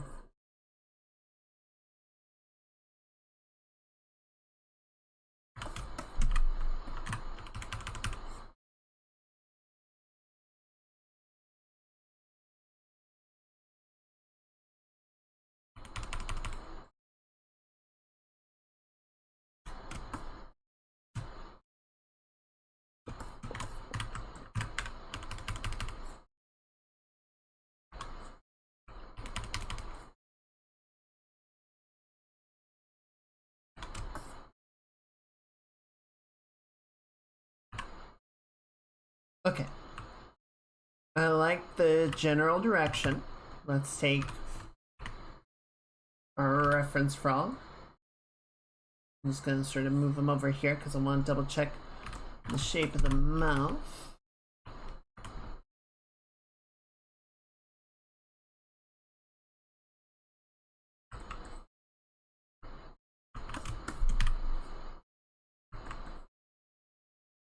We're cleaning this up.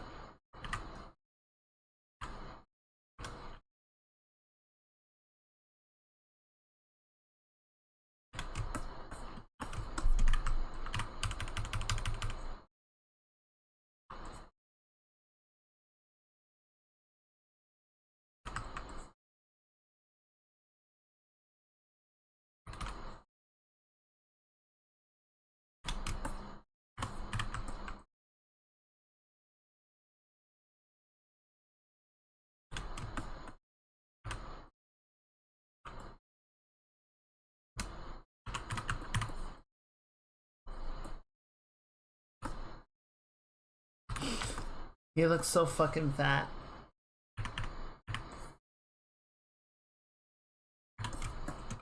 But it's not yet in the charming way. Trying to get the shapes rounded out nicely. I think it's still looking a little strange.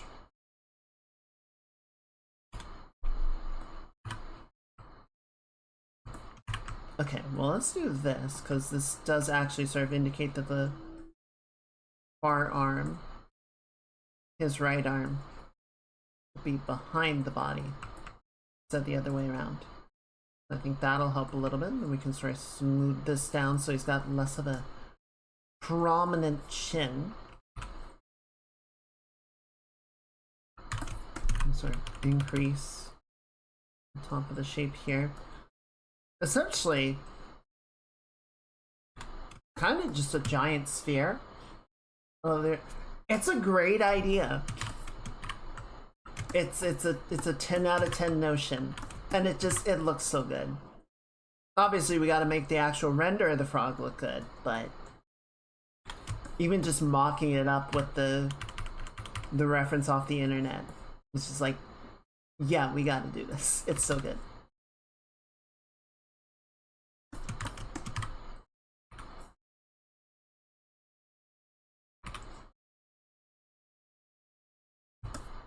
And it just fits her whole vibe, you know? It's her brand.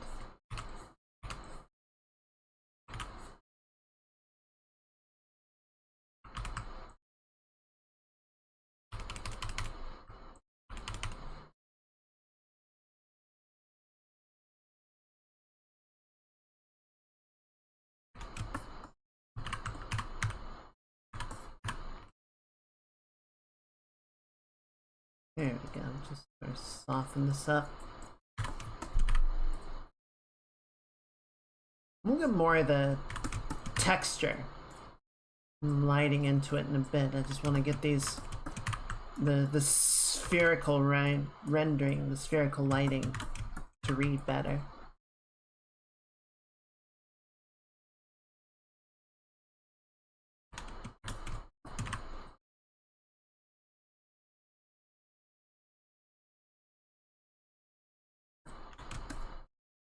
There we go, that's a bit better.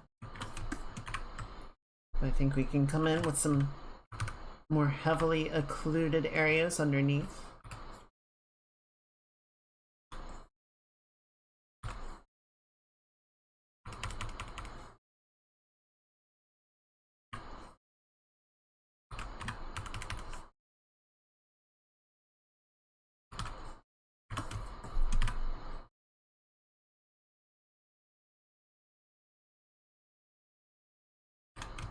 One thing I was noting about the current progress on it, I think I need to do another pass on the lighting on the character as well.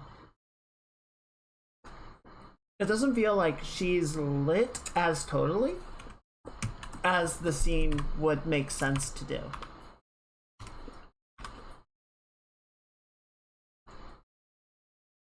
So once we finish blocking the frog in, I want to go back and sort of intensify the lighting.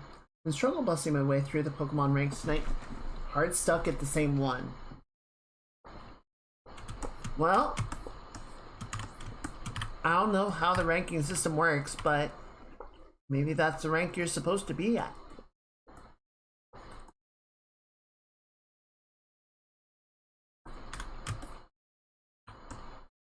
At least that's how it works for matchmaking.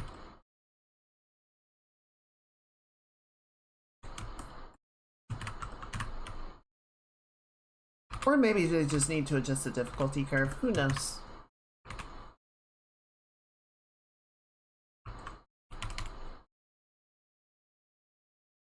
There we go. Alright, that is feeling better.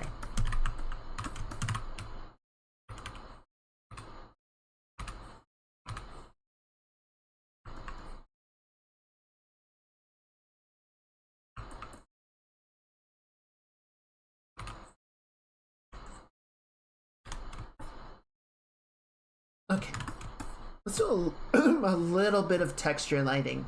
Also the eye. The eyes are undercooked. Do a bit more with this.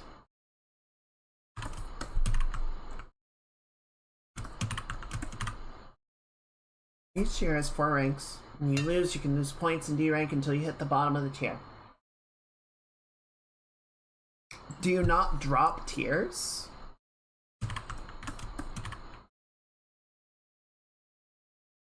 And is this a PvE ranking or PvP?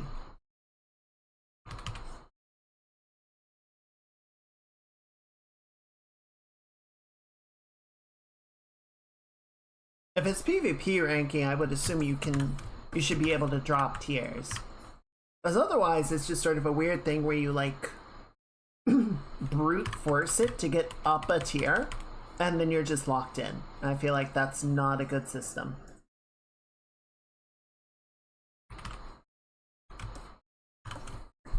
But if it's PvE, then it doesn't matter as much. That's more just like a backslide. What's the word? Blocker? Prevention? Something to stop you from just sliding all the way to the bottom.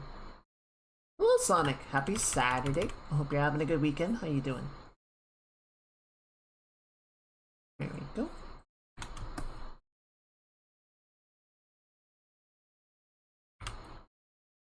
Bring this eye over a little bit.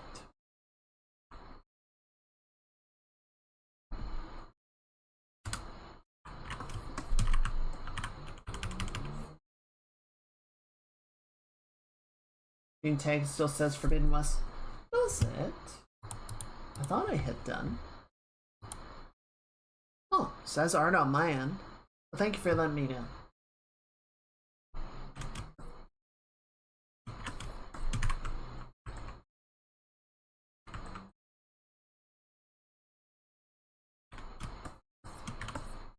No, each tier is hard, can't drop.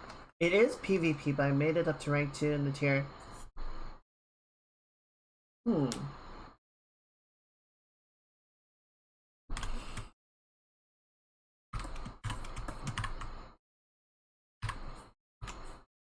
Yeah, that seems weird to me. Maybe I'm not reading it correctly, but it seems odd that once you get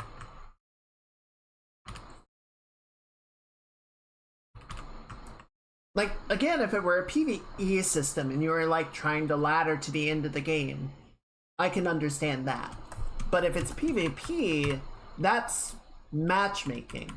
So it seems weird that you wouldn't be able to drop from silver to bronze or gold to silver if your performance would dictate such.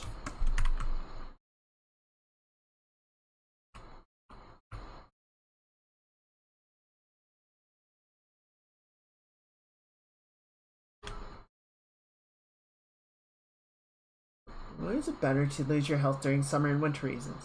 So you don't have to worry about fall damage.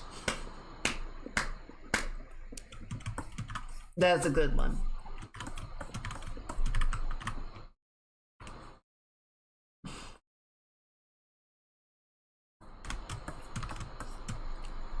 That's a good joke. And thank you for the biddy, Sonic.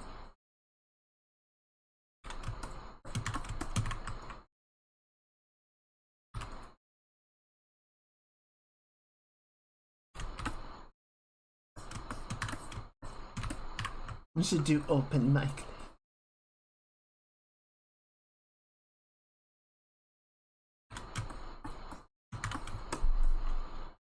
There we go. Okay, that's looking pretty good. Be doing that for the highest tiers. I'm only like 2/3 of the way up to total ladder. Yeah, and that would be fine, I guess. I don't know. It just seems to me like if someone gets out of bronze and then just kind of gets dumpstered in silver, like they need to practice more in bronze and they should be dropped back to bronze to play matches at their appropriate tier. But saying, no, you have made it up to silver through luck, effectively, or just a hot streak, And now you can't go back in. That seems a little weird to me. Oh, nice. I hope you enjoyed it. I love Beat Saber. It's a lot of fun. Much better with the modded songs, though. Just the expanded library makes a huge difference. What's the difference between a slug and a gamer? A slug actually washes? I don't know what.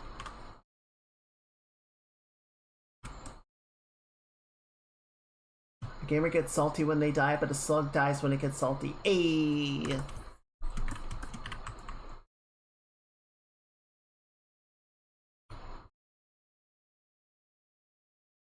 That's a good joke.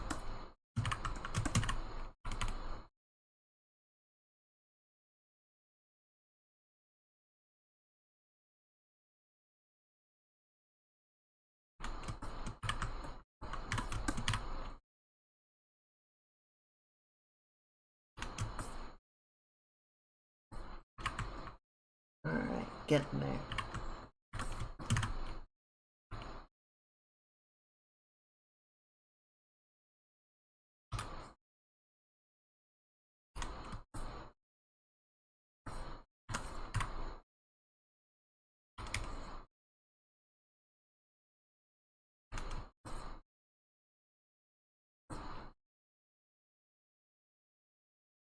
Yeah, I initially rendered him with more of a chin. I think that it just didn't work. Didn't have the right look. This is feeling better.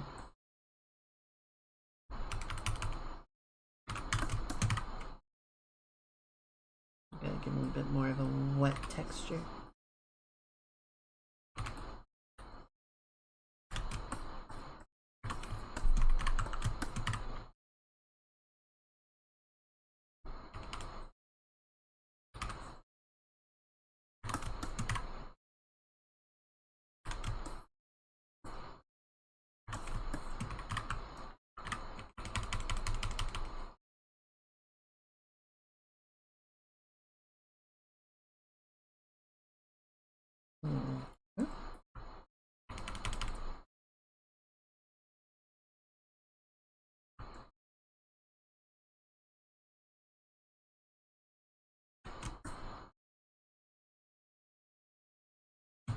That looks pretty good.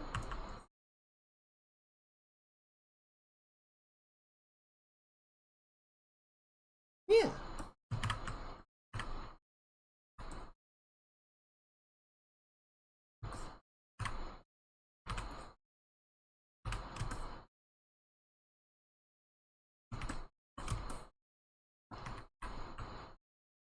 Alright, I'm gonna go ahead and merge this down to the layer below because I think we're good with it.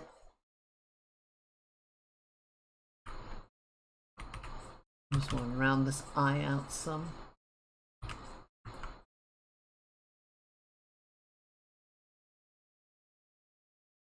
There we go.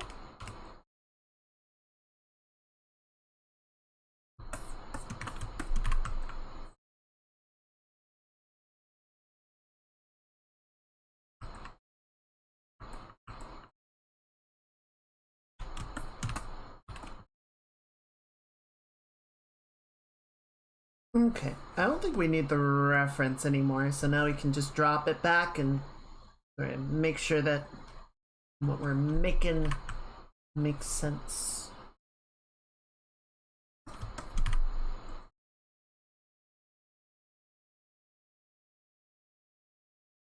There we go.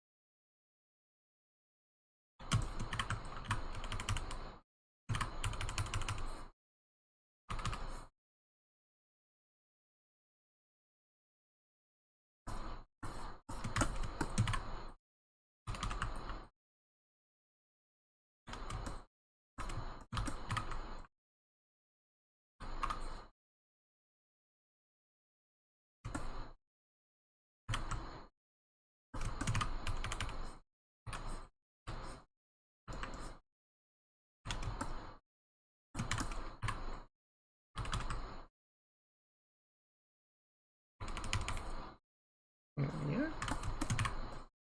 You can go like that. We're gonna round this out a little bit more.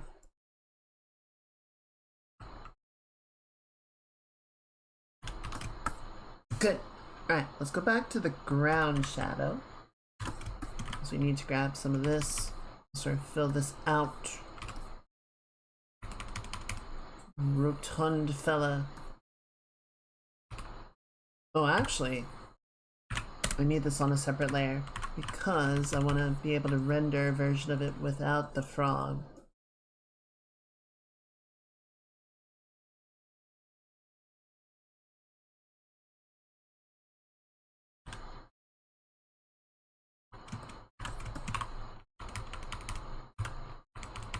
There we go.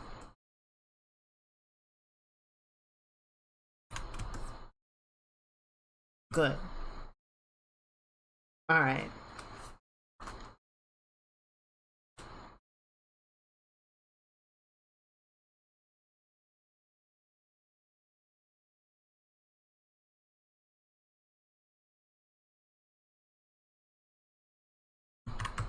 So I feel like they're in similar places now.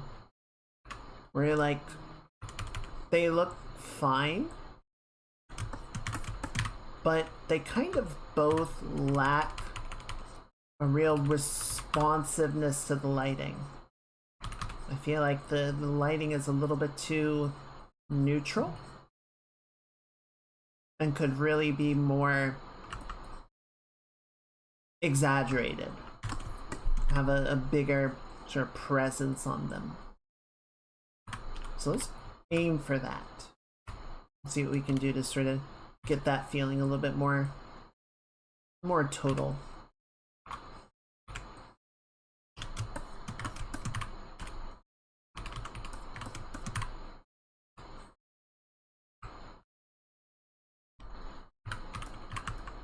Also just build out some of these shapes a little bit more.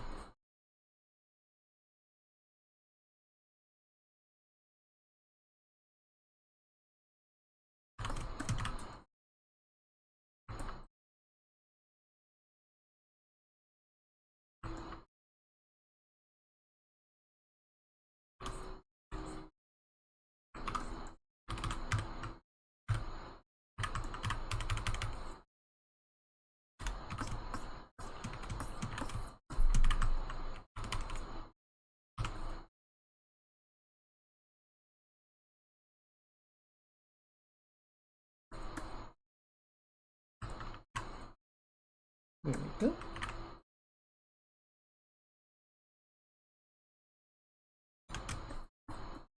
Yeah, see, that just gives it like a greater sense of volume.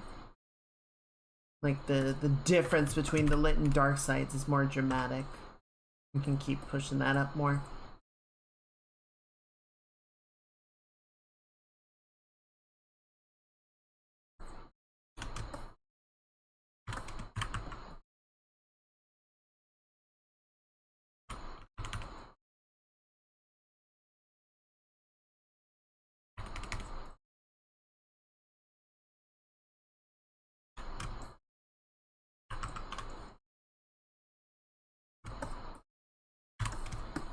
Also, something I need to get a bit better about, or not better about, but we can sort of do a bit better, because the character is so wet. We are going to have smooth transitions in the light profile, but there's also going to be areas where it is much sharper. Right, particularly areas where we're getting reflections going on. You can come in and sort of do some of this with the right color, please.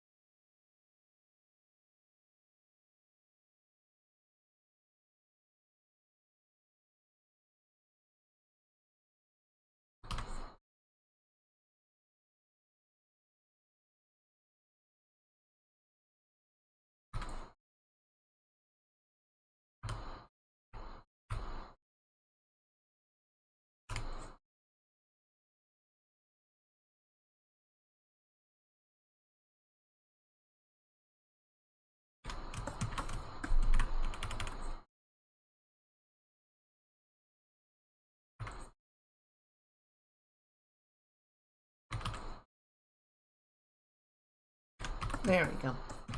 Let's get a little bit of variety, a little color gradient going on in the pupils. They feel a little bit deeper.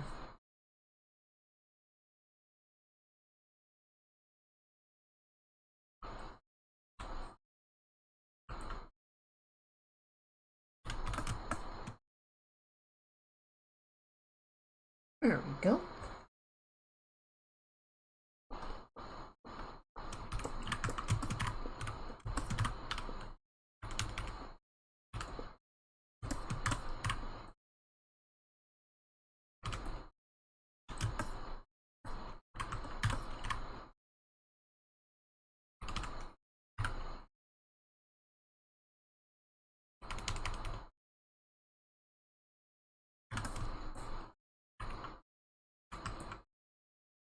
There we are. Just don't want this foot to be too distracting, you know?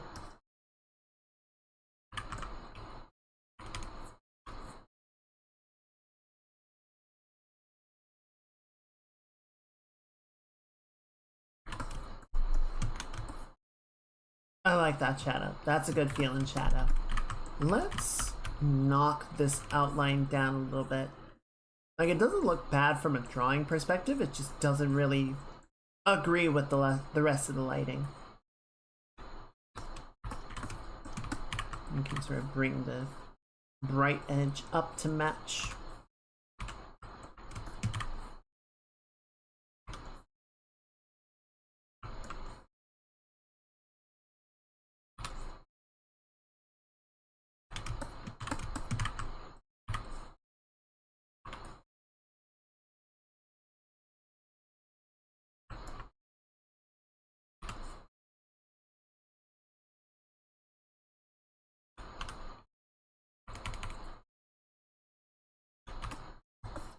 Oh, so I was incorrect about Connor's cyclothon this week. They are not going down Honshu, which is where I thought they were going. They are going down the back, or no, they are on Honshu. Shikoku. I thought they were on Shikoku, which is the little island between Honshu and Kyushu. They are on Honshu, the main island. They are going down the northwest coast, or the backside of Japan, so to speak. You know, most of Japan is sort of situated along like the Tokyo, Osaka, Hiroshima corridor. So it runs Hiroshima to Osaka to Kyoto, not Nagata. I'm blanking on the name. And then out to Tokyo. You know, that's sort of like the core population and economic zone of the country. The West Coast, you know, facing Korea and China, does not get a lot of attention. It's very mountainous back there. It's much more rural. So it's kind of nice. I think it's also just, you know, a nicer bike ride to not be going through dense urban areas or anything. You get a lot more like countryside to look at.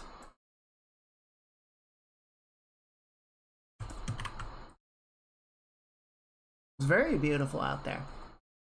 I was thinking, if I got the chance to go back to Japan, there's definitely a few places I would like to revisit and explore further, but I would kind of want to go out to that section of the country. Or maybe up like into the Tohoku area.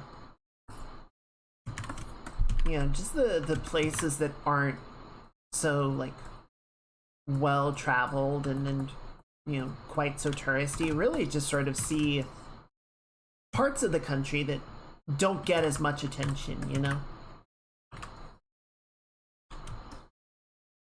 It's kind of my feeling, because, you know, every time someone takes a trip to France, they go to Paris, right? There's maybe a couple other towns and cities that are really popular, but it's like, you go to France, you go to Paris, and like, I'm not really that interested in Paris.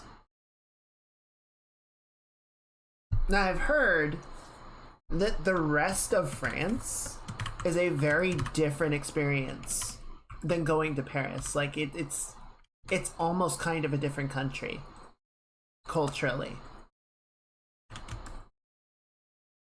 I kind of want to see the rest of it. I would really love to go along the north coast, check out Normandy and a few of the other areas. I think that would be really cool.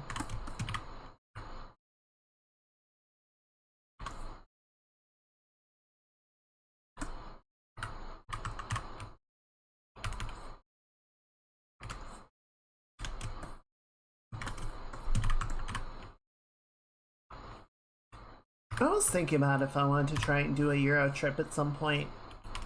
I feel like if I were to travel, I would either try and do a Euro trip or I would go back to Japan. It'd probably be one of those two. There's definitely other places I would be interested in going, but those are kind of the highest on my priorities.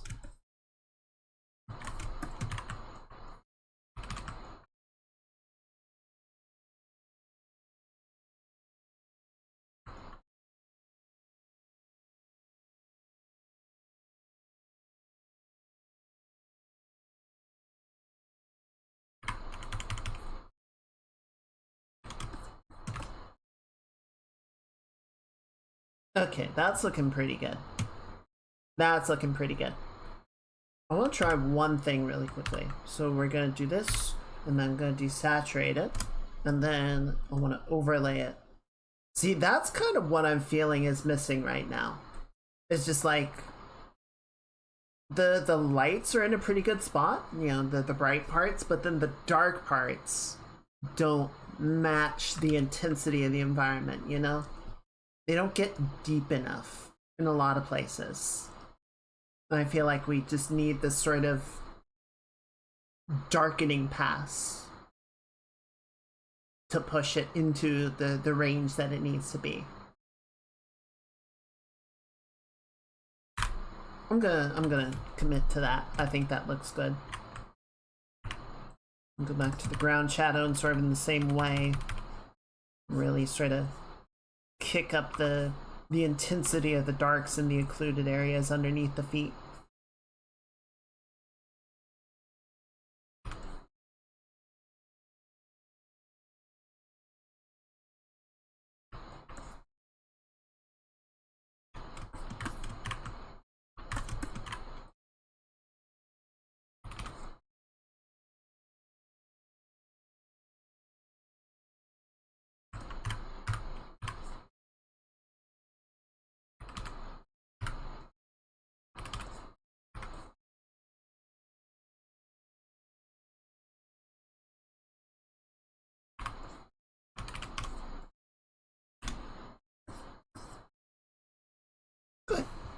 Good. Excuse me.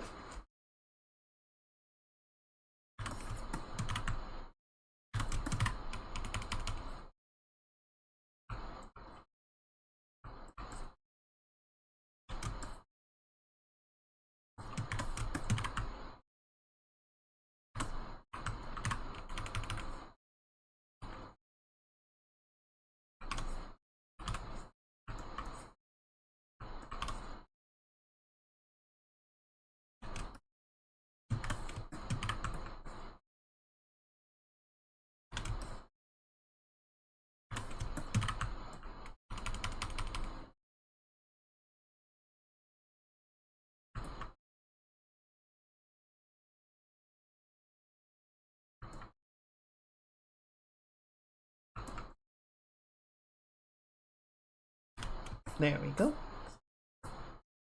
Yeah, that feels good. So, let's try doing the same thing for Ivy. We'll see what this ends up looking like. So, we're gonna copy the entire character.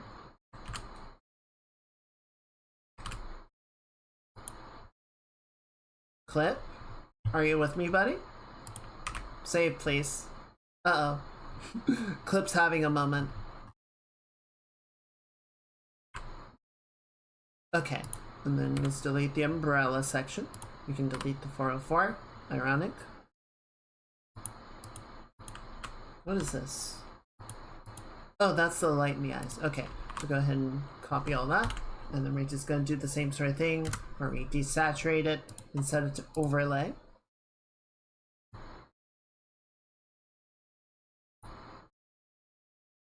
Maybe drop it to like 60%. See, I feel like that's just the starkness of it is a little better. Like, yeah, it's kind of intense, but that's also sort of the point. Like, it's supposed to be a dark scene with really harsh lighting. Let's drop it to 50 just so it's not quite so bad. And then we commit.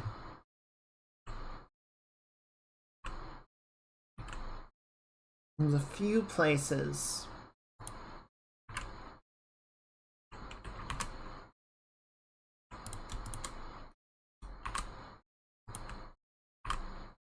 There we go. And then just... Oh, interesting. Maybe we can knock it back up a bit. There we go. Alright. See, I feel like that increase in the contrast is already making it feel better.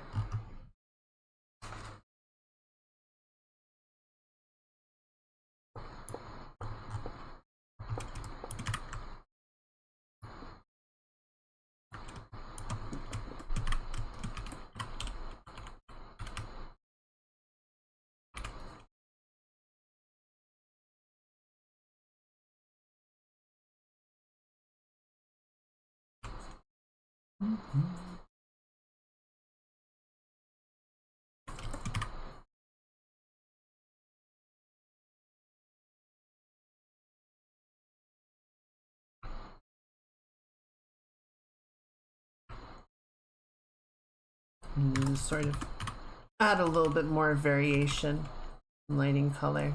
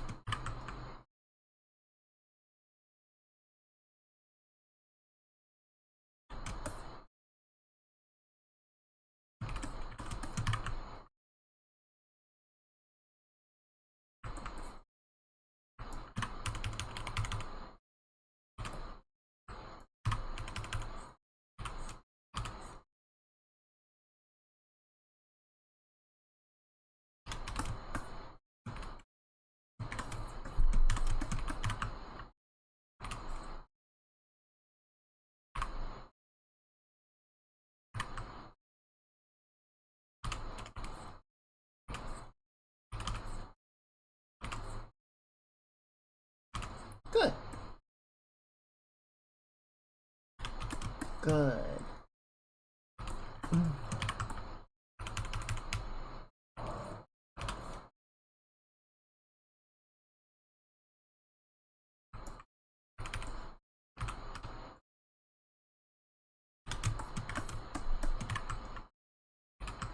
And then you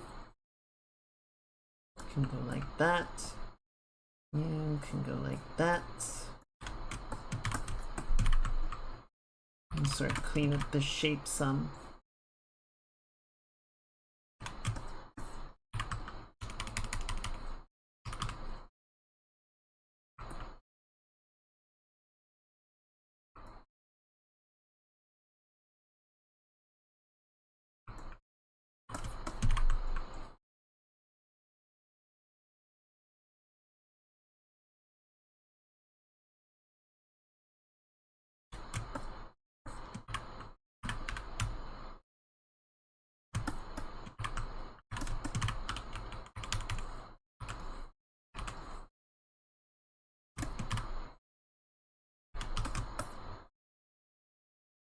Good.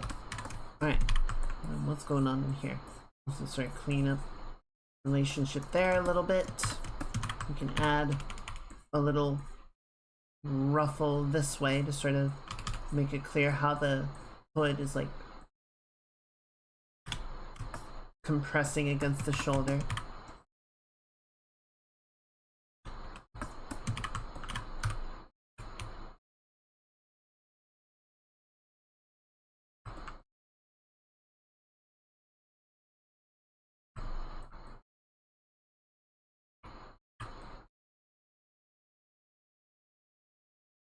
Good.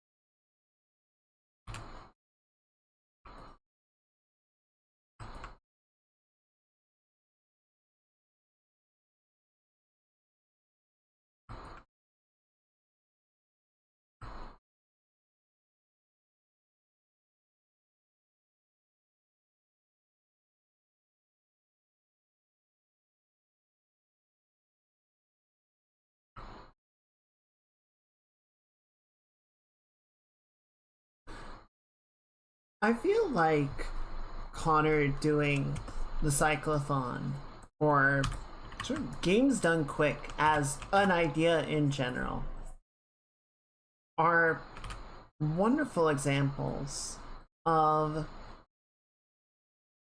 a couple of things. The first thing that came to mind was, you know, I think both instances are to some degree a matter of luck, right? Like the fact that Games Done Quick took off the way that it did, the fact that, you know, sure, Connor got into the position that he is in. There is an amount of luck in that, right? There are many other people that try to do similar things and don't succeed, and that's not necessarily that they did anything wrong, it's just that's just how the cards got dealt, you know? But I think it's very admirable of them to, you know, take that good fortune and run with it, right? And not just run with it for themselves, but to turn that into something that benefits other people and makes things better for other people. I think is very noble. And the other thing is, I think it's a good example of not sort of ruling things out of hand, you know?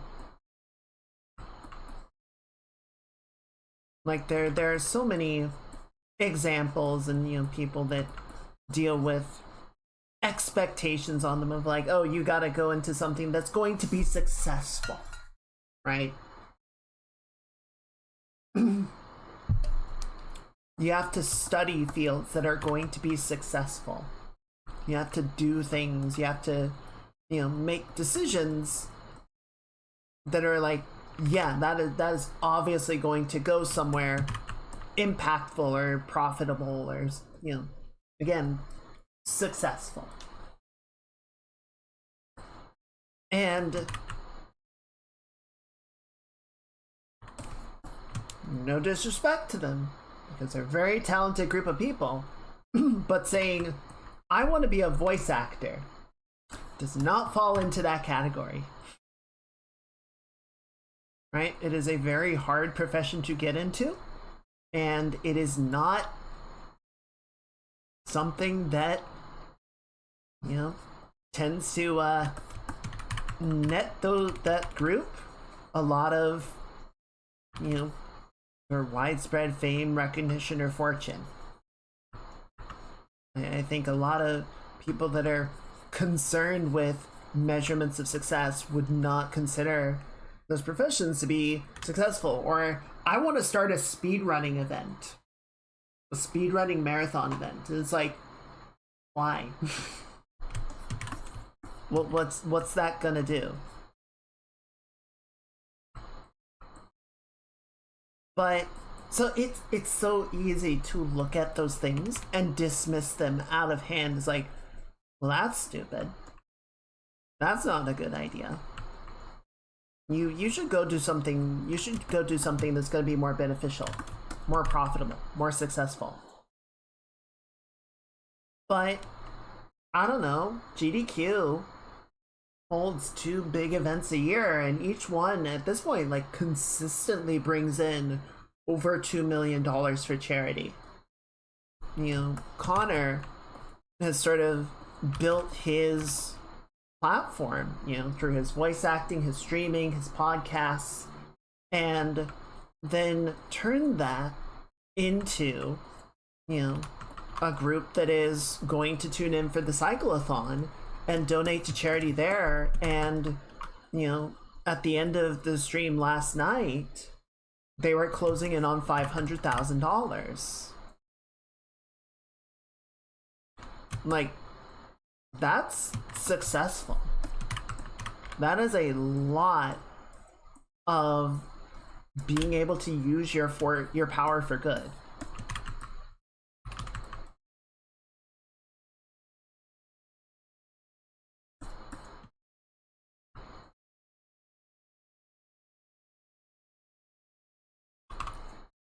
I don't know. I think just because something doesn't follow the mold, is not obvious in the way that it is going to work, doesn't mean that it should get, you know, dismissed out of hand.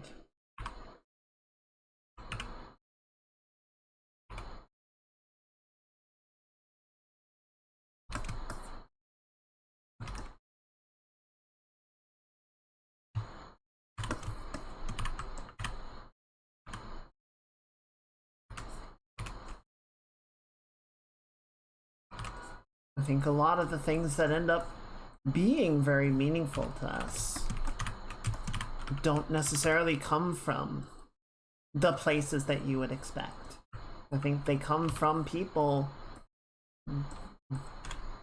doing something because they care about it, even though the evidence, I guess you would call it, would tell them not to.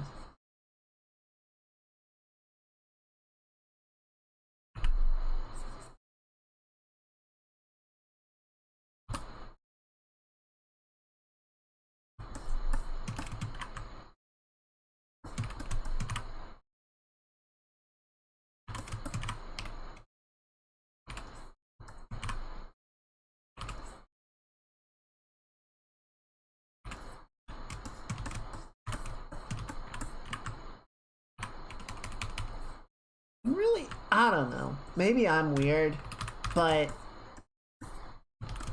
I feel like if you're doing well off, if you're safe, if you're stable, if you've got the things that you need, why not do something that makes you happy? Why not put, you know, your extra resources, your spare money, your spare time, whatever it is, into something that is going to make you happier, enrich your life, enrich the lives of others?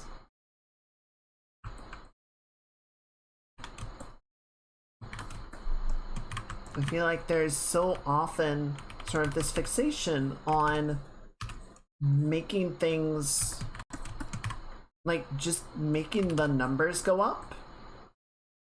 Like, there's some sort of leaderboard. And people make leaderboards, right? People make rankings of, like, the richest people, the biggest companies, the most whatever. And it's like, okay, and? Well, what is that? I don't know. Are they happy?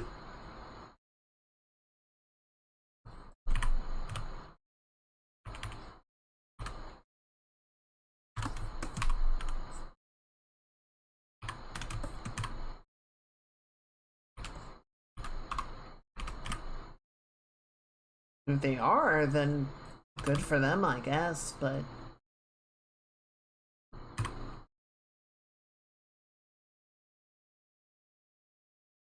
I don't think necessarily having the biggest numbers makes you that, you know, a happy person.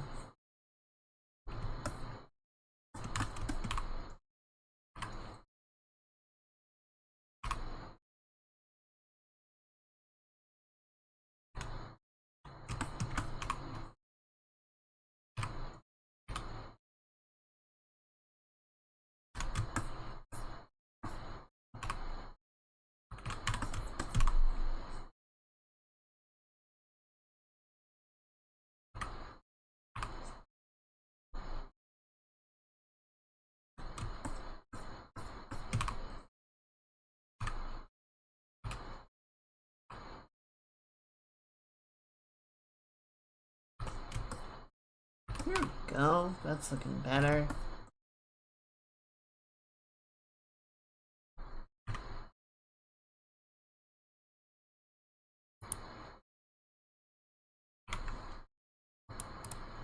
Let's grab some of this again.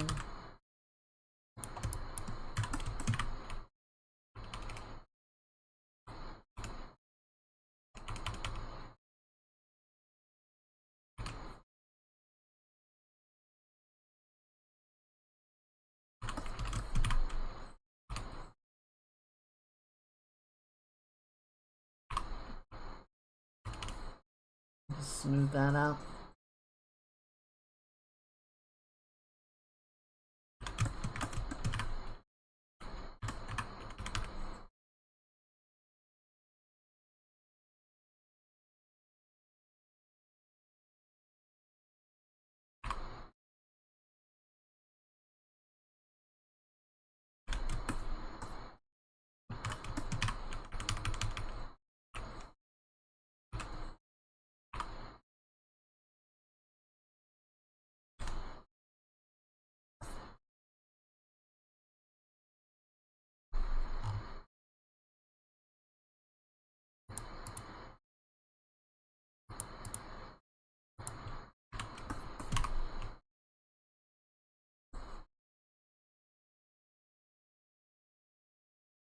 Oh, I see. And then we need this. Maybe?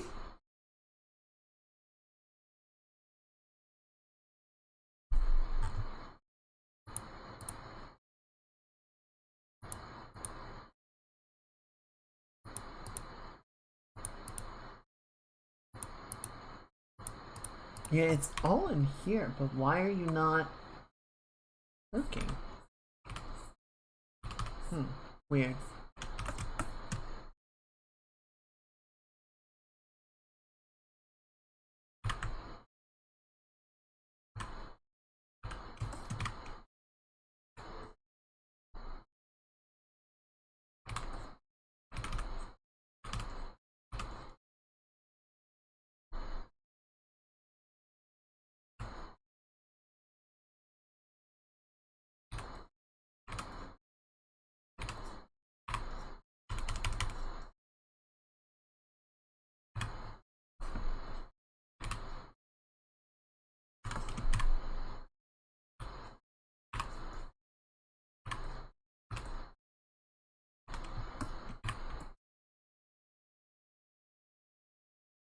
Go.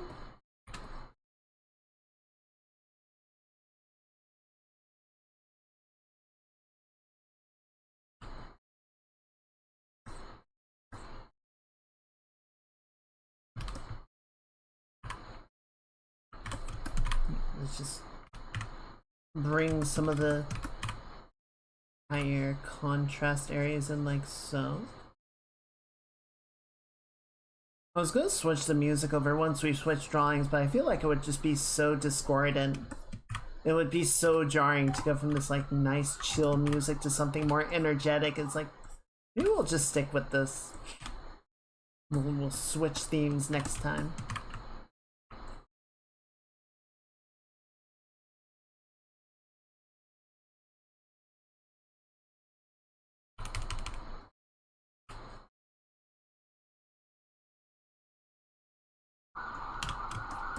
Ah shit, the music police are after me. Stop resisting! What the fuck? Someone's being rowdy out there.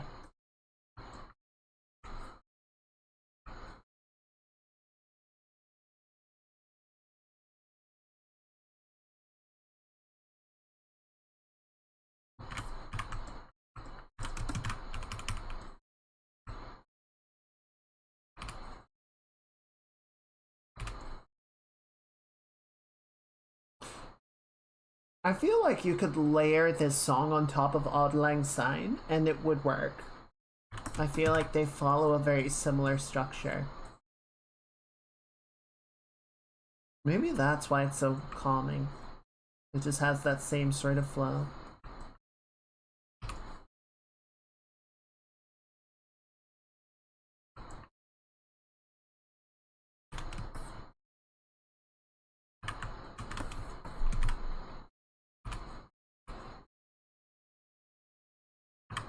Just take me home. No. I suppose that does have a similar melody to it, doesn't it?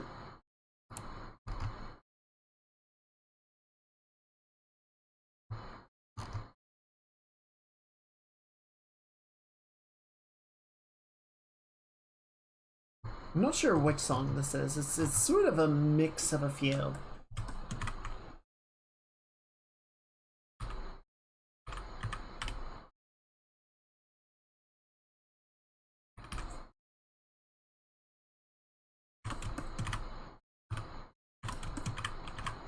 You're right though, Country Roads does have that same like downward chord. Or what would the right word be?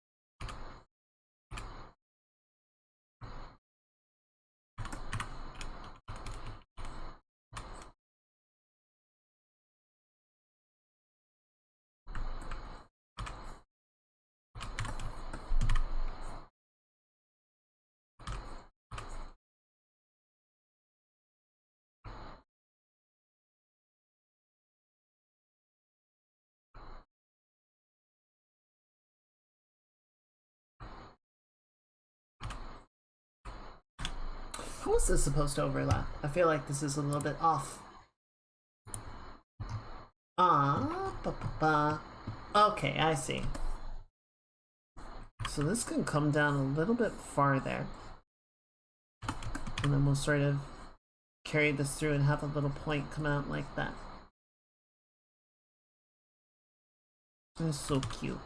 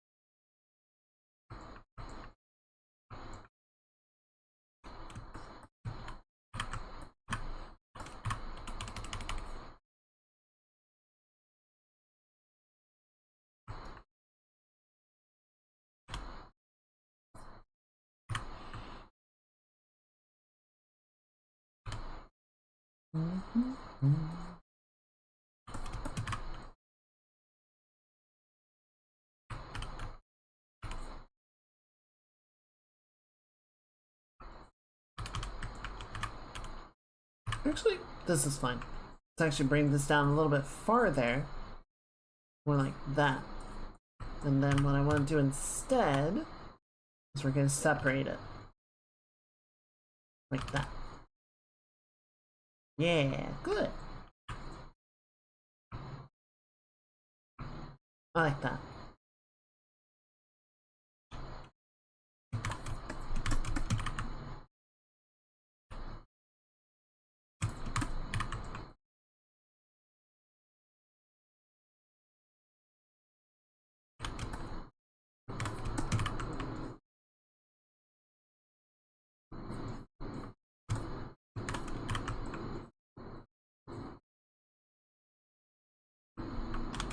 Alright, then what's going on back here?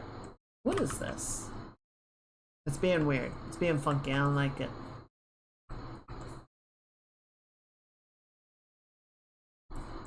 Let's get rid of that for now. And then we can sort of add a loop sort of curling off that way.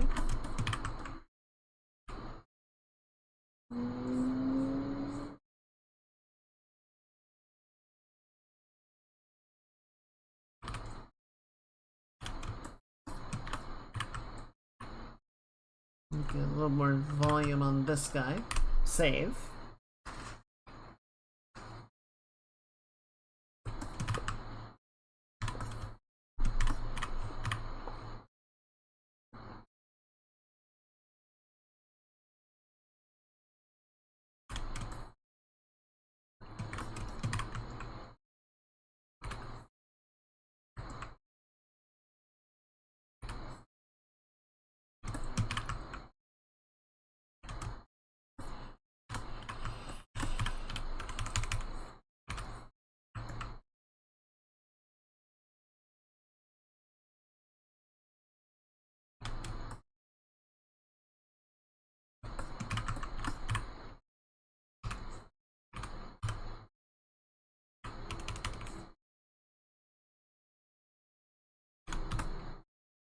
Okay, that's a little bit better. I'm just trying to get everything to sit nicely together, you know? Balance it all out.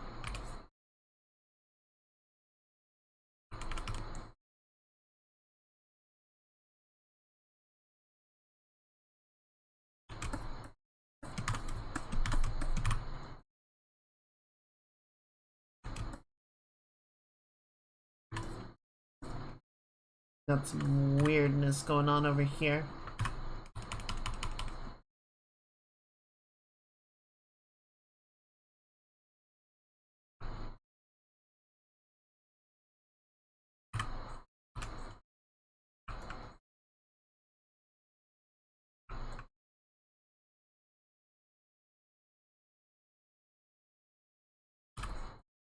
Feeling a little scatterbrained today. I keep trying to look for stuff to talk about and nothing's really coming to mind. I'm just in the mood, in the moment, I guess.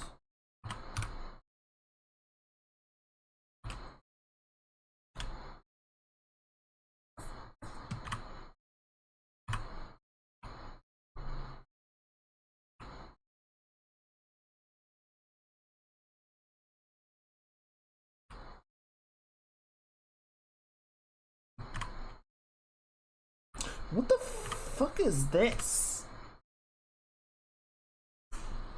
Hello? Oh! That happens some days. It does. Some days you just got a head empty. And that's okay.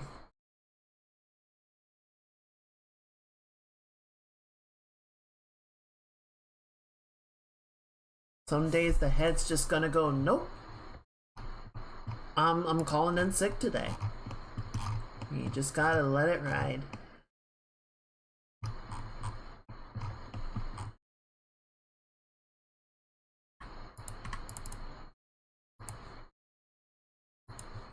Bring in a little bit of red tone. Sort of reddish tone for her eyelashes. I'm not gonna do as much as her full design does, but I think a little bit along the top here will work nicely.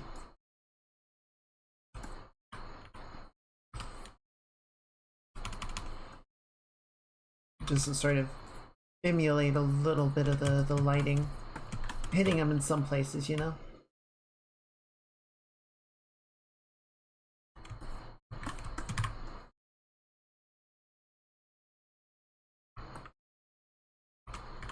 I have seen a lot more people playing Star Citizen. Like, on multiple Discords, people have started posting screenshots of their ships or their playtime. This is like... I think there's kind of two reasons behind it. I think more people are starting to pay attention to it as it comes online and becomes more playable, more available of a game. I think the other is that as it becomes more complete, as it becomes a more sort of socially acceptable topic and less of a meme, people are more open to discussing it. It's like, even on one of the Discords I have been on for a very long time, I brought up that I was enjoying Star Citizen, and like the immediate response was just meme reaction, right? Like talking about the delays and the broken promises and all that, and I was just kind of like, all right, I just won't bring it up again, because that's not fun, you know? But I think as it does become more open and acceptable, people are like, yeah, I've actually been playing this game and I like it. It's many innumerable warts and all. It's still fun. Most days. Some days it is frustrating as shit and you just want to put it through a wall, but many days it is fun.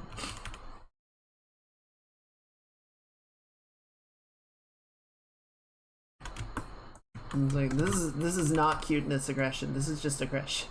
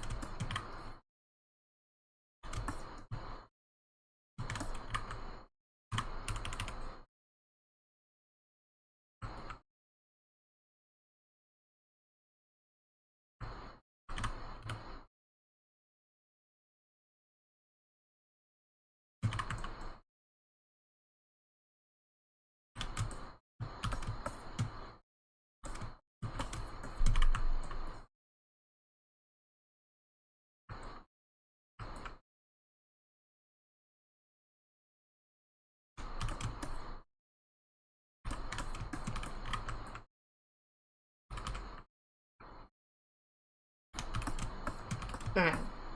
That looks pretty good.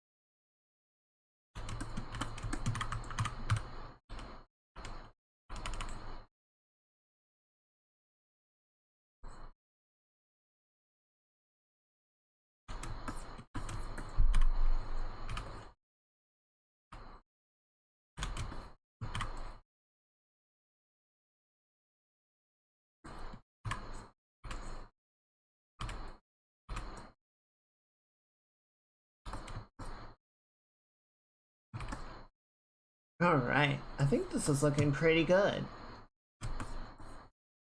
There's a couple more things that we can stand to touch up, but I'm feeling good about it. I think it is very, very close.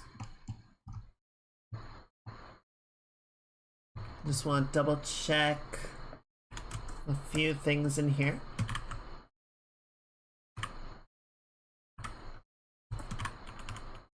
To round out this.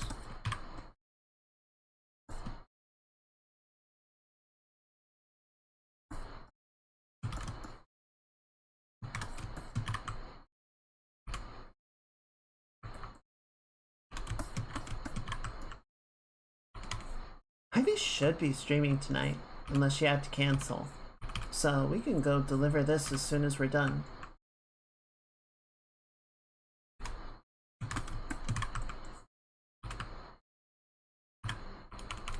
Hey, Looney. Happy Saturday. I hope you're having a good weekend. Welcome in.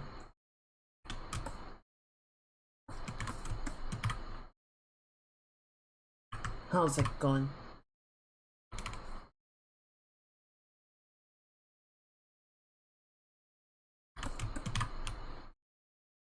I'm doing okay. A little achy. I think I stayed up too late last night. I don't think. I definitely stayed up too late last night. But I'm doing okay. It's been a good day.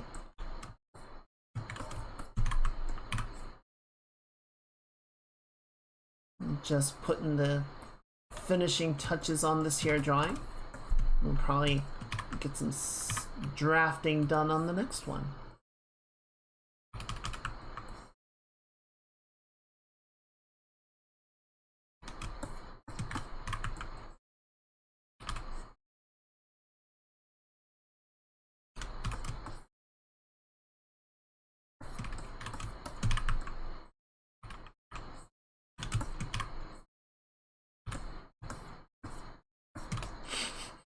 It's so stupid. I love him.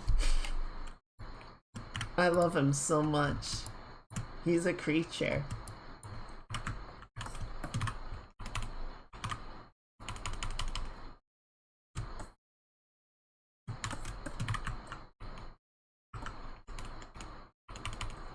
I'm just trying to get that wet texture a little bit more noticeable, more prominent.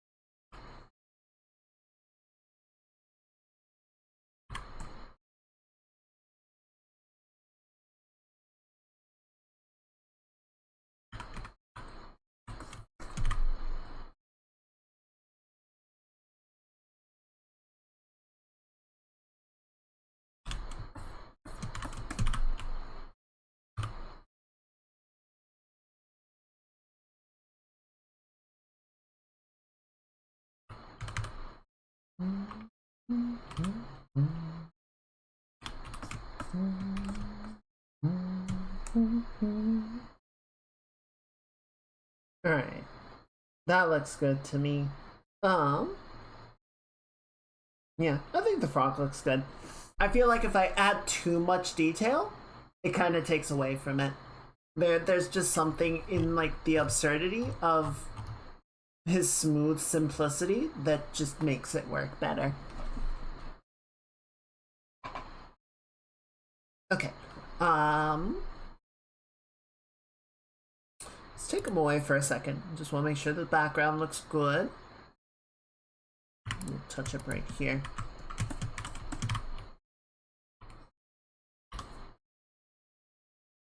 Thin that down.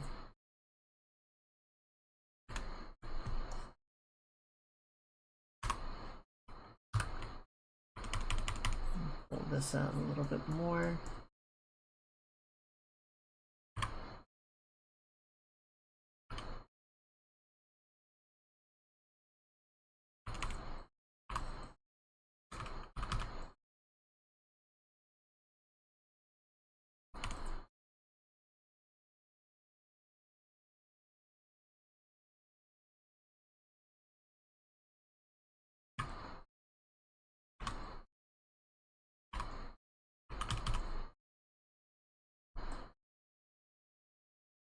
Okay, good.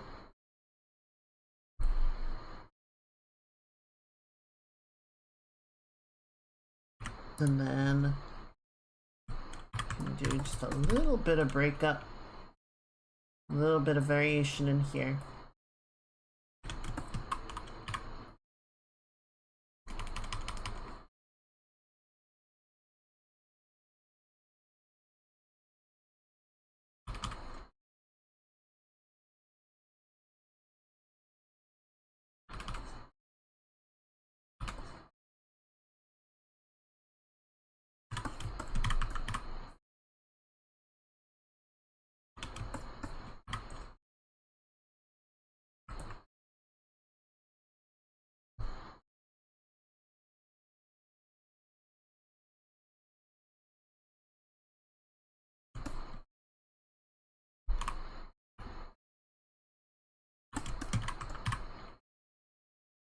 There we go.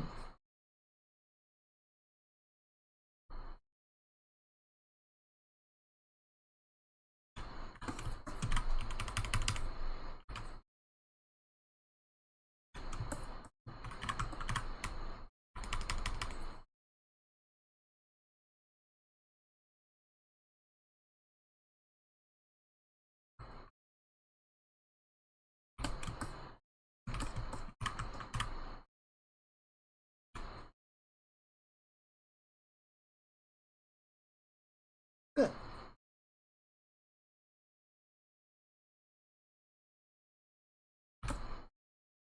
Yeah. Okay, I think that works. And shrubs over here looking pretty good.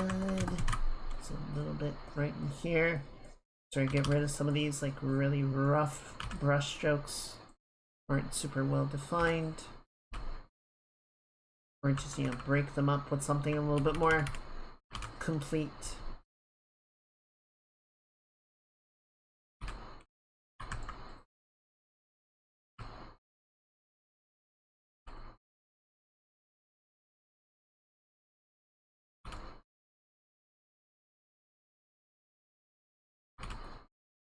Good.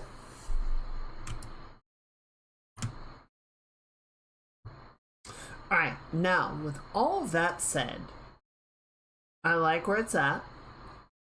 I'll try one thing really quickly, which is...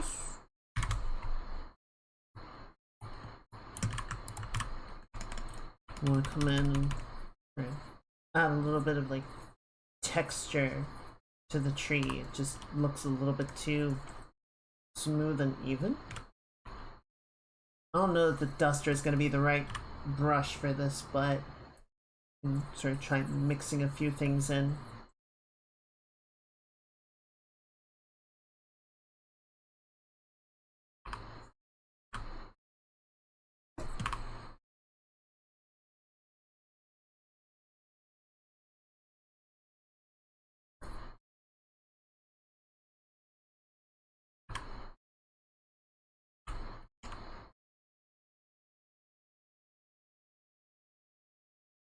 Yeah, there we go.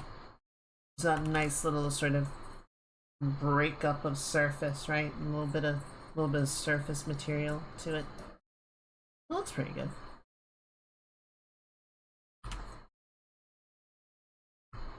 Knock it back just a hair. Okay, good. I think the ground looks pretty good. I'm not too worried about that. We can go back to our ground shadow really quickly and just give a little bit for the signpost.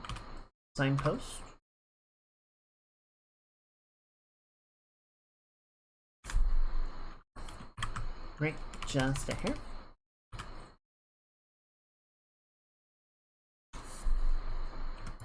Okay, and then you, before I forget, I want to mess with the font on this just to find something a little bit nicer.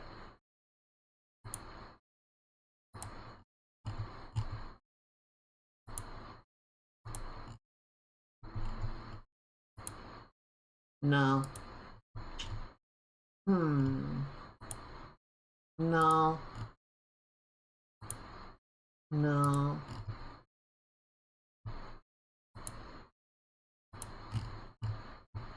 Like, it should probably be sans serif. But I also don't want it to be something as utterly boring as Arial. That's not bad. That's kind of fun.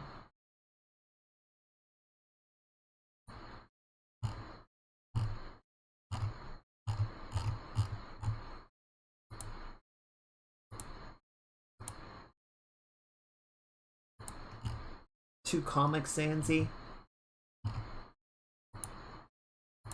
A lot of these just look very identical.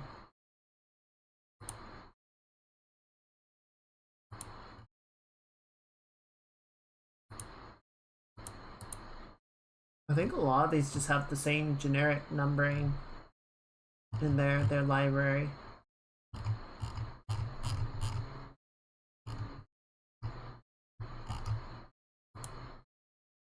Oh, definitely not.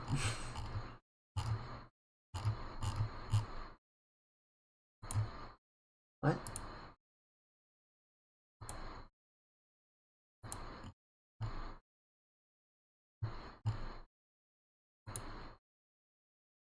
Ooh, that looks good. I think that works. And then just no bold allowed.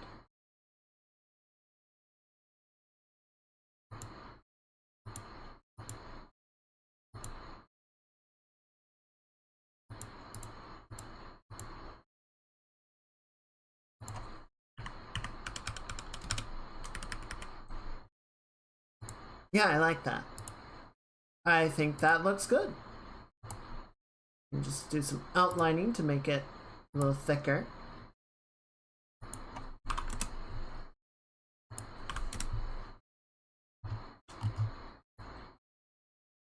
Yeah. Yeah, I think that looks good. Okay, so we got the tree. We got that. I think the ground looks fine. I don't think we need to add any more like rain texture. It's ivy. It's a little chibi ivy. Waiting in the rain.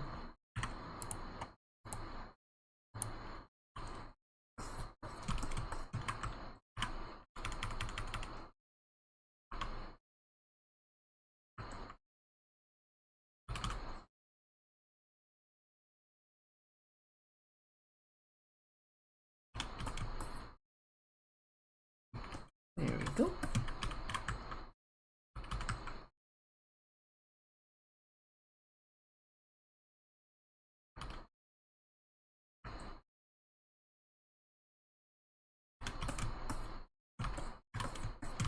Oh, one more thing. The boots are still a little rough here. So I'm just gonna tighten up the highlight and round off the toe cap.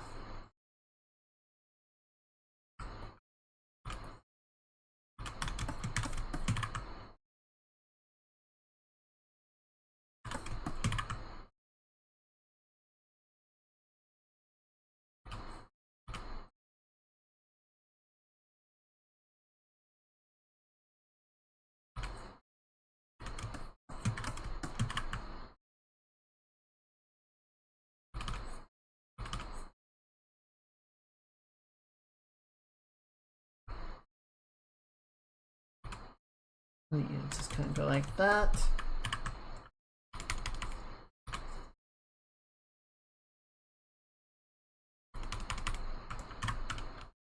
Can sort of break it up a little bit with the secondary tool. And then round the shape out. Like so.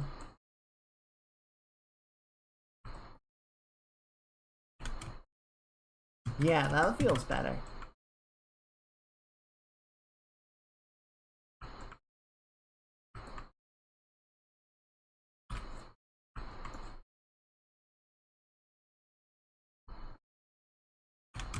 Good. What? Oh, I'm still on that brush. Okay, that makes sense.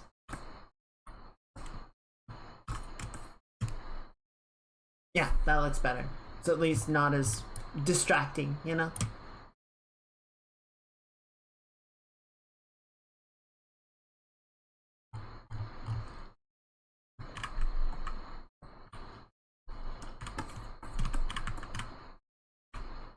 Okay, and then find a little bit of clean up right there on the hand. Just sort of round the shape out a bit. Something like that. Good. Alright, I like that. Okay, so the final thing that I want to touch up is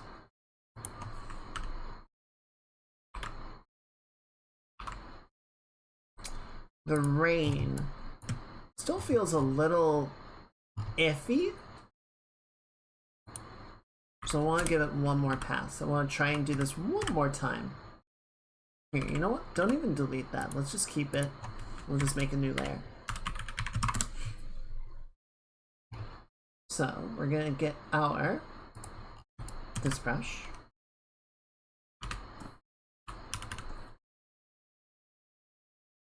I'm gonna go like that. And this time, instead of motion blurring, I'm gonna do this.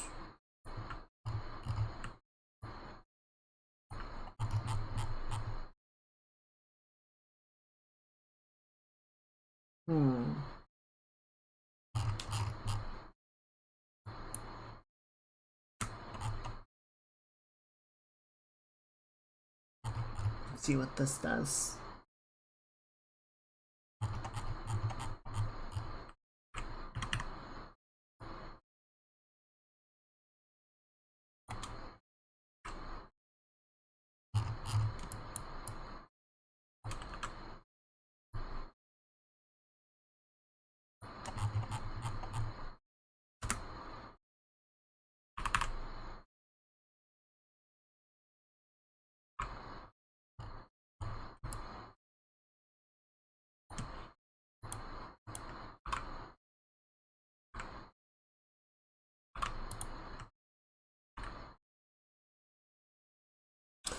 There we go.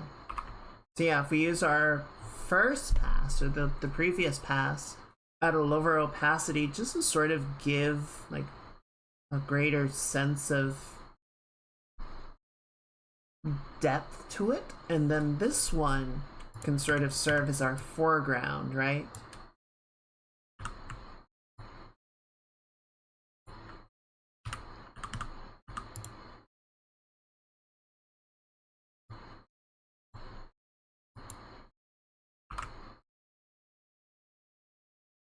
That works, I think.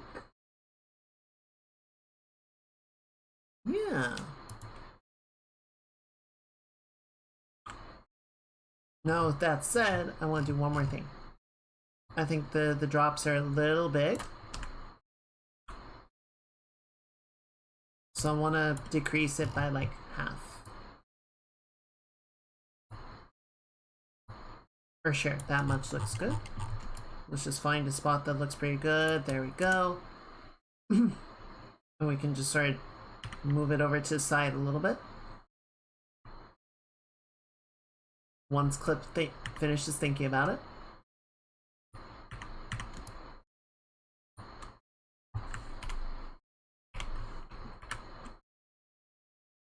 And then we'll just move you over and grab another section.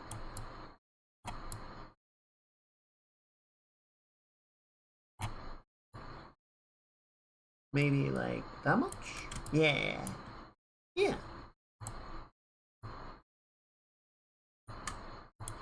Merge it back together. Set you like so. There we go. Yeah, I think that looks good.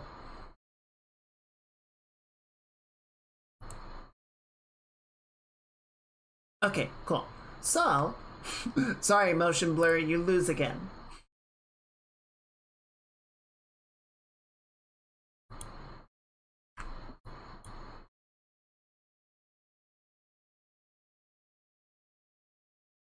Okay, so where is your ground shadow?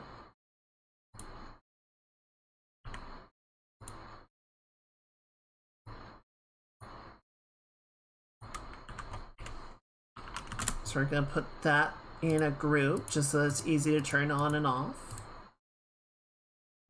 And then we're gonna do 2 post-process captures, one with the frog and one without.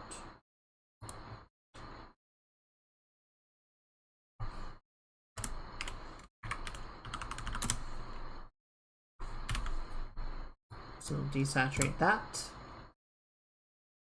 That's a good read, I think. Just for funsies.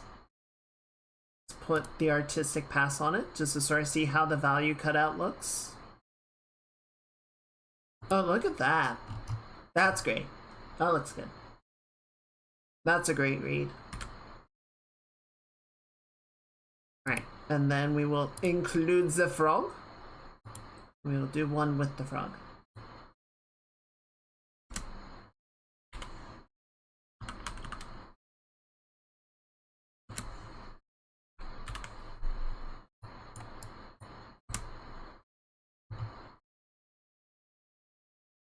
Okay, and then we need our dark layer, our vignetting, like so.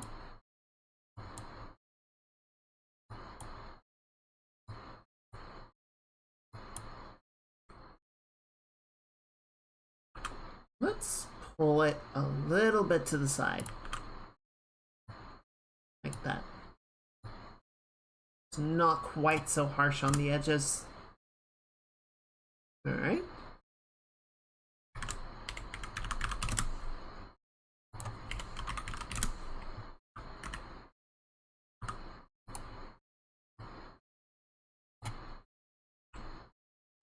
Oh, wrong layer.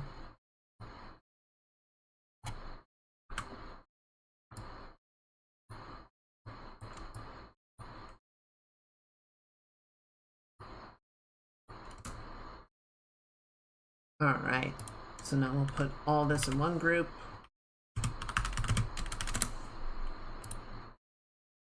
We'll turn all that on, and then we're going to duplicate these layers and put it in a group with this guy.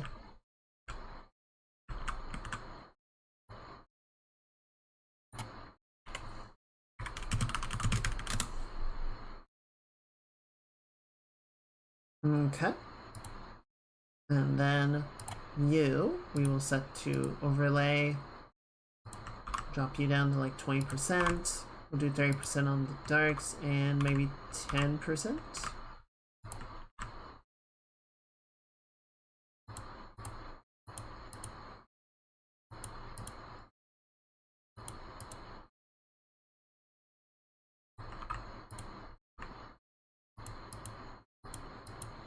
Yeah, just a little bit of pop, right? It doesn't need to be a lot.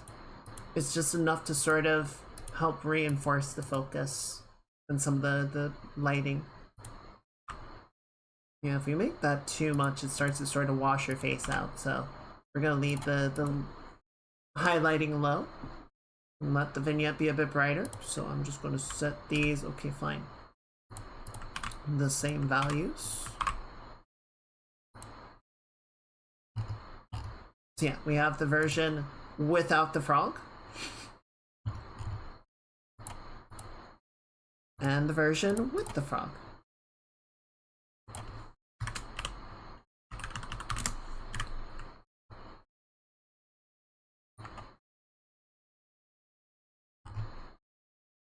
And that just leaves one thing left to do.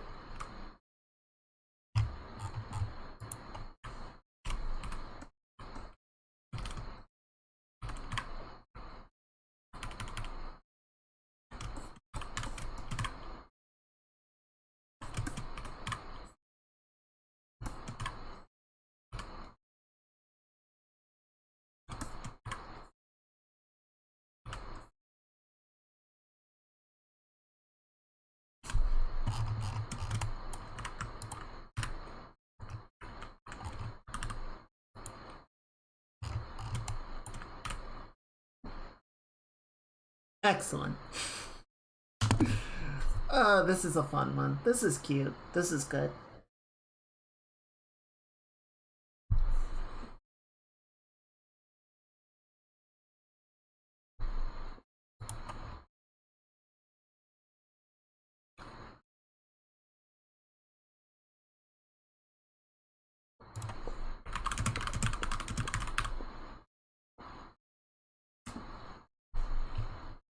Alright, give me 1 second. I'm gonna send an invoice and see if we can get this moving.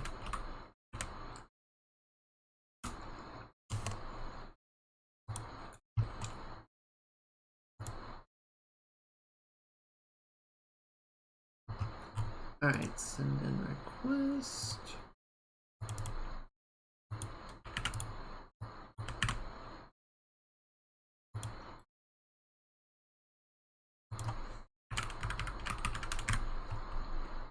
And what did we agree on?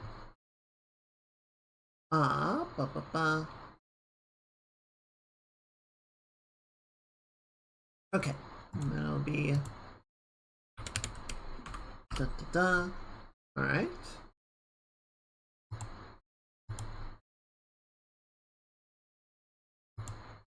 Okay, but I need to... Okay. I think I'm gonna need to figure this out later. Oh, wait, there we go.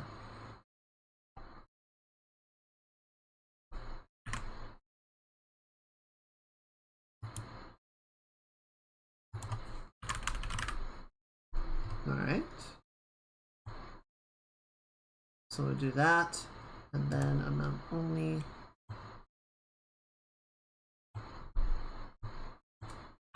For that.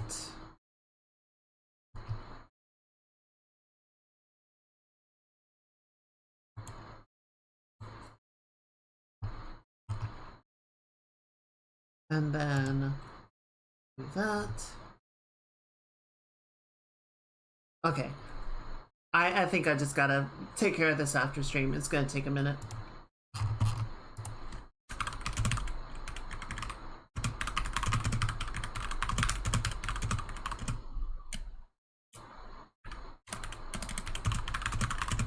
I'm just gonna let them know.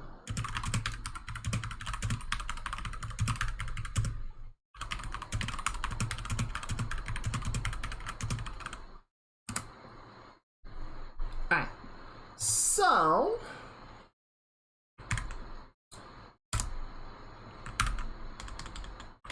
I'm gonna be honest. I'm gonna keep it cash money with you, chat. I want to do something for Star Wars Day. I have a very nebulous idea, but I don't know what exactly I want to do. I don't know what exactly the image is going to look like, so I kind of figure a lot of what we're going to do tonight is just sort of drafting some ideas. We might draft an idea, like a really rough... Was that a pun?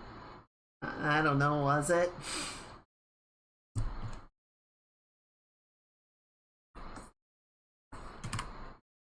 What did I say that was a pun?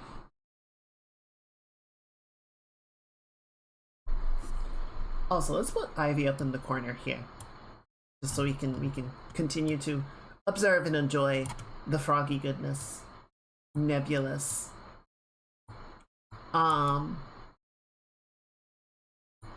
No, but I'll take credit for it.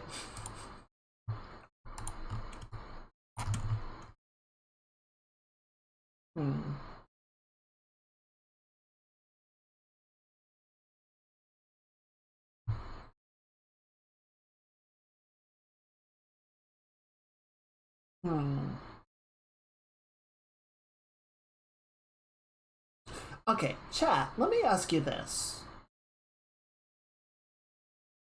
So I'm kind of torn between doing a drawing of an X-Wing, an A-Wing, or a B-Wing. Is there a Y-Wing? Oh, yes, I meant a Y-Wing. Not a B-Wing. B-Wings have always been kind of weird to me. They're a strange design. I don't hate them, they're just so weird. But no, X, A, or Y.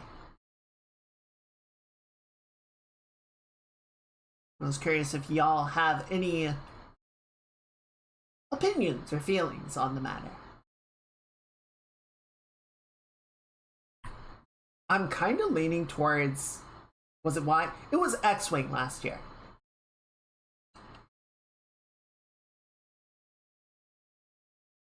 And X-Wings are my favorites. I think they're a lot of people's favorites for obvious reasons, but...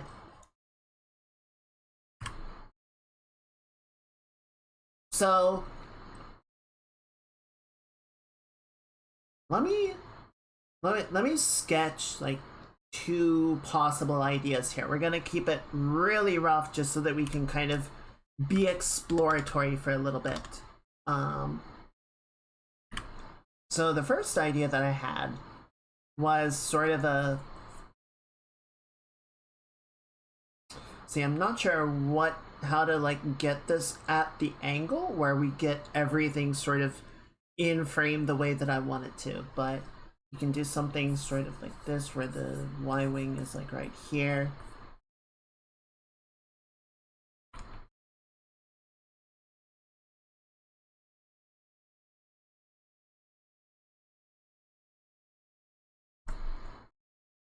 maybe rotate a little bit more like that. And then we would have sort of like a TIE fighter. Pew, pew, pew, pew. Ah, shit, whatever. It's fine. We can have an X-Wing in the back for providing cover. Shooting down TIE fighter over here that's going, oh no, it's fucking exploding.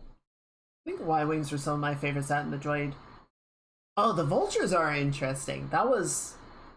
They walk around so silly, but yeah, when they're flying, they're a pretty cool design. It's true. I am a big fan of the Naboo Starfighter. The thing is, I still just don't like the prequels. I'm gonna continue to be a prequel hater, so even though there is stuff about them that I like, don't get me wrong, I adore the clone gunships. Those are so cool.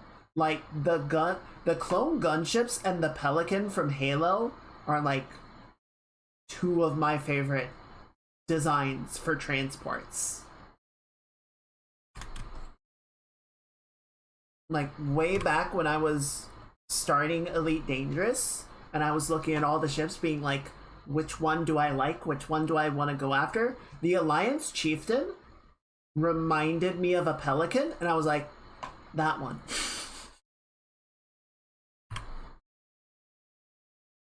What's your thought?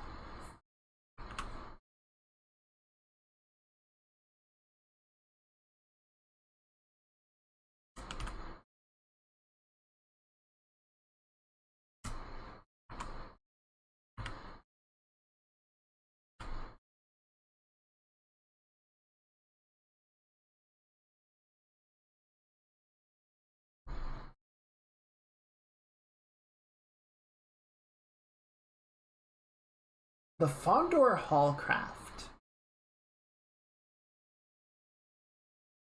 I do like it. It's a really cool design. The whole, like, laser side thing is a little silly. But it's a good one.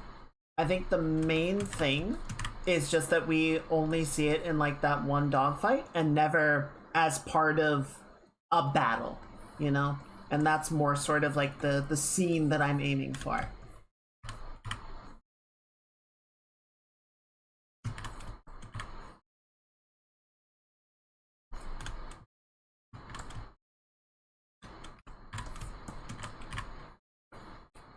No. I mean, that doesn't necessarily mean that we wouldn't ever see that type. It's just that we never did.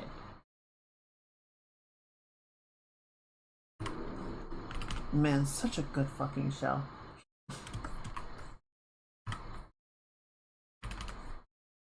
I'm actually gonna leave this sort of at this angle so we get a bit of like a 2-point perspective. It really doesn't work super well with the angle that the Y-Wing is at. I think we do need to leave the ground plane a little bit more low, so the perspective on the ground is like really is much steeper, but you can kind of go like that. I really wouldn't see outside the Rebels because they call it a farm truck.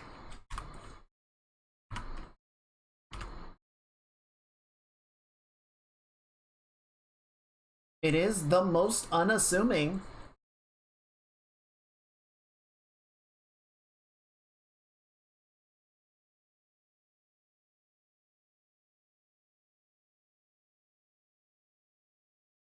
E.C. Henry actually did a really cool like lore video, you know, fan lore video.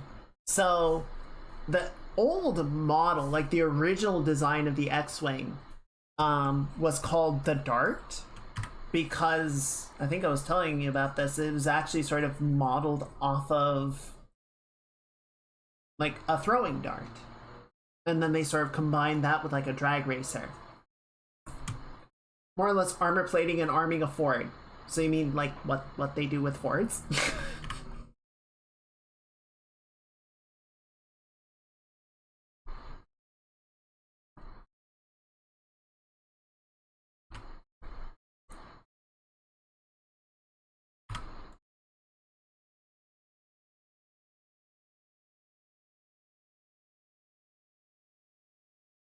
Yeah, unfortunately, I think to sort of get this looking the way that we want, we would need to shoot the underside of the Y-Wing. I would love to have it more above. We could have it a bit more head-on, but I don't think we can have an overhead without the perspective just getting super fucky.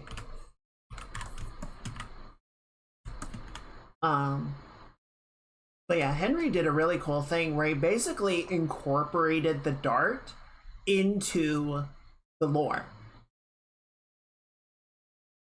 That it was like a prototype of what would become the T-65 X-Wing, and they only made one of them before the Empire shut and calmed down, and the pilot like took it and sort of covered NCOM's escape and then disappeared and just became like a phantom that would periodically show up and just harass and destroy Imperial ships.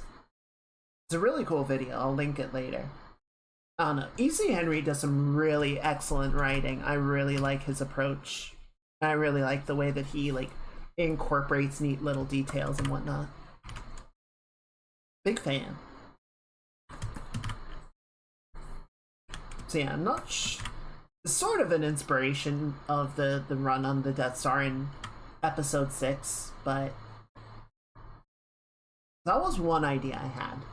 Where, you know, they're sort of like dropping their bombs and we'd have this big like in the back. Something like that.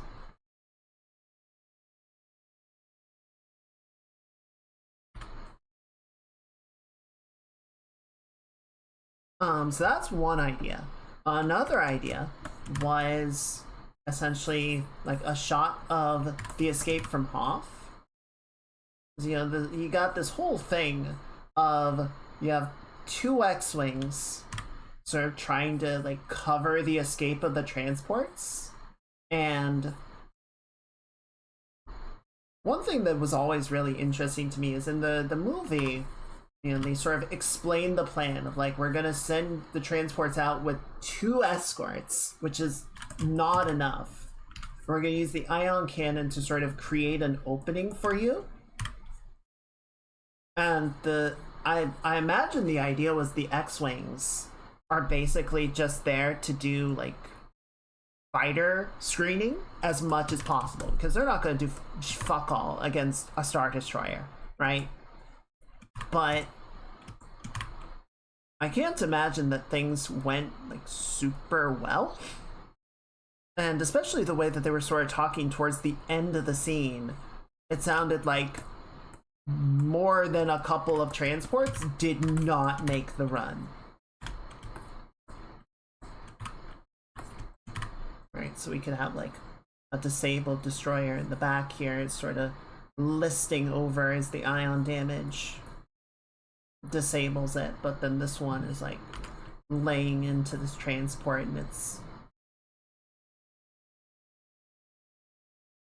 you know, the other guy is sort of trying to get after some TIE fighters.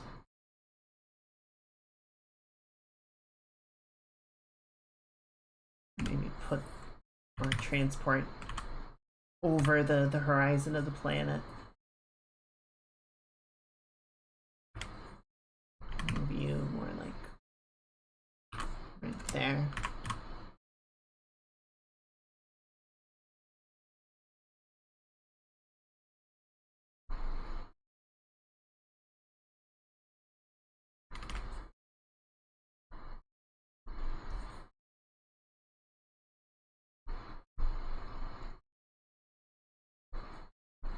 We got so many TIE fighters, it's like, how the fuck are we supposed to do shit about this? We got, we have one more sort of in the foreground, taking pot shots at this guy.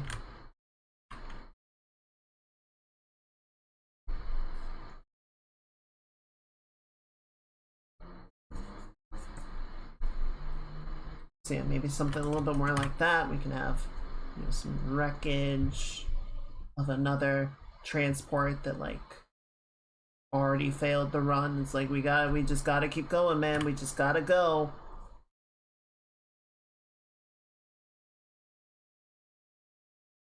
Like, Empire Strikes Back, I don't think, does necessarily a great job of explaining how badly the evacuation from Hoth went. Because, you know, they take down a couple of AT-ATs, right? They do a couple of things where it's like, yeah, we did it. We took down the big bad. And it's like, yeah, but you're also, like, conducting a retreating action through an enemy blockade. And, brother, it's bad. You are not winning up there.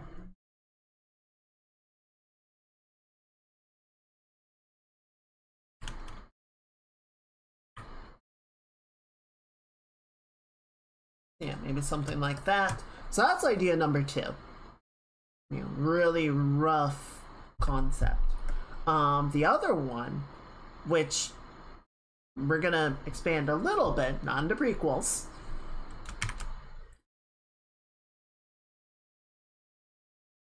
Is more something along the lines of Andor or Rogue One.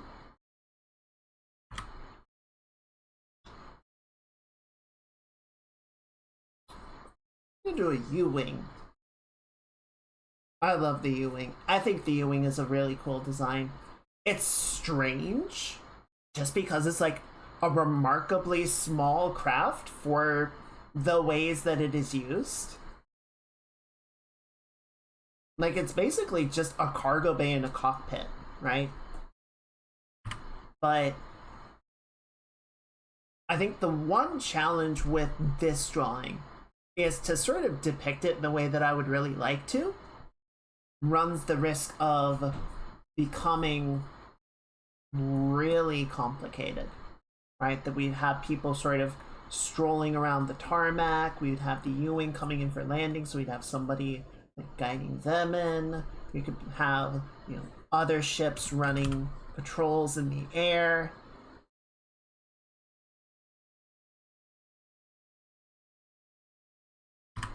Right, this becomes like potentially a really complex thing. You could have one of the bulbous transports in the background.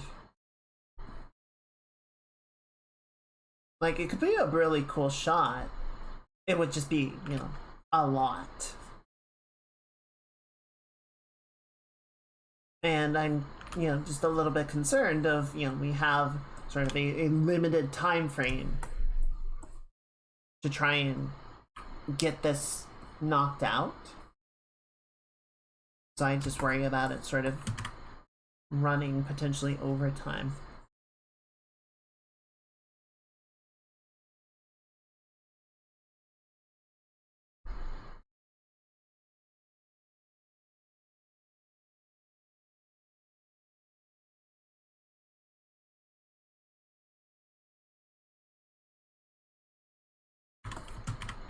So yeah, sort of like a staging area or a tarmac of some kind. Got some ambiguous boxes of supplies and shit over here. I don't know. Sounds like a comm tower.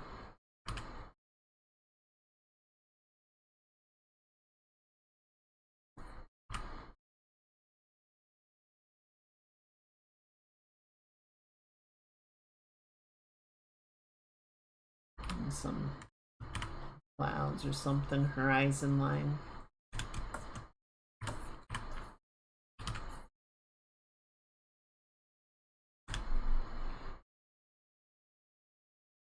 I don't know.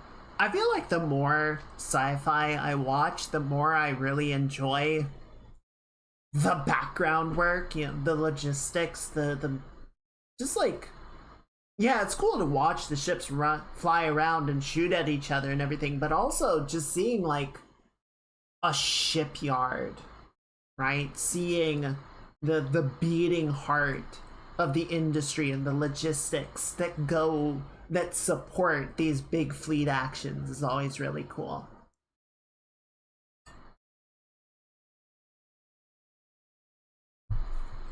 So yeah, those are sort of the 3 ideas that I have right now, I would say.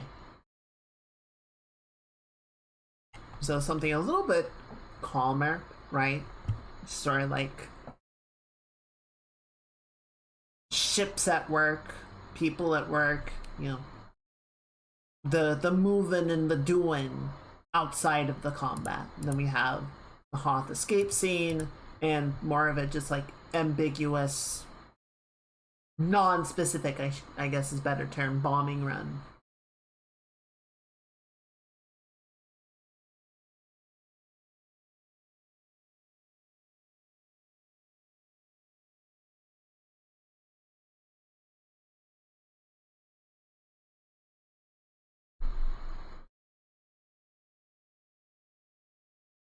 I do think I want to change the background on this just because like I was sort of imagining like the surface of the Death Star for this, but I don't, it's not clear to me, I guess, like what they're attacking, and I would like to sort of try and fix that if I can. But I think the idea still stands. So any thoughts or feeling on those? Just checking the calendar really quickly. We got 1, 2, so we got 3 weeks after this. We could potentially, I don't know. We'll see how the time affords these things.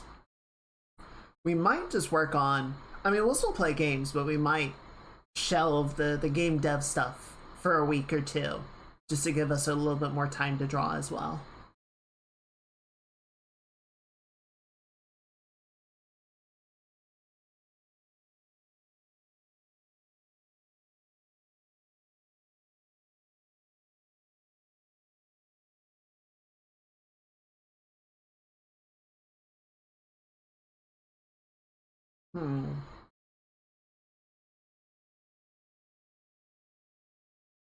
I want to one more take on this Hoth escape, just because I think we can do something kind of nicely imposing, let's say. Also, I'm just gonna do a thing that always is like, it always kind of bothers me a little bit with Star Wars. Star Wars always puts everything on a flight plane, right? Which makes sense. Star Wars is trying to do aerial combat but in space, so it makes sense that everything has a shared up axis. But to me, the silliest one is in Return of the Jedi, when the Super Star Destroyer gets hit in the bridge and capsizes and goes down into the Death Star. It's like, why would it do that?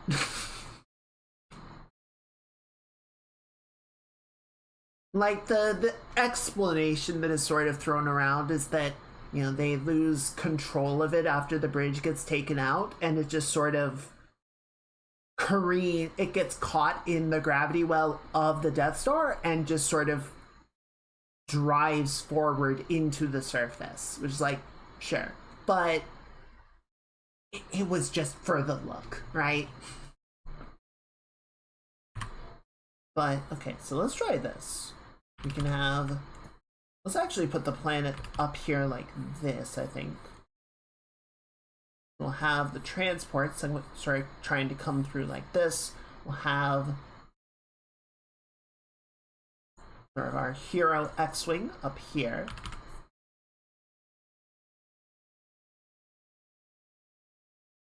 We'll have the other one, sort of trying to get at some TIE fighters over here.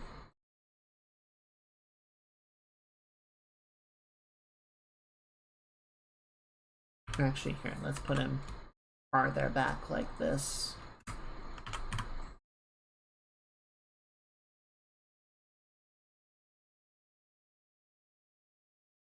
And then we can have one Star Destroyer. We'll still have the sort of disabled one, right? We'll start going like that. This is like, ah, you got me right in the power plant. And then we'll have the other one. Let's have the other one just like super imposing, right? Taking up an absurd amount of the space.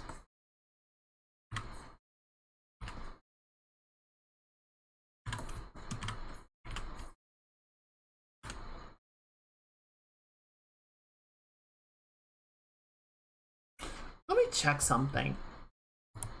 I mean, I can take artistic liberties, but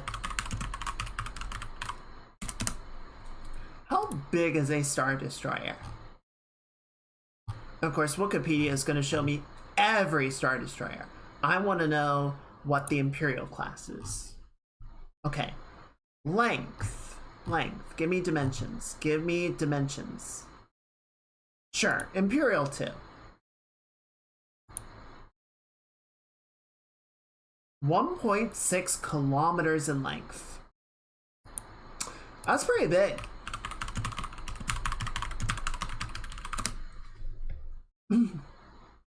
Meanwhile, the GR-75 is 90 meters. So you could fit 17 GR-75s end to end inside a single Star Destroyer. Okay, so I feel a little bit better about being absurd with this. So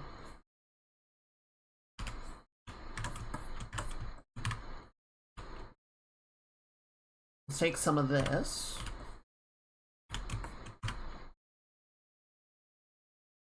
How do I want to... Basically, I kind of want the Star Destroyer to just, like, overtake the shot, you know? I just want it to sort of dominate the space.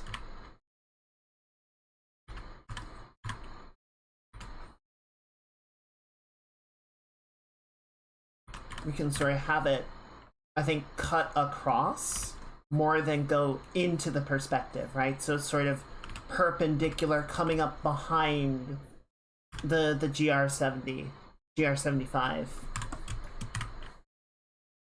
and sort of cut, you know, blocking off between Hoth and the escapees and like laying into it from behind.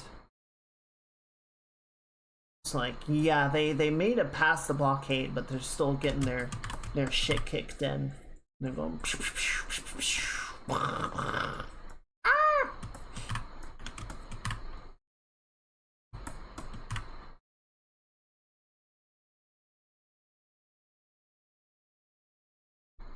God, I love the X-Wing so fucking...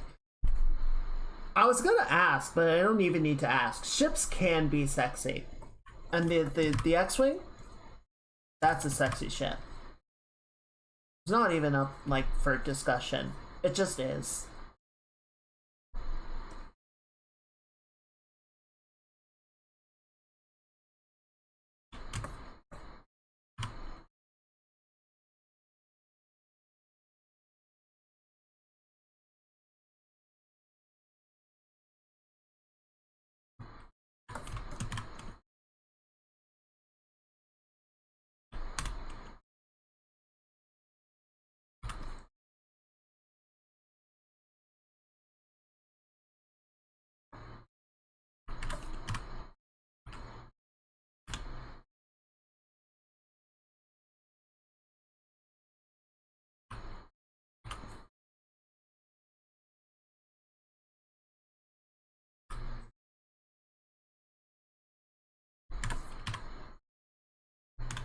Okay, so yeah, we got that.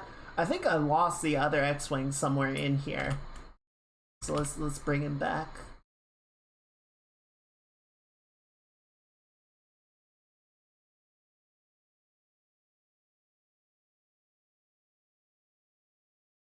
I'm still gonna blow up a TIE fighter, cause fuck you. Fuck you, TIE fighters, you guys suck.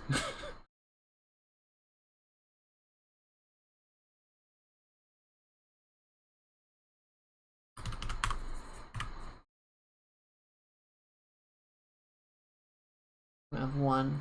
going after the ship. We can have one try to coming across.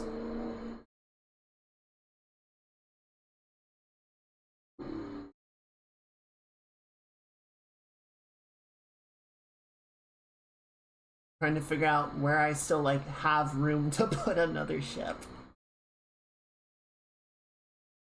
Just gonna have them start coming in like this, more from behind.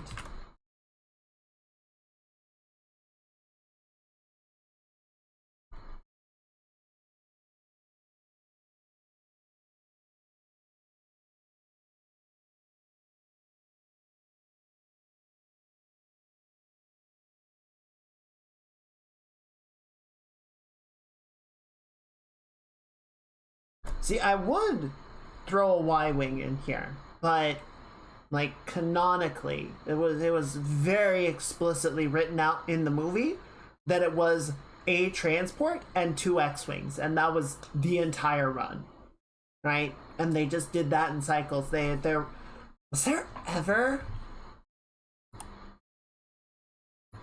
Let me check. Because they have a few shots of the hangar bay. So Wikipedia very conveniently has a cutaway diagram of Echo Base.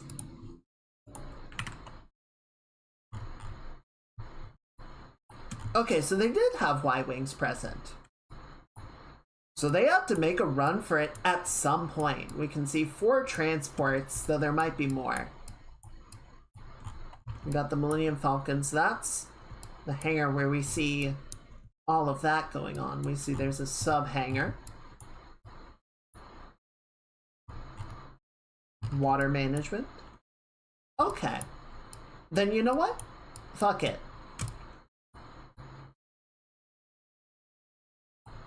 We'll include a Y-wing. Because why not?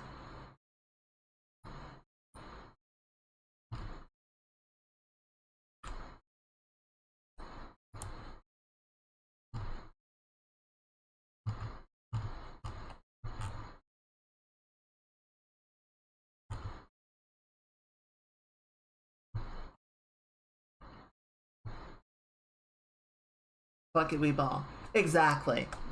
It's our drawing, and if we want to put a Y-wing in, we'll put a Y-wing. We're trying to run close escort.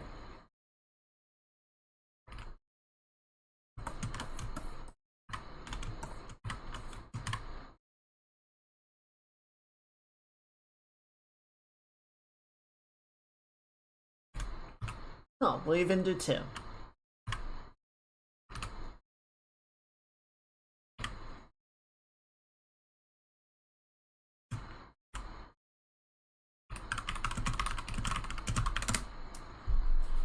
Okay, unless anybody has strong feelings in favor of the other concepts, I feel like this one is landing. I feel like this is a solid plan.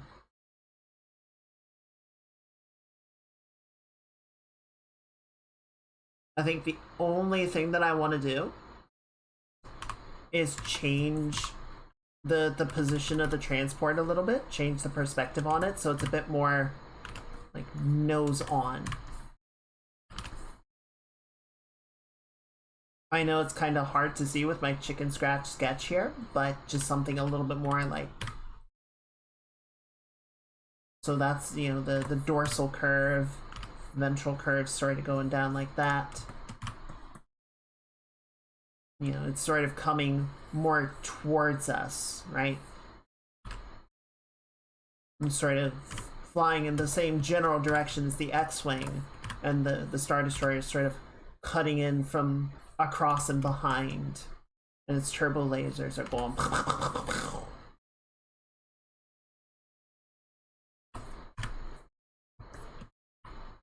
Get a lot of crossfire sort of coming across this way.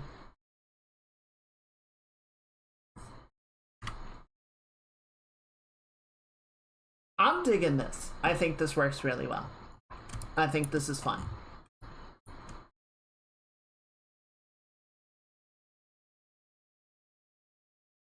Okay, so Let me grab the concepts, or not concepts, a little bit of render reference. Come on, Kaiga, use the right words. You can do it. For the GR75.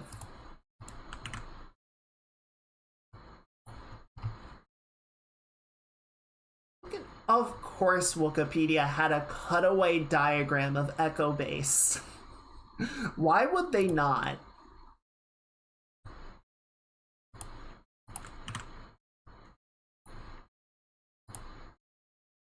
As if nobody has ever, like, thought it out that thoroughly.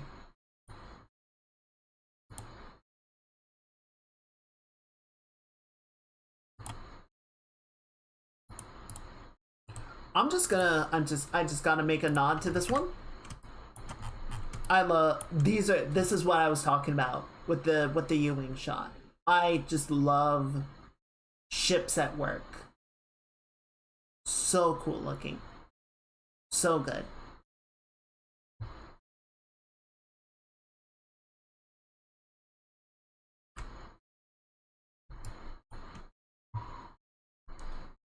Okay, so I think we'll go with this one. I think it has a good feel to it. I think it has a nice tie-in to a specific narrative element. It is a measured, controllable amount of stuff, right? Like the U-wing, and I think the image I just referenced does a good job of knowing how to, like, proportion correctly. And I would like to try and do that at some point. But I think on the timetable that we're on, I feel like I would struggle a little bit. I don't have the strongest sense for, like, big composition shots like that, you know? It's something I would need to practice. And tight deadlines are not a great time for practice and experimentation. So let's put a pin in that idea for later. We don't, need to exclusively do Star Wars stuff for Star Wars Day. We can always come back to it later. But for right now, we're going to do something that's a little bit more quantifiable, let's say, controllable, understood. I think this will still give us plenty of, like, fun stuff to work with, Like, we can really sort of get in and have fun with the greebling on the transport. We can get in and, add all the surface details on the Star Destroyer.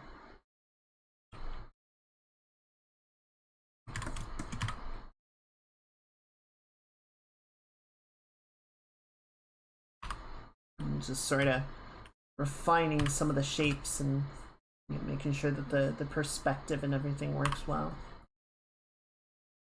So, for really going deep with it, we're not going to see a really long tail on this guy. He's going to kind of peter off a little bit faster like that.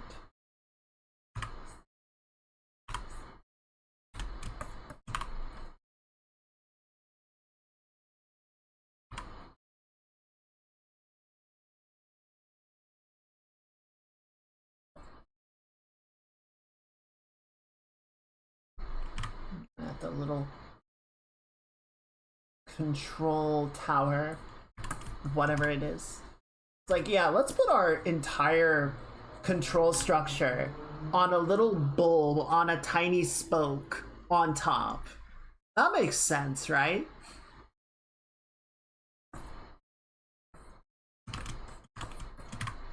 I mean, to be fair, the Star Destroyers do the same thing. So, I guess it's fine. It's a gentleman's agreement. You don't shoot the command pod. You can crash your A-wing into it, but you don't shoot it. That would be unsporting.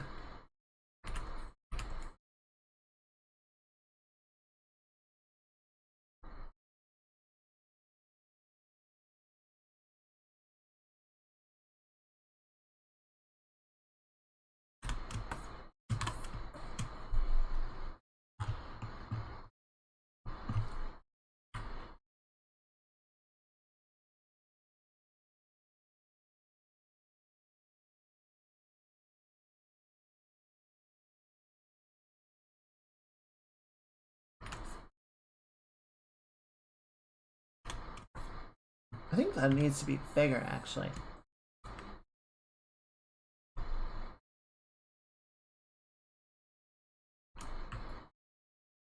Maybe scooch it a bit like that.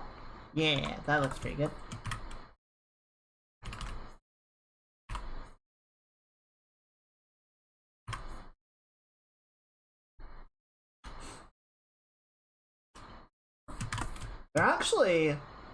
There are actually two ships in Star Citizen that have a command pod, or they call it the command module, but the GR75 lists here, there's like an orthogonal diagram, because of course there is, and the part on top is labeled as a command pod.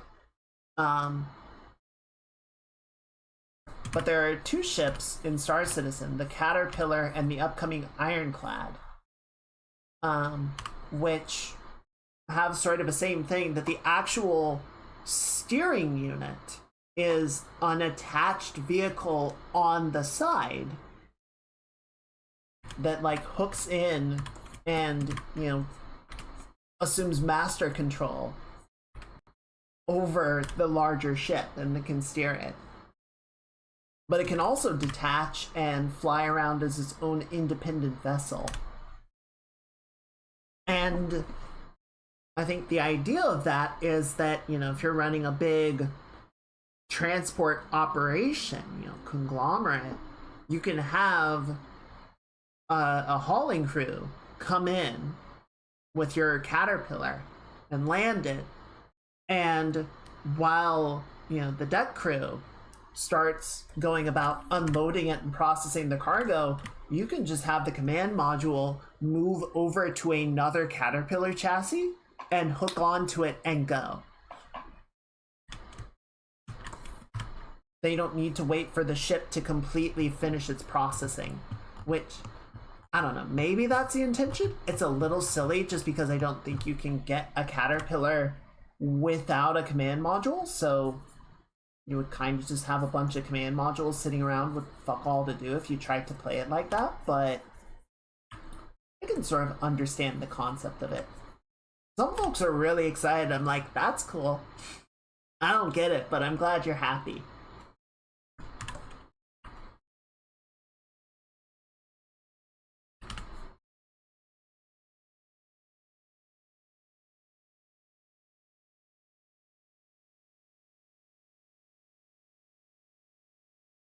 I might ask in the Discord at some point, just being like, genuine curiosity.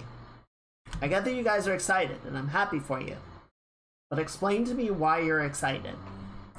I want to understand. I want to get it. Okay. And then X-Wing.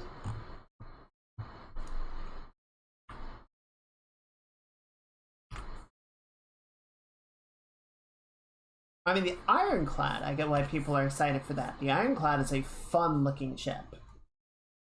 It's got a bunch of really cool design. It's got some cool functionality. It really feels like a Firefly. It feels like a set-piece ship. It feels like a hero ship, where a bunch of excitement and adventure and antics can happen. So I get why people want that. I just don't really understand the excitement for the command module. Other than it's a feature that they've been talking about and it's finally almost ready. Shit, I'm drawing in the wrong kind. This is a sequel. This is a sequel, X-Wing. Original series had full drum size.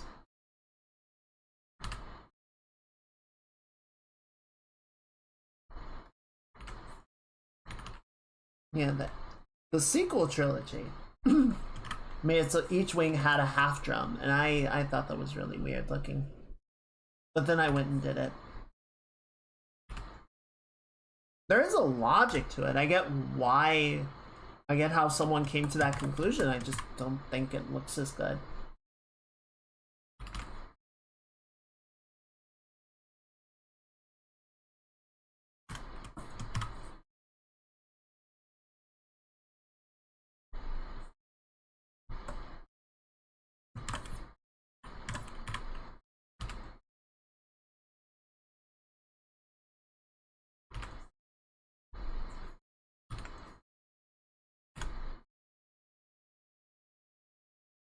We're getting some tangenting in the X-Wing here. We're getting a lot of tangenting, actually.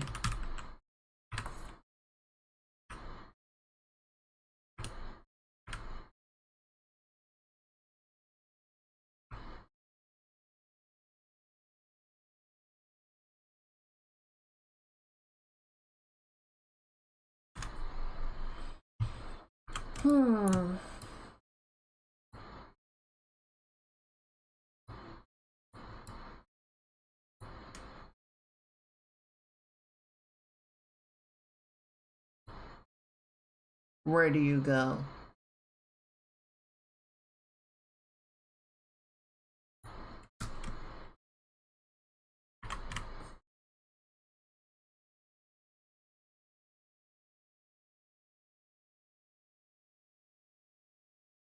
Yeah. Adjust the perspective on it. I'm gonna make it sort of the same deal, more forward oriented. Might see a little bit of the canopy peeking over the side. Makes the wings more narrow.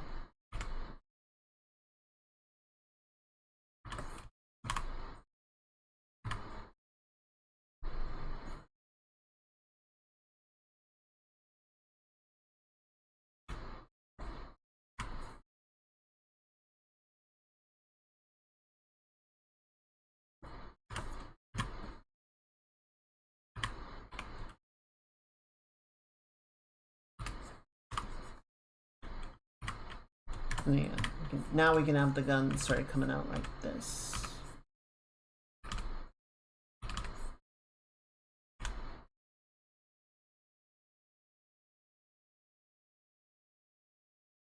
Okay, I like it in general. I think let's do two things. One, we're just gonna sort of nudge the nose down a hair more. This will sort of clean up the perspective, right? And now I'm gonna nudge it back up a hair, I know. But it's sort of getting in the way of the transport. We can also cut it over a bit more like that.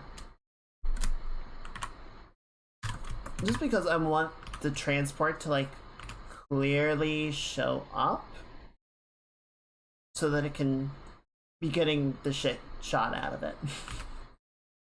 I know, really important reasoning, but I feel like if we have that going on and the viewer can't see it clearly, then it's just gonna feel weird.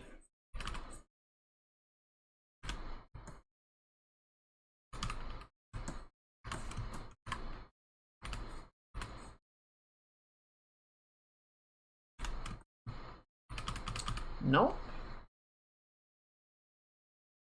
I swear, like, if there's one thing about the X-Wing that is really hard to get feeling good, it is getting the guns to, like, sit in the right perspective.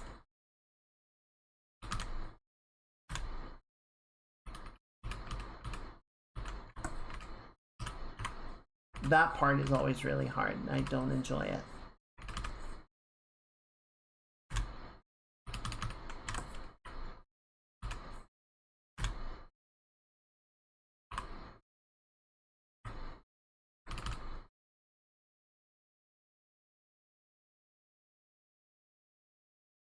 Putting little circles on the end actually helps a bit, though. It actually makes it like a dimensional shape, so it becomes easier to process and understand where it is and isn't working. So maybe I'm just making this too long, which kind of billboards it. Yeah, there we go. That's a bit better. Knock it down more. Yeah. Okay, and then skew this one up a little bit. Nope.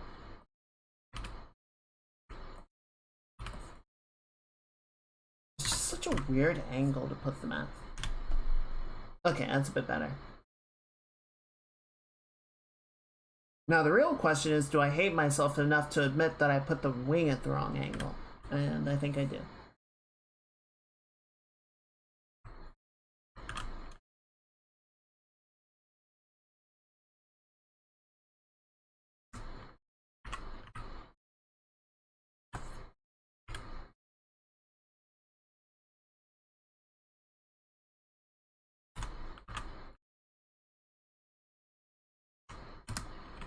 Okay, good. And then let's just narrow this down a little bit.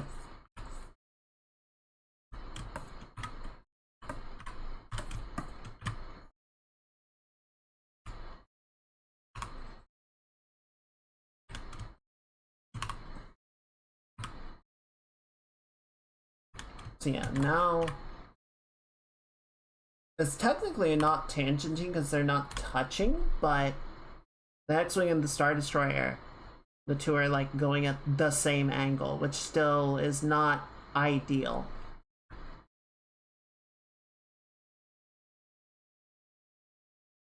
It is a form of tangent. It is less problematic in my opinion, but it's still not good.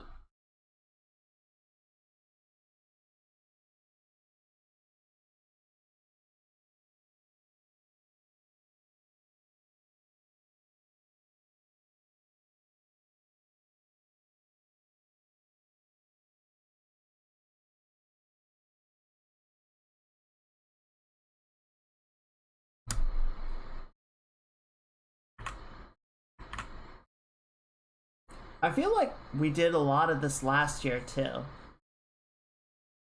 There's a lot of sort of, okay, here's the rough concept, now we need to figure out where everything's gonna sit so that it can play nice with each other.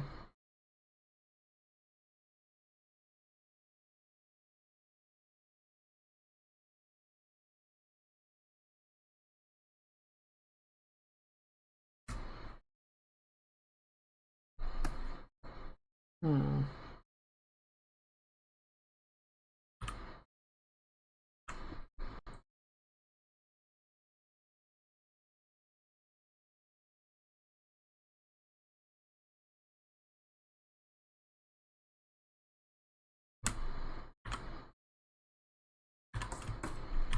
I know, I have completely gone over the Y-Wings. They're lost in the shuffle. I'll bring them back. But I think we're just gonna make the transport a bit bigger.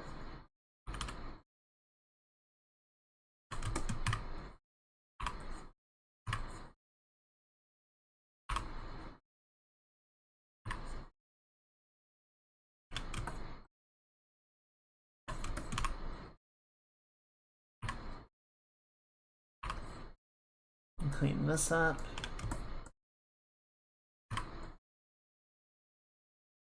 Let's try check that center line for consistency. Yeah, that looks good. Okay, we can sort of bring the Y-Wings back. We're providing point guard.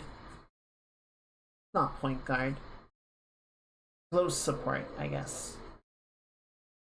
Trying to take out these TIE fighters as they come screaming in.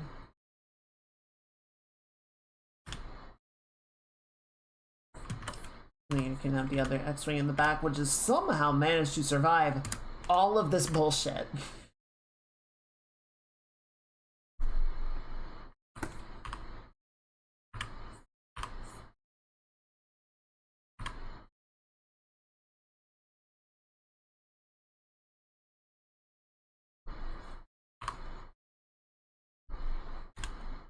Okay, that looks pretty good. We can just sort of reinforce the planet back here. We can have our dead Star Destroyer sort of listing helplessly under the ion barrage. That looks pretty cool. I think this composition's working pretty well.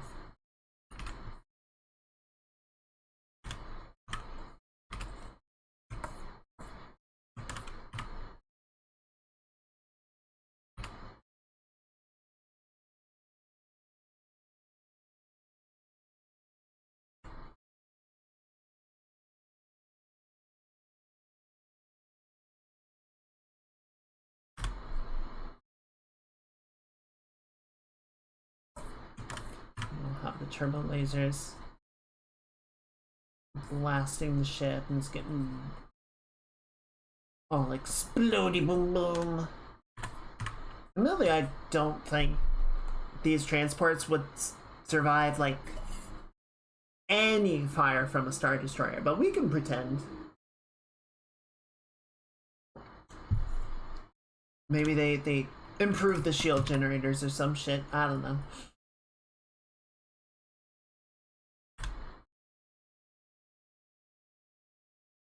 Slightly better than stock.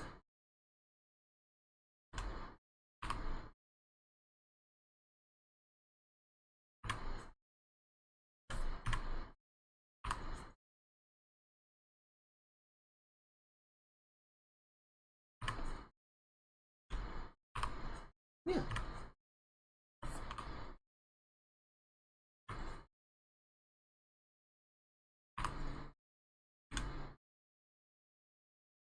Alright, I think that looks good.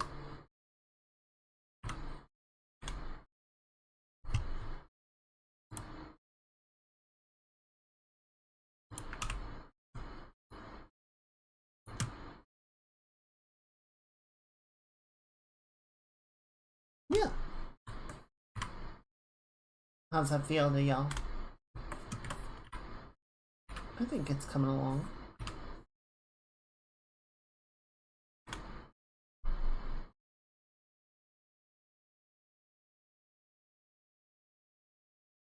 We can do like 1 or 2 ion blasts. It's like hitting this guy.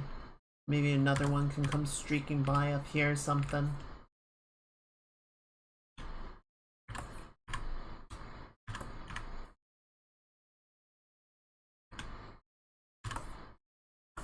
Fires the turbo lasers.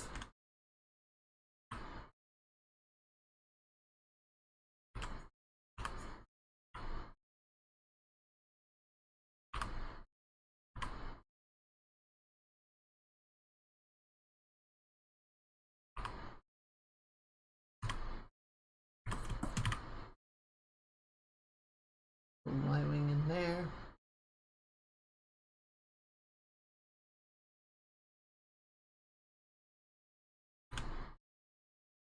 There we go.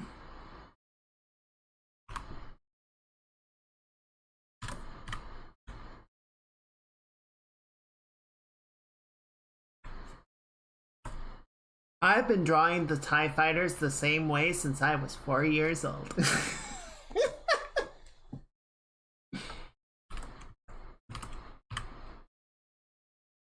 If it works, it works.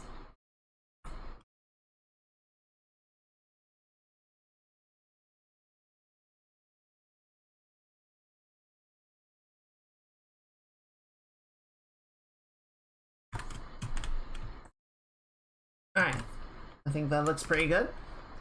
So what I would like to do, we got a few minutes left of the stream.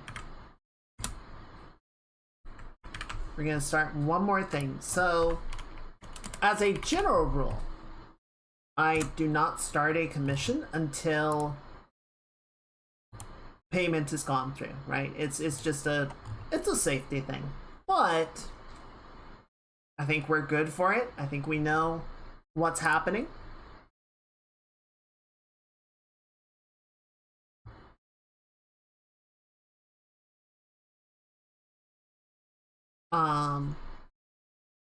But I just wanted to sort of rough a couple ideas that I can shoot over and see which one they would like to go for. So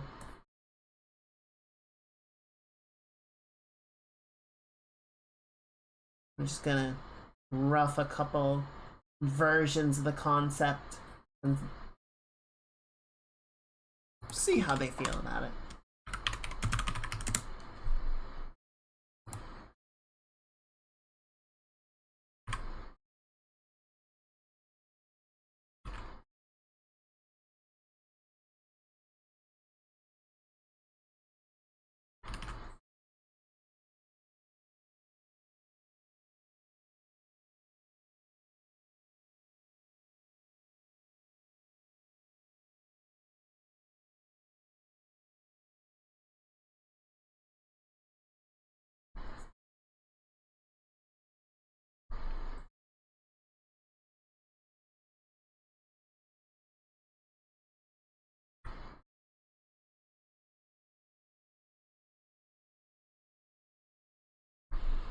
Oh, let me also grab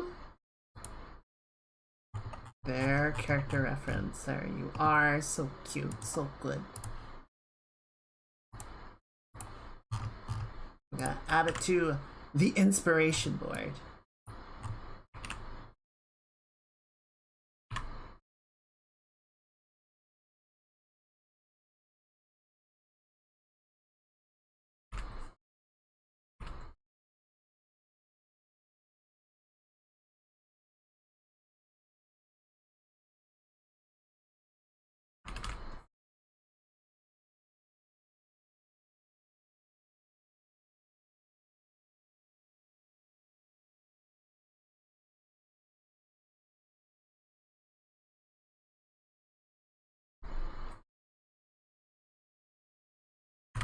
Okay, so it's kind of based off of an image that we found as reference.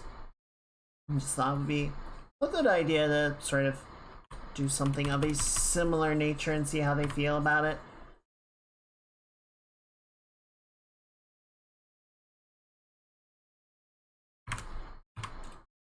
One thing that people seem to love doing with tanks is taking them off jumps, which I feel like that would be really uncomfortable to drive.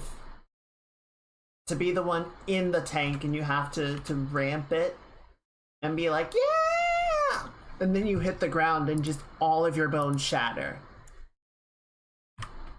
But we can do a similar idea there. See if they want to go that route.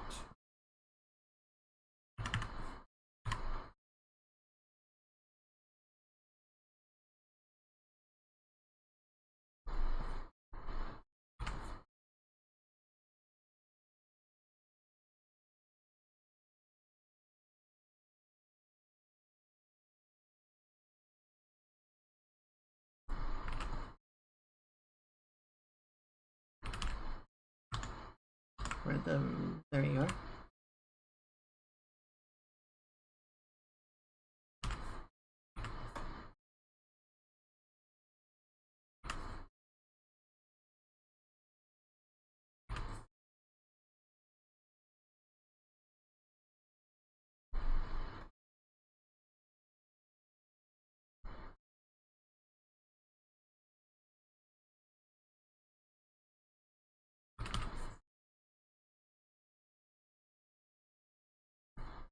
This looks oddly familiar.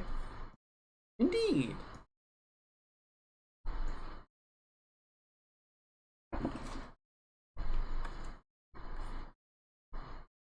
We did do a drawing for them, but they recently had a model debut.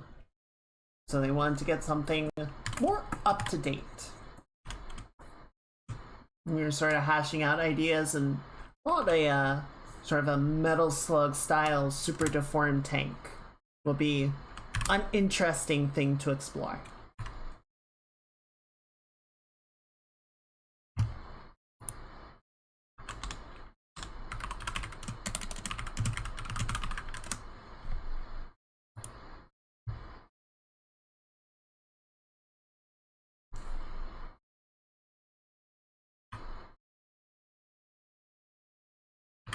So we can try doing something. Yeah, we don't need these to be as big as they are, so let's just scale them down.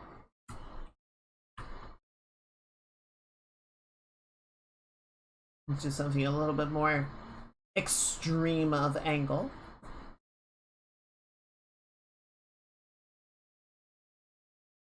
So I'm just sort of mocking a few ideas up, right? And then we can send them over.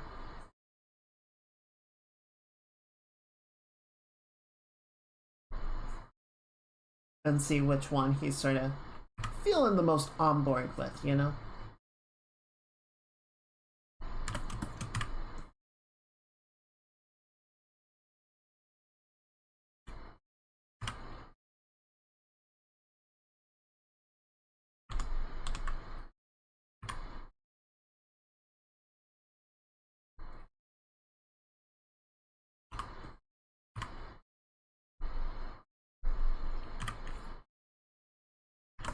So I get some direction for the drawing in general.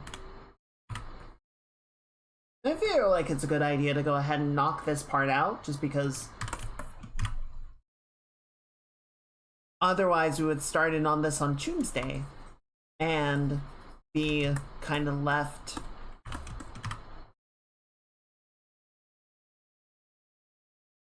we would get to a certain point and then send it over for feedback or get their opinion and be like, okay, well, now what do we do?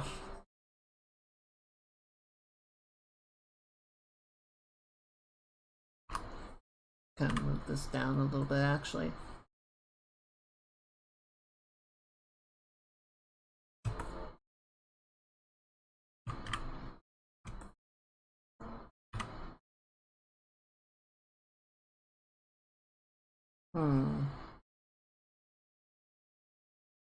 I feel like I have... I don't know, I'm trying to get the right vibe, you know?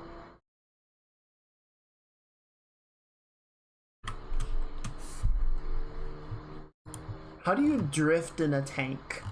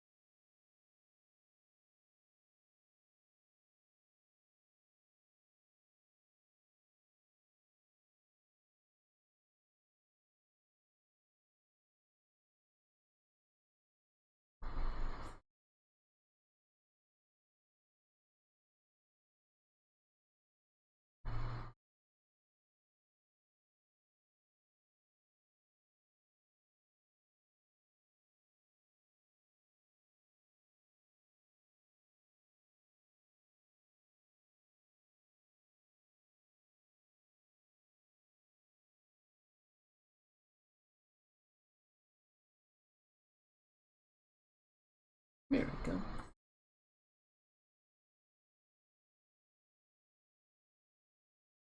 It do be tanks. Hello, Tisha. Happy Saturday. Happy weekend. I hope you're doing well.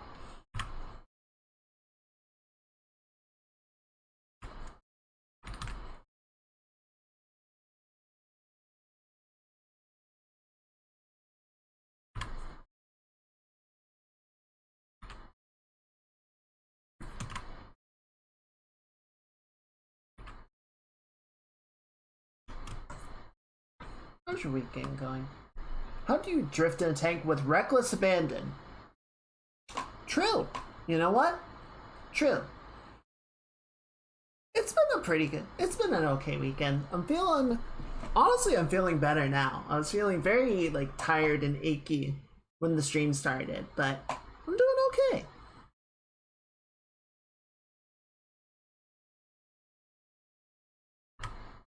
So yeah, we'll try and get this hashed out over the weekend, get everything finalized, and then break into it proper on Tuesday.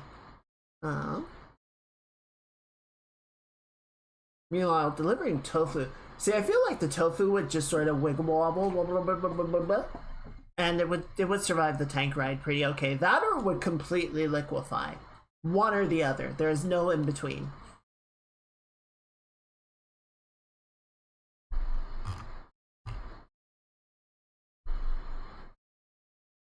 Okay, I'm gonna do one more idea in here. So rather than drifting, we're just gonna full sprint it, right? So we're gonna kind of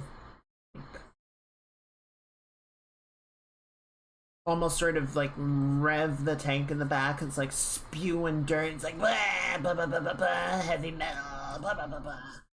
And then we'll have the gun right, coming up like that.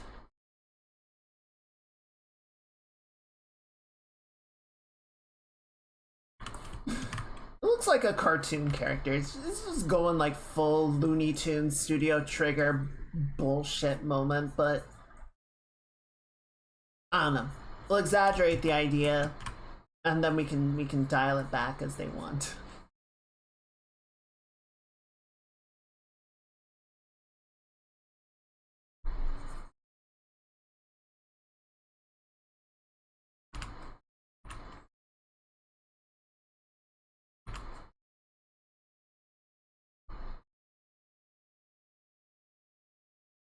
Okay. Yeah. We might do a little bit more sketching off stream just to sort of nail down what they would like out of the concept. But I think this at least sort of gives like a general sense of like what I'm envisioning, and then we can sort of work back and forth with them over if any of these are sort of close to what they have in mind, if they like any of them, and go from there, right?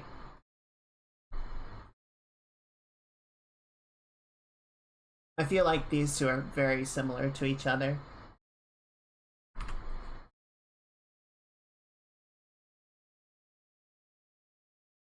Okay. Yeah, I think that's good. So I'll send these over and see what they say and have something approximating a plan for Tuesday. I think we will prioritize this because it is a commission and commissions do get priority. But we have a concept for Star Wars Day that we will flesh out once we finish the commission. If we're a little bit late, you know what? It's fine. It's fine. Who really cares? Star Wars art is fun, whether it's on the day or not. And then, of course, most importantly, we have our dear Froggy.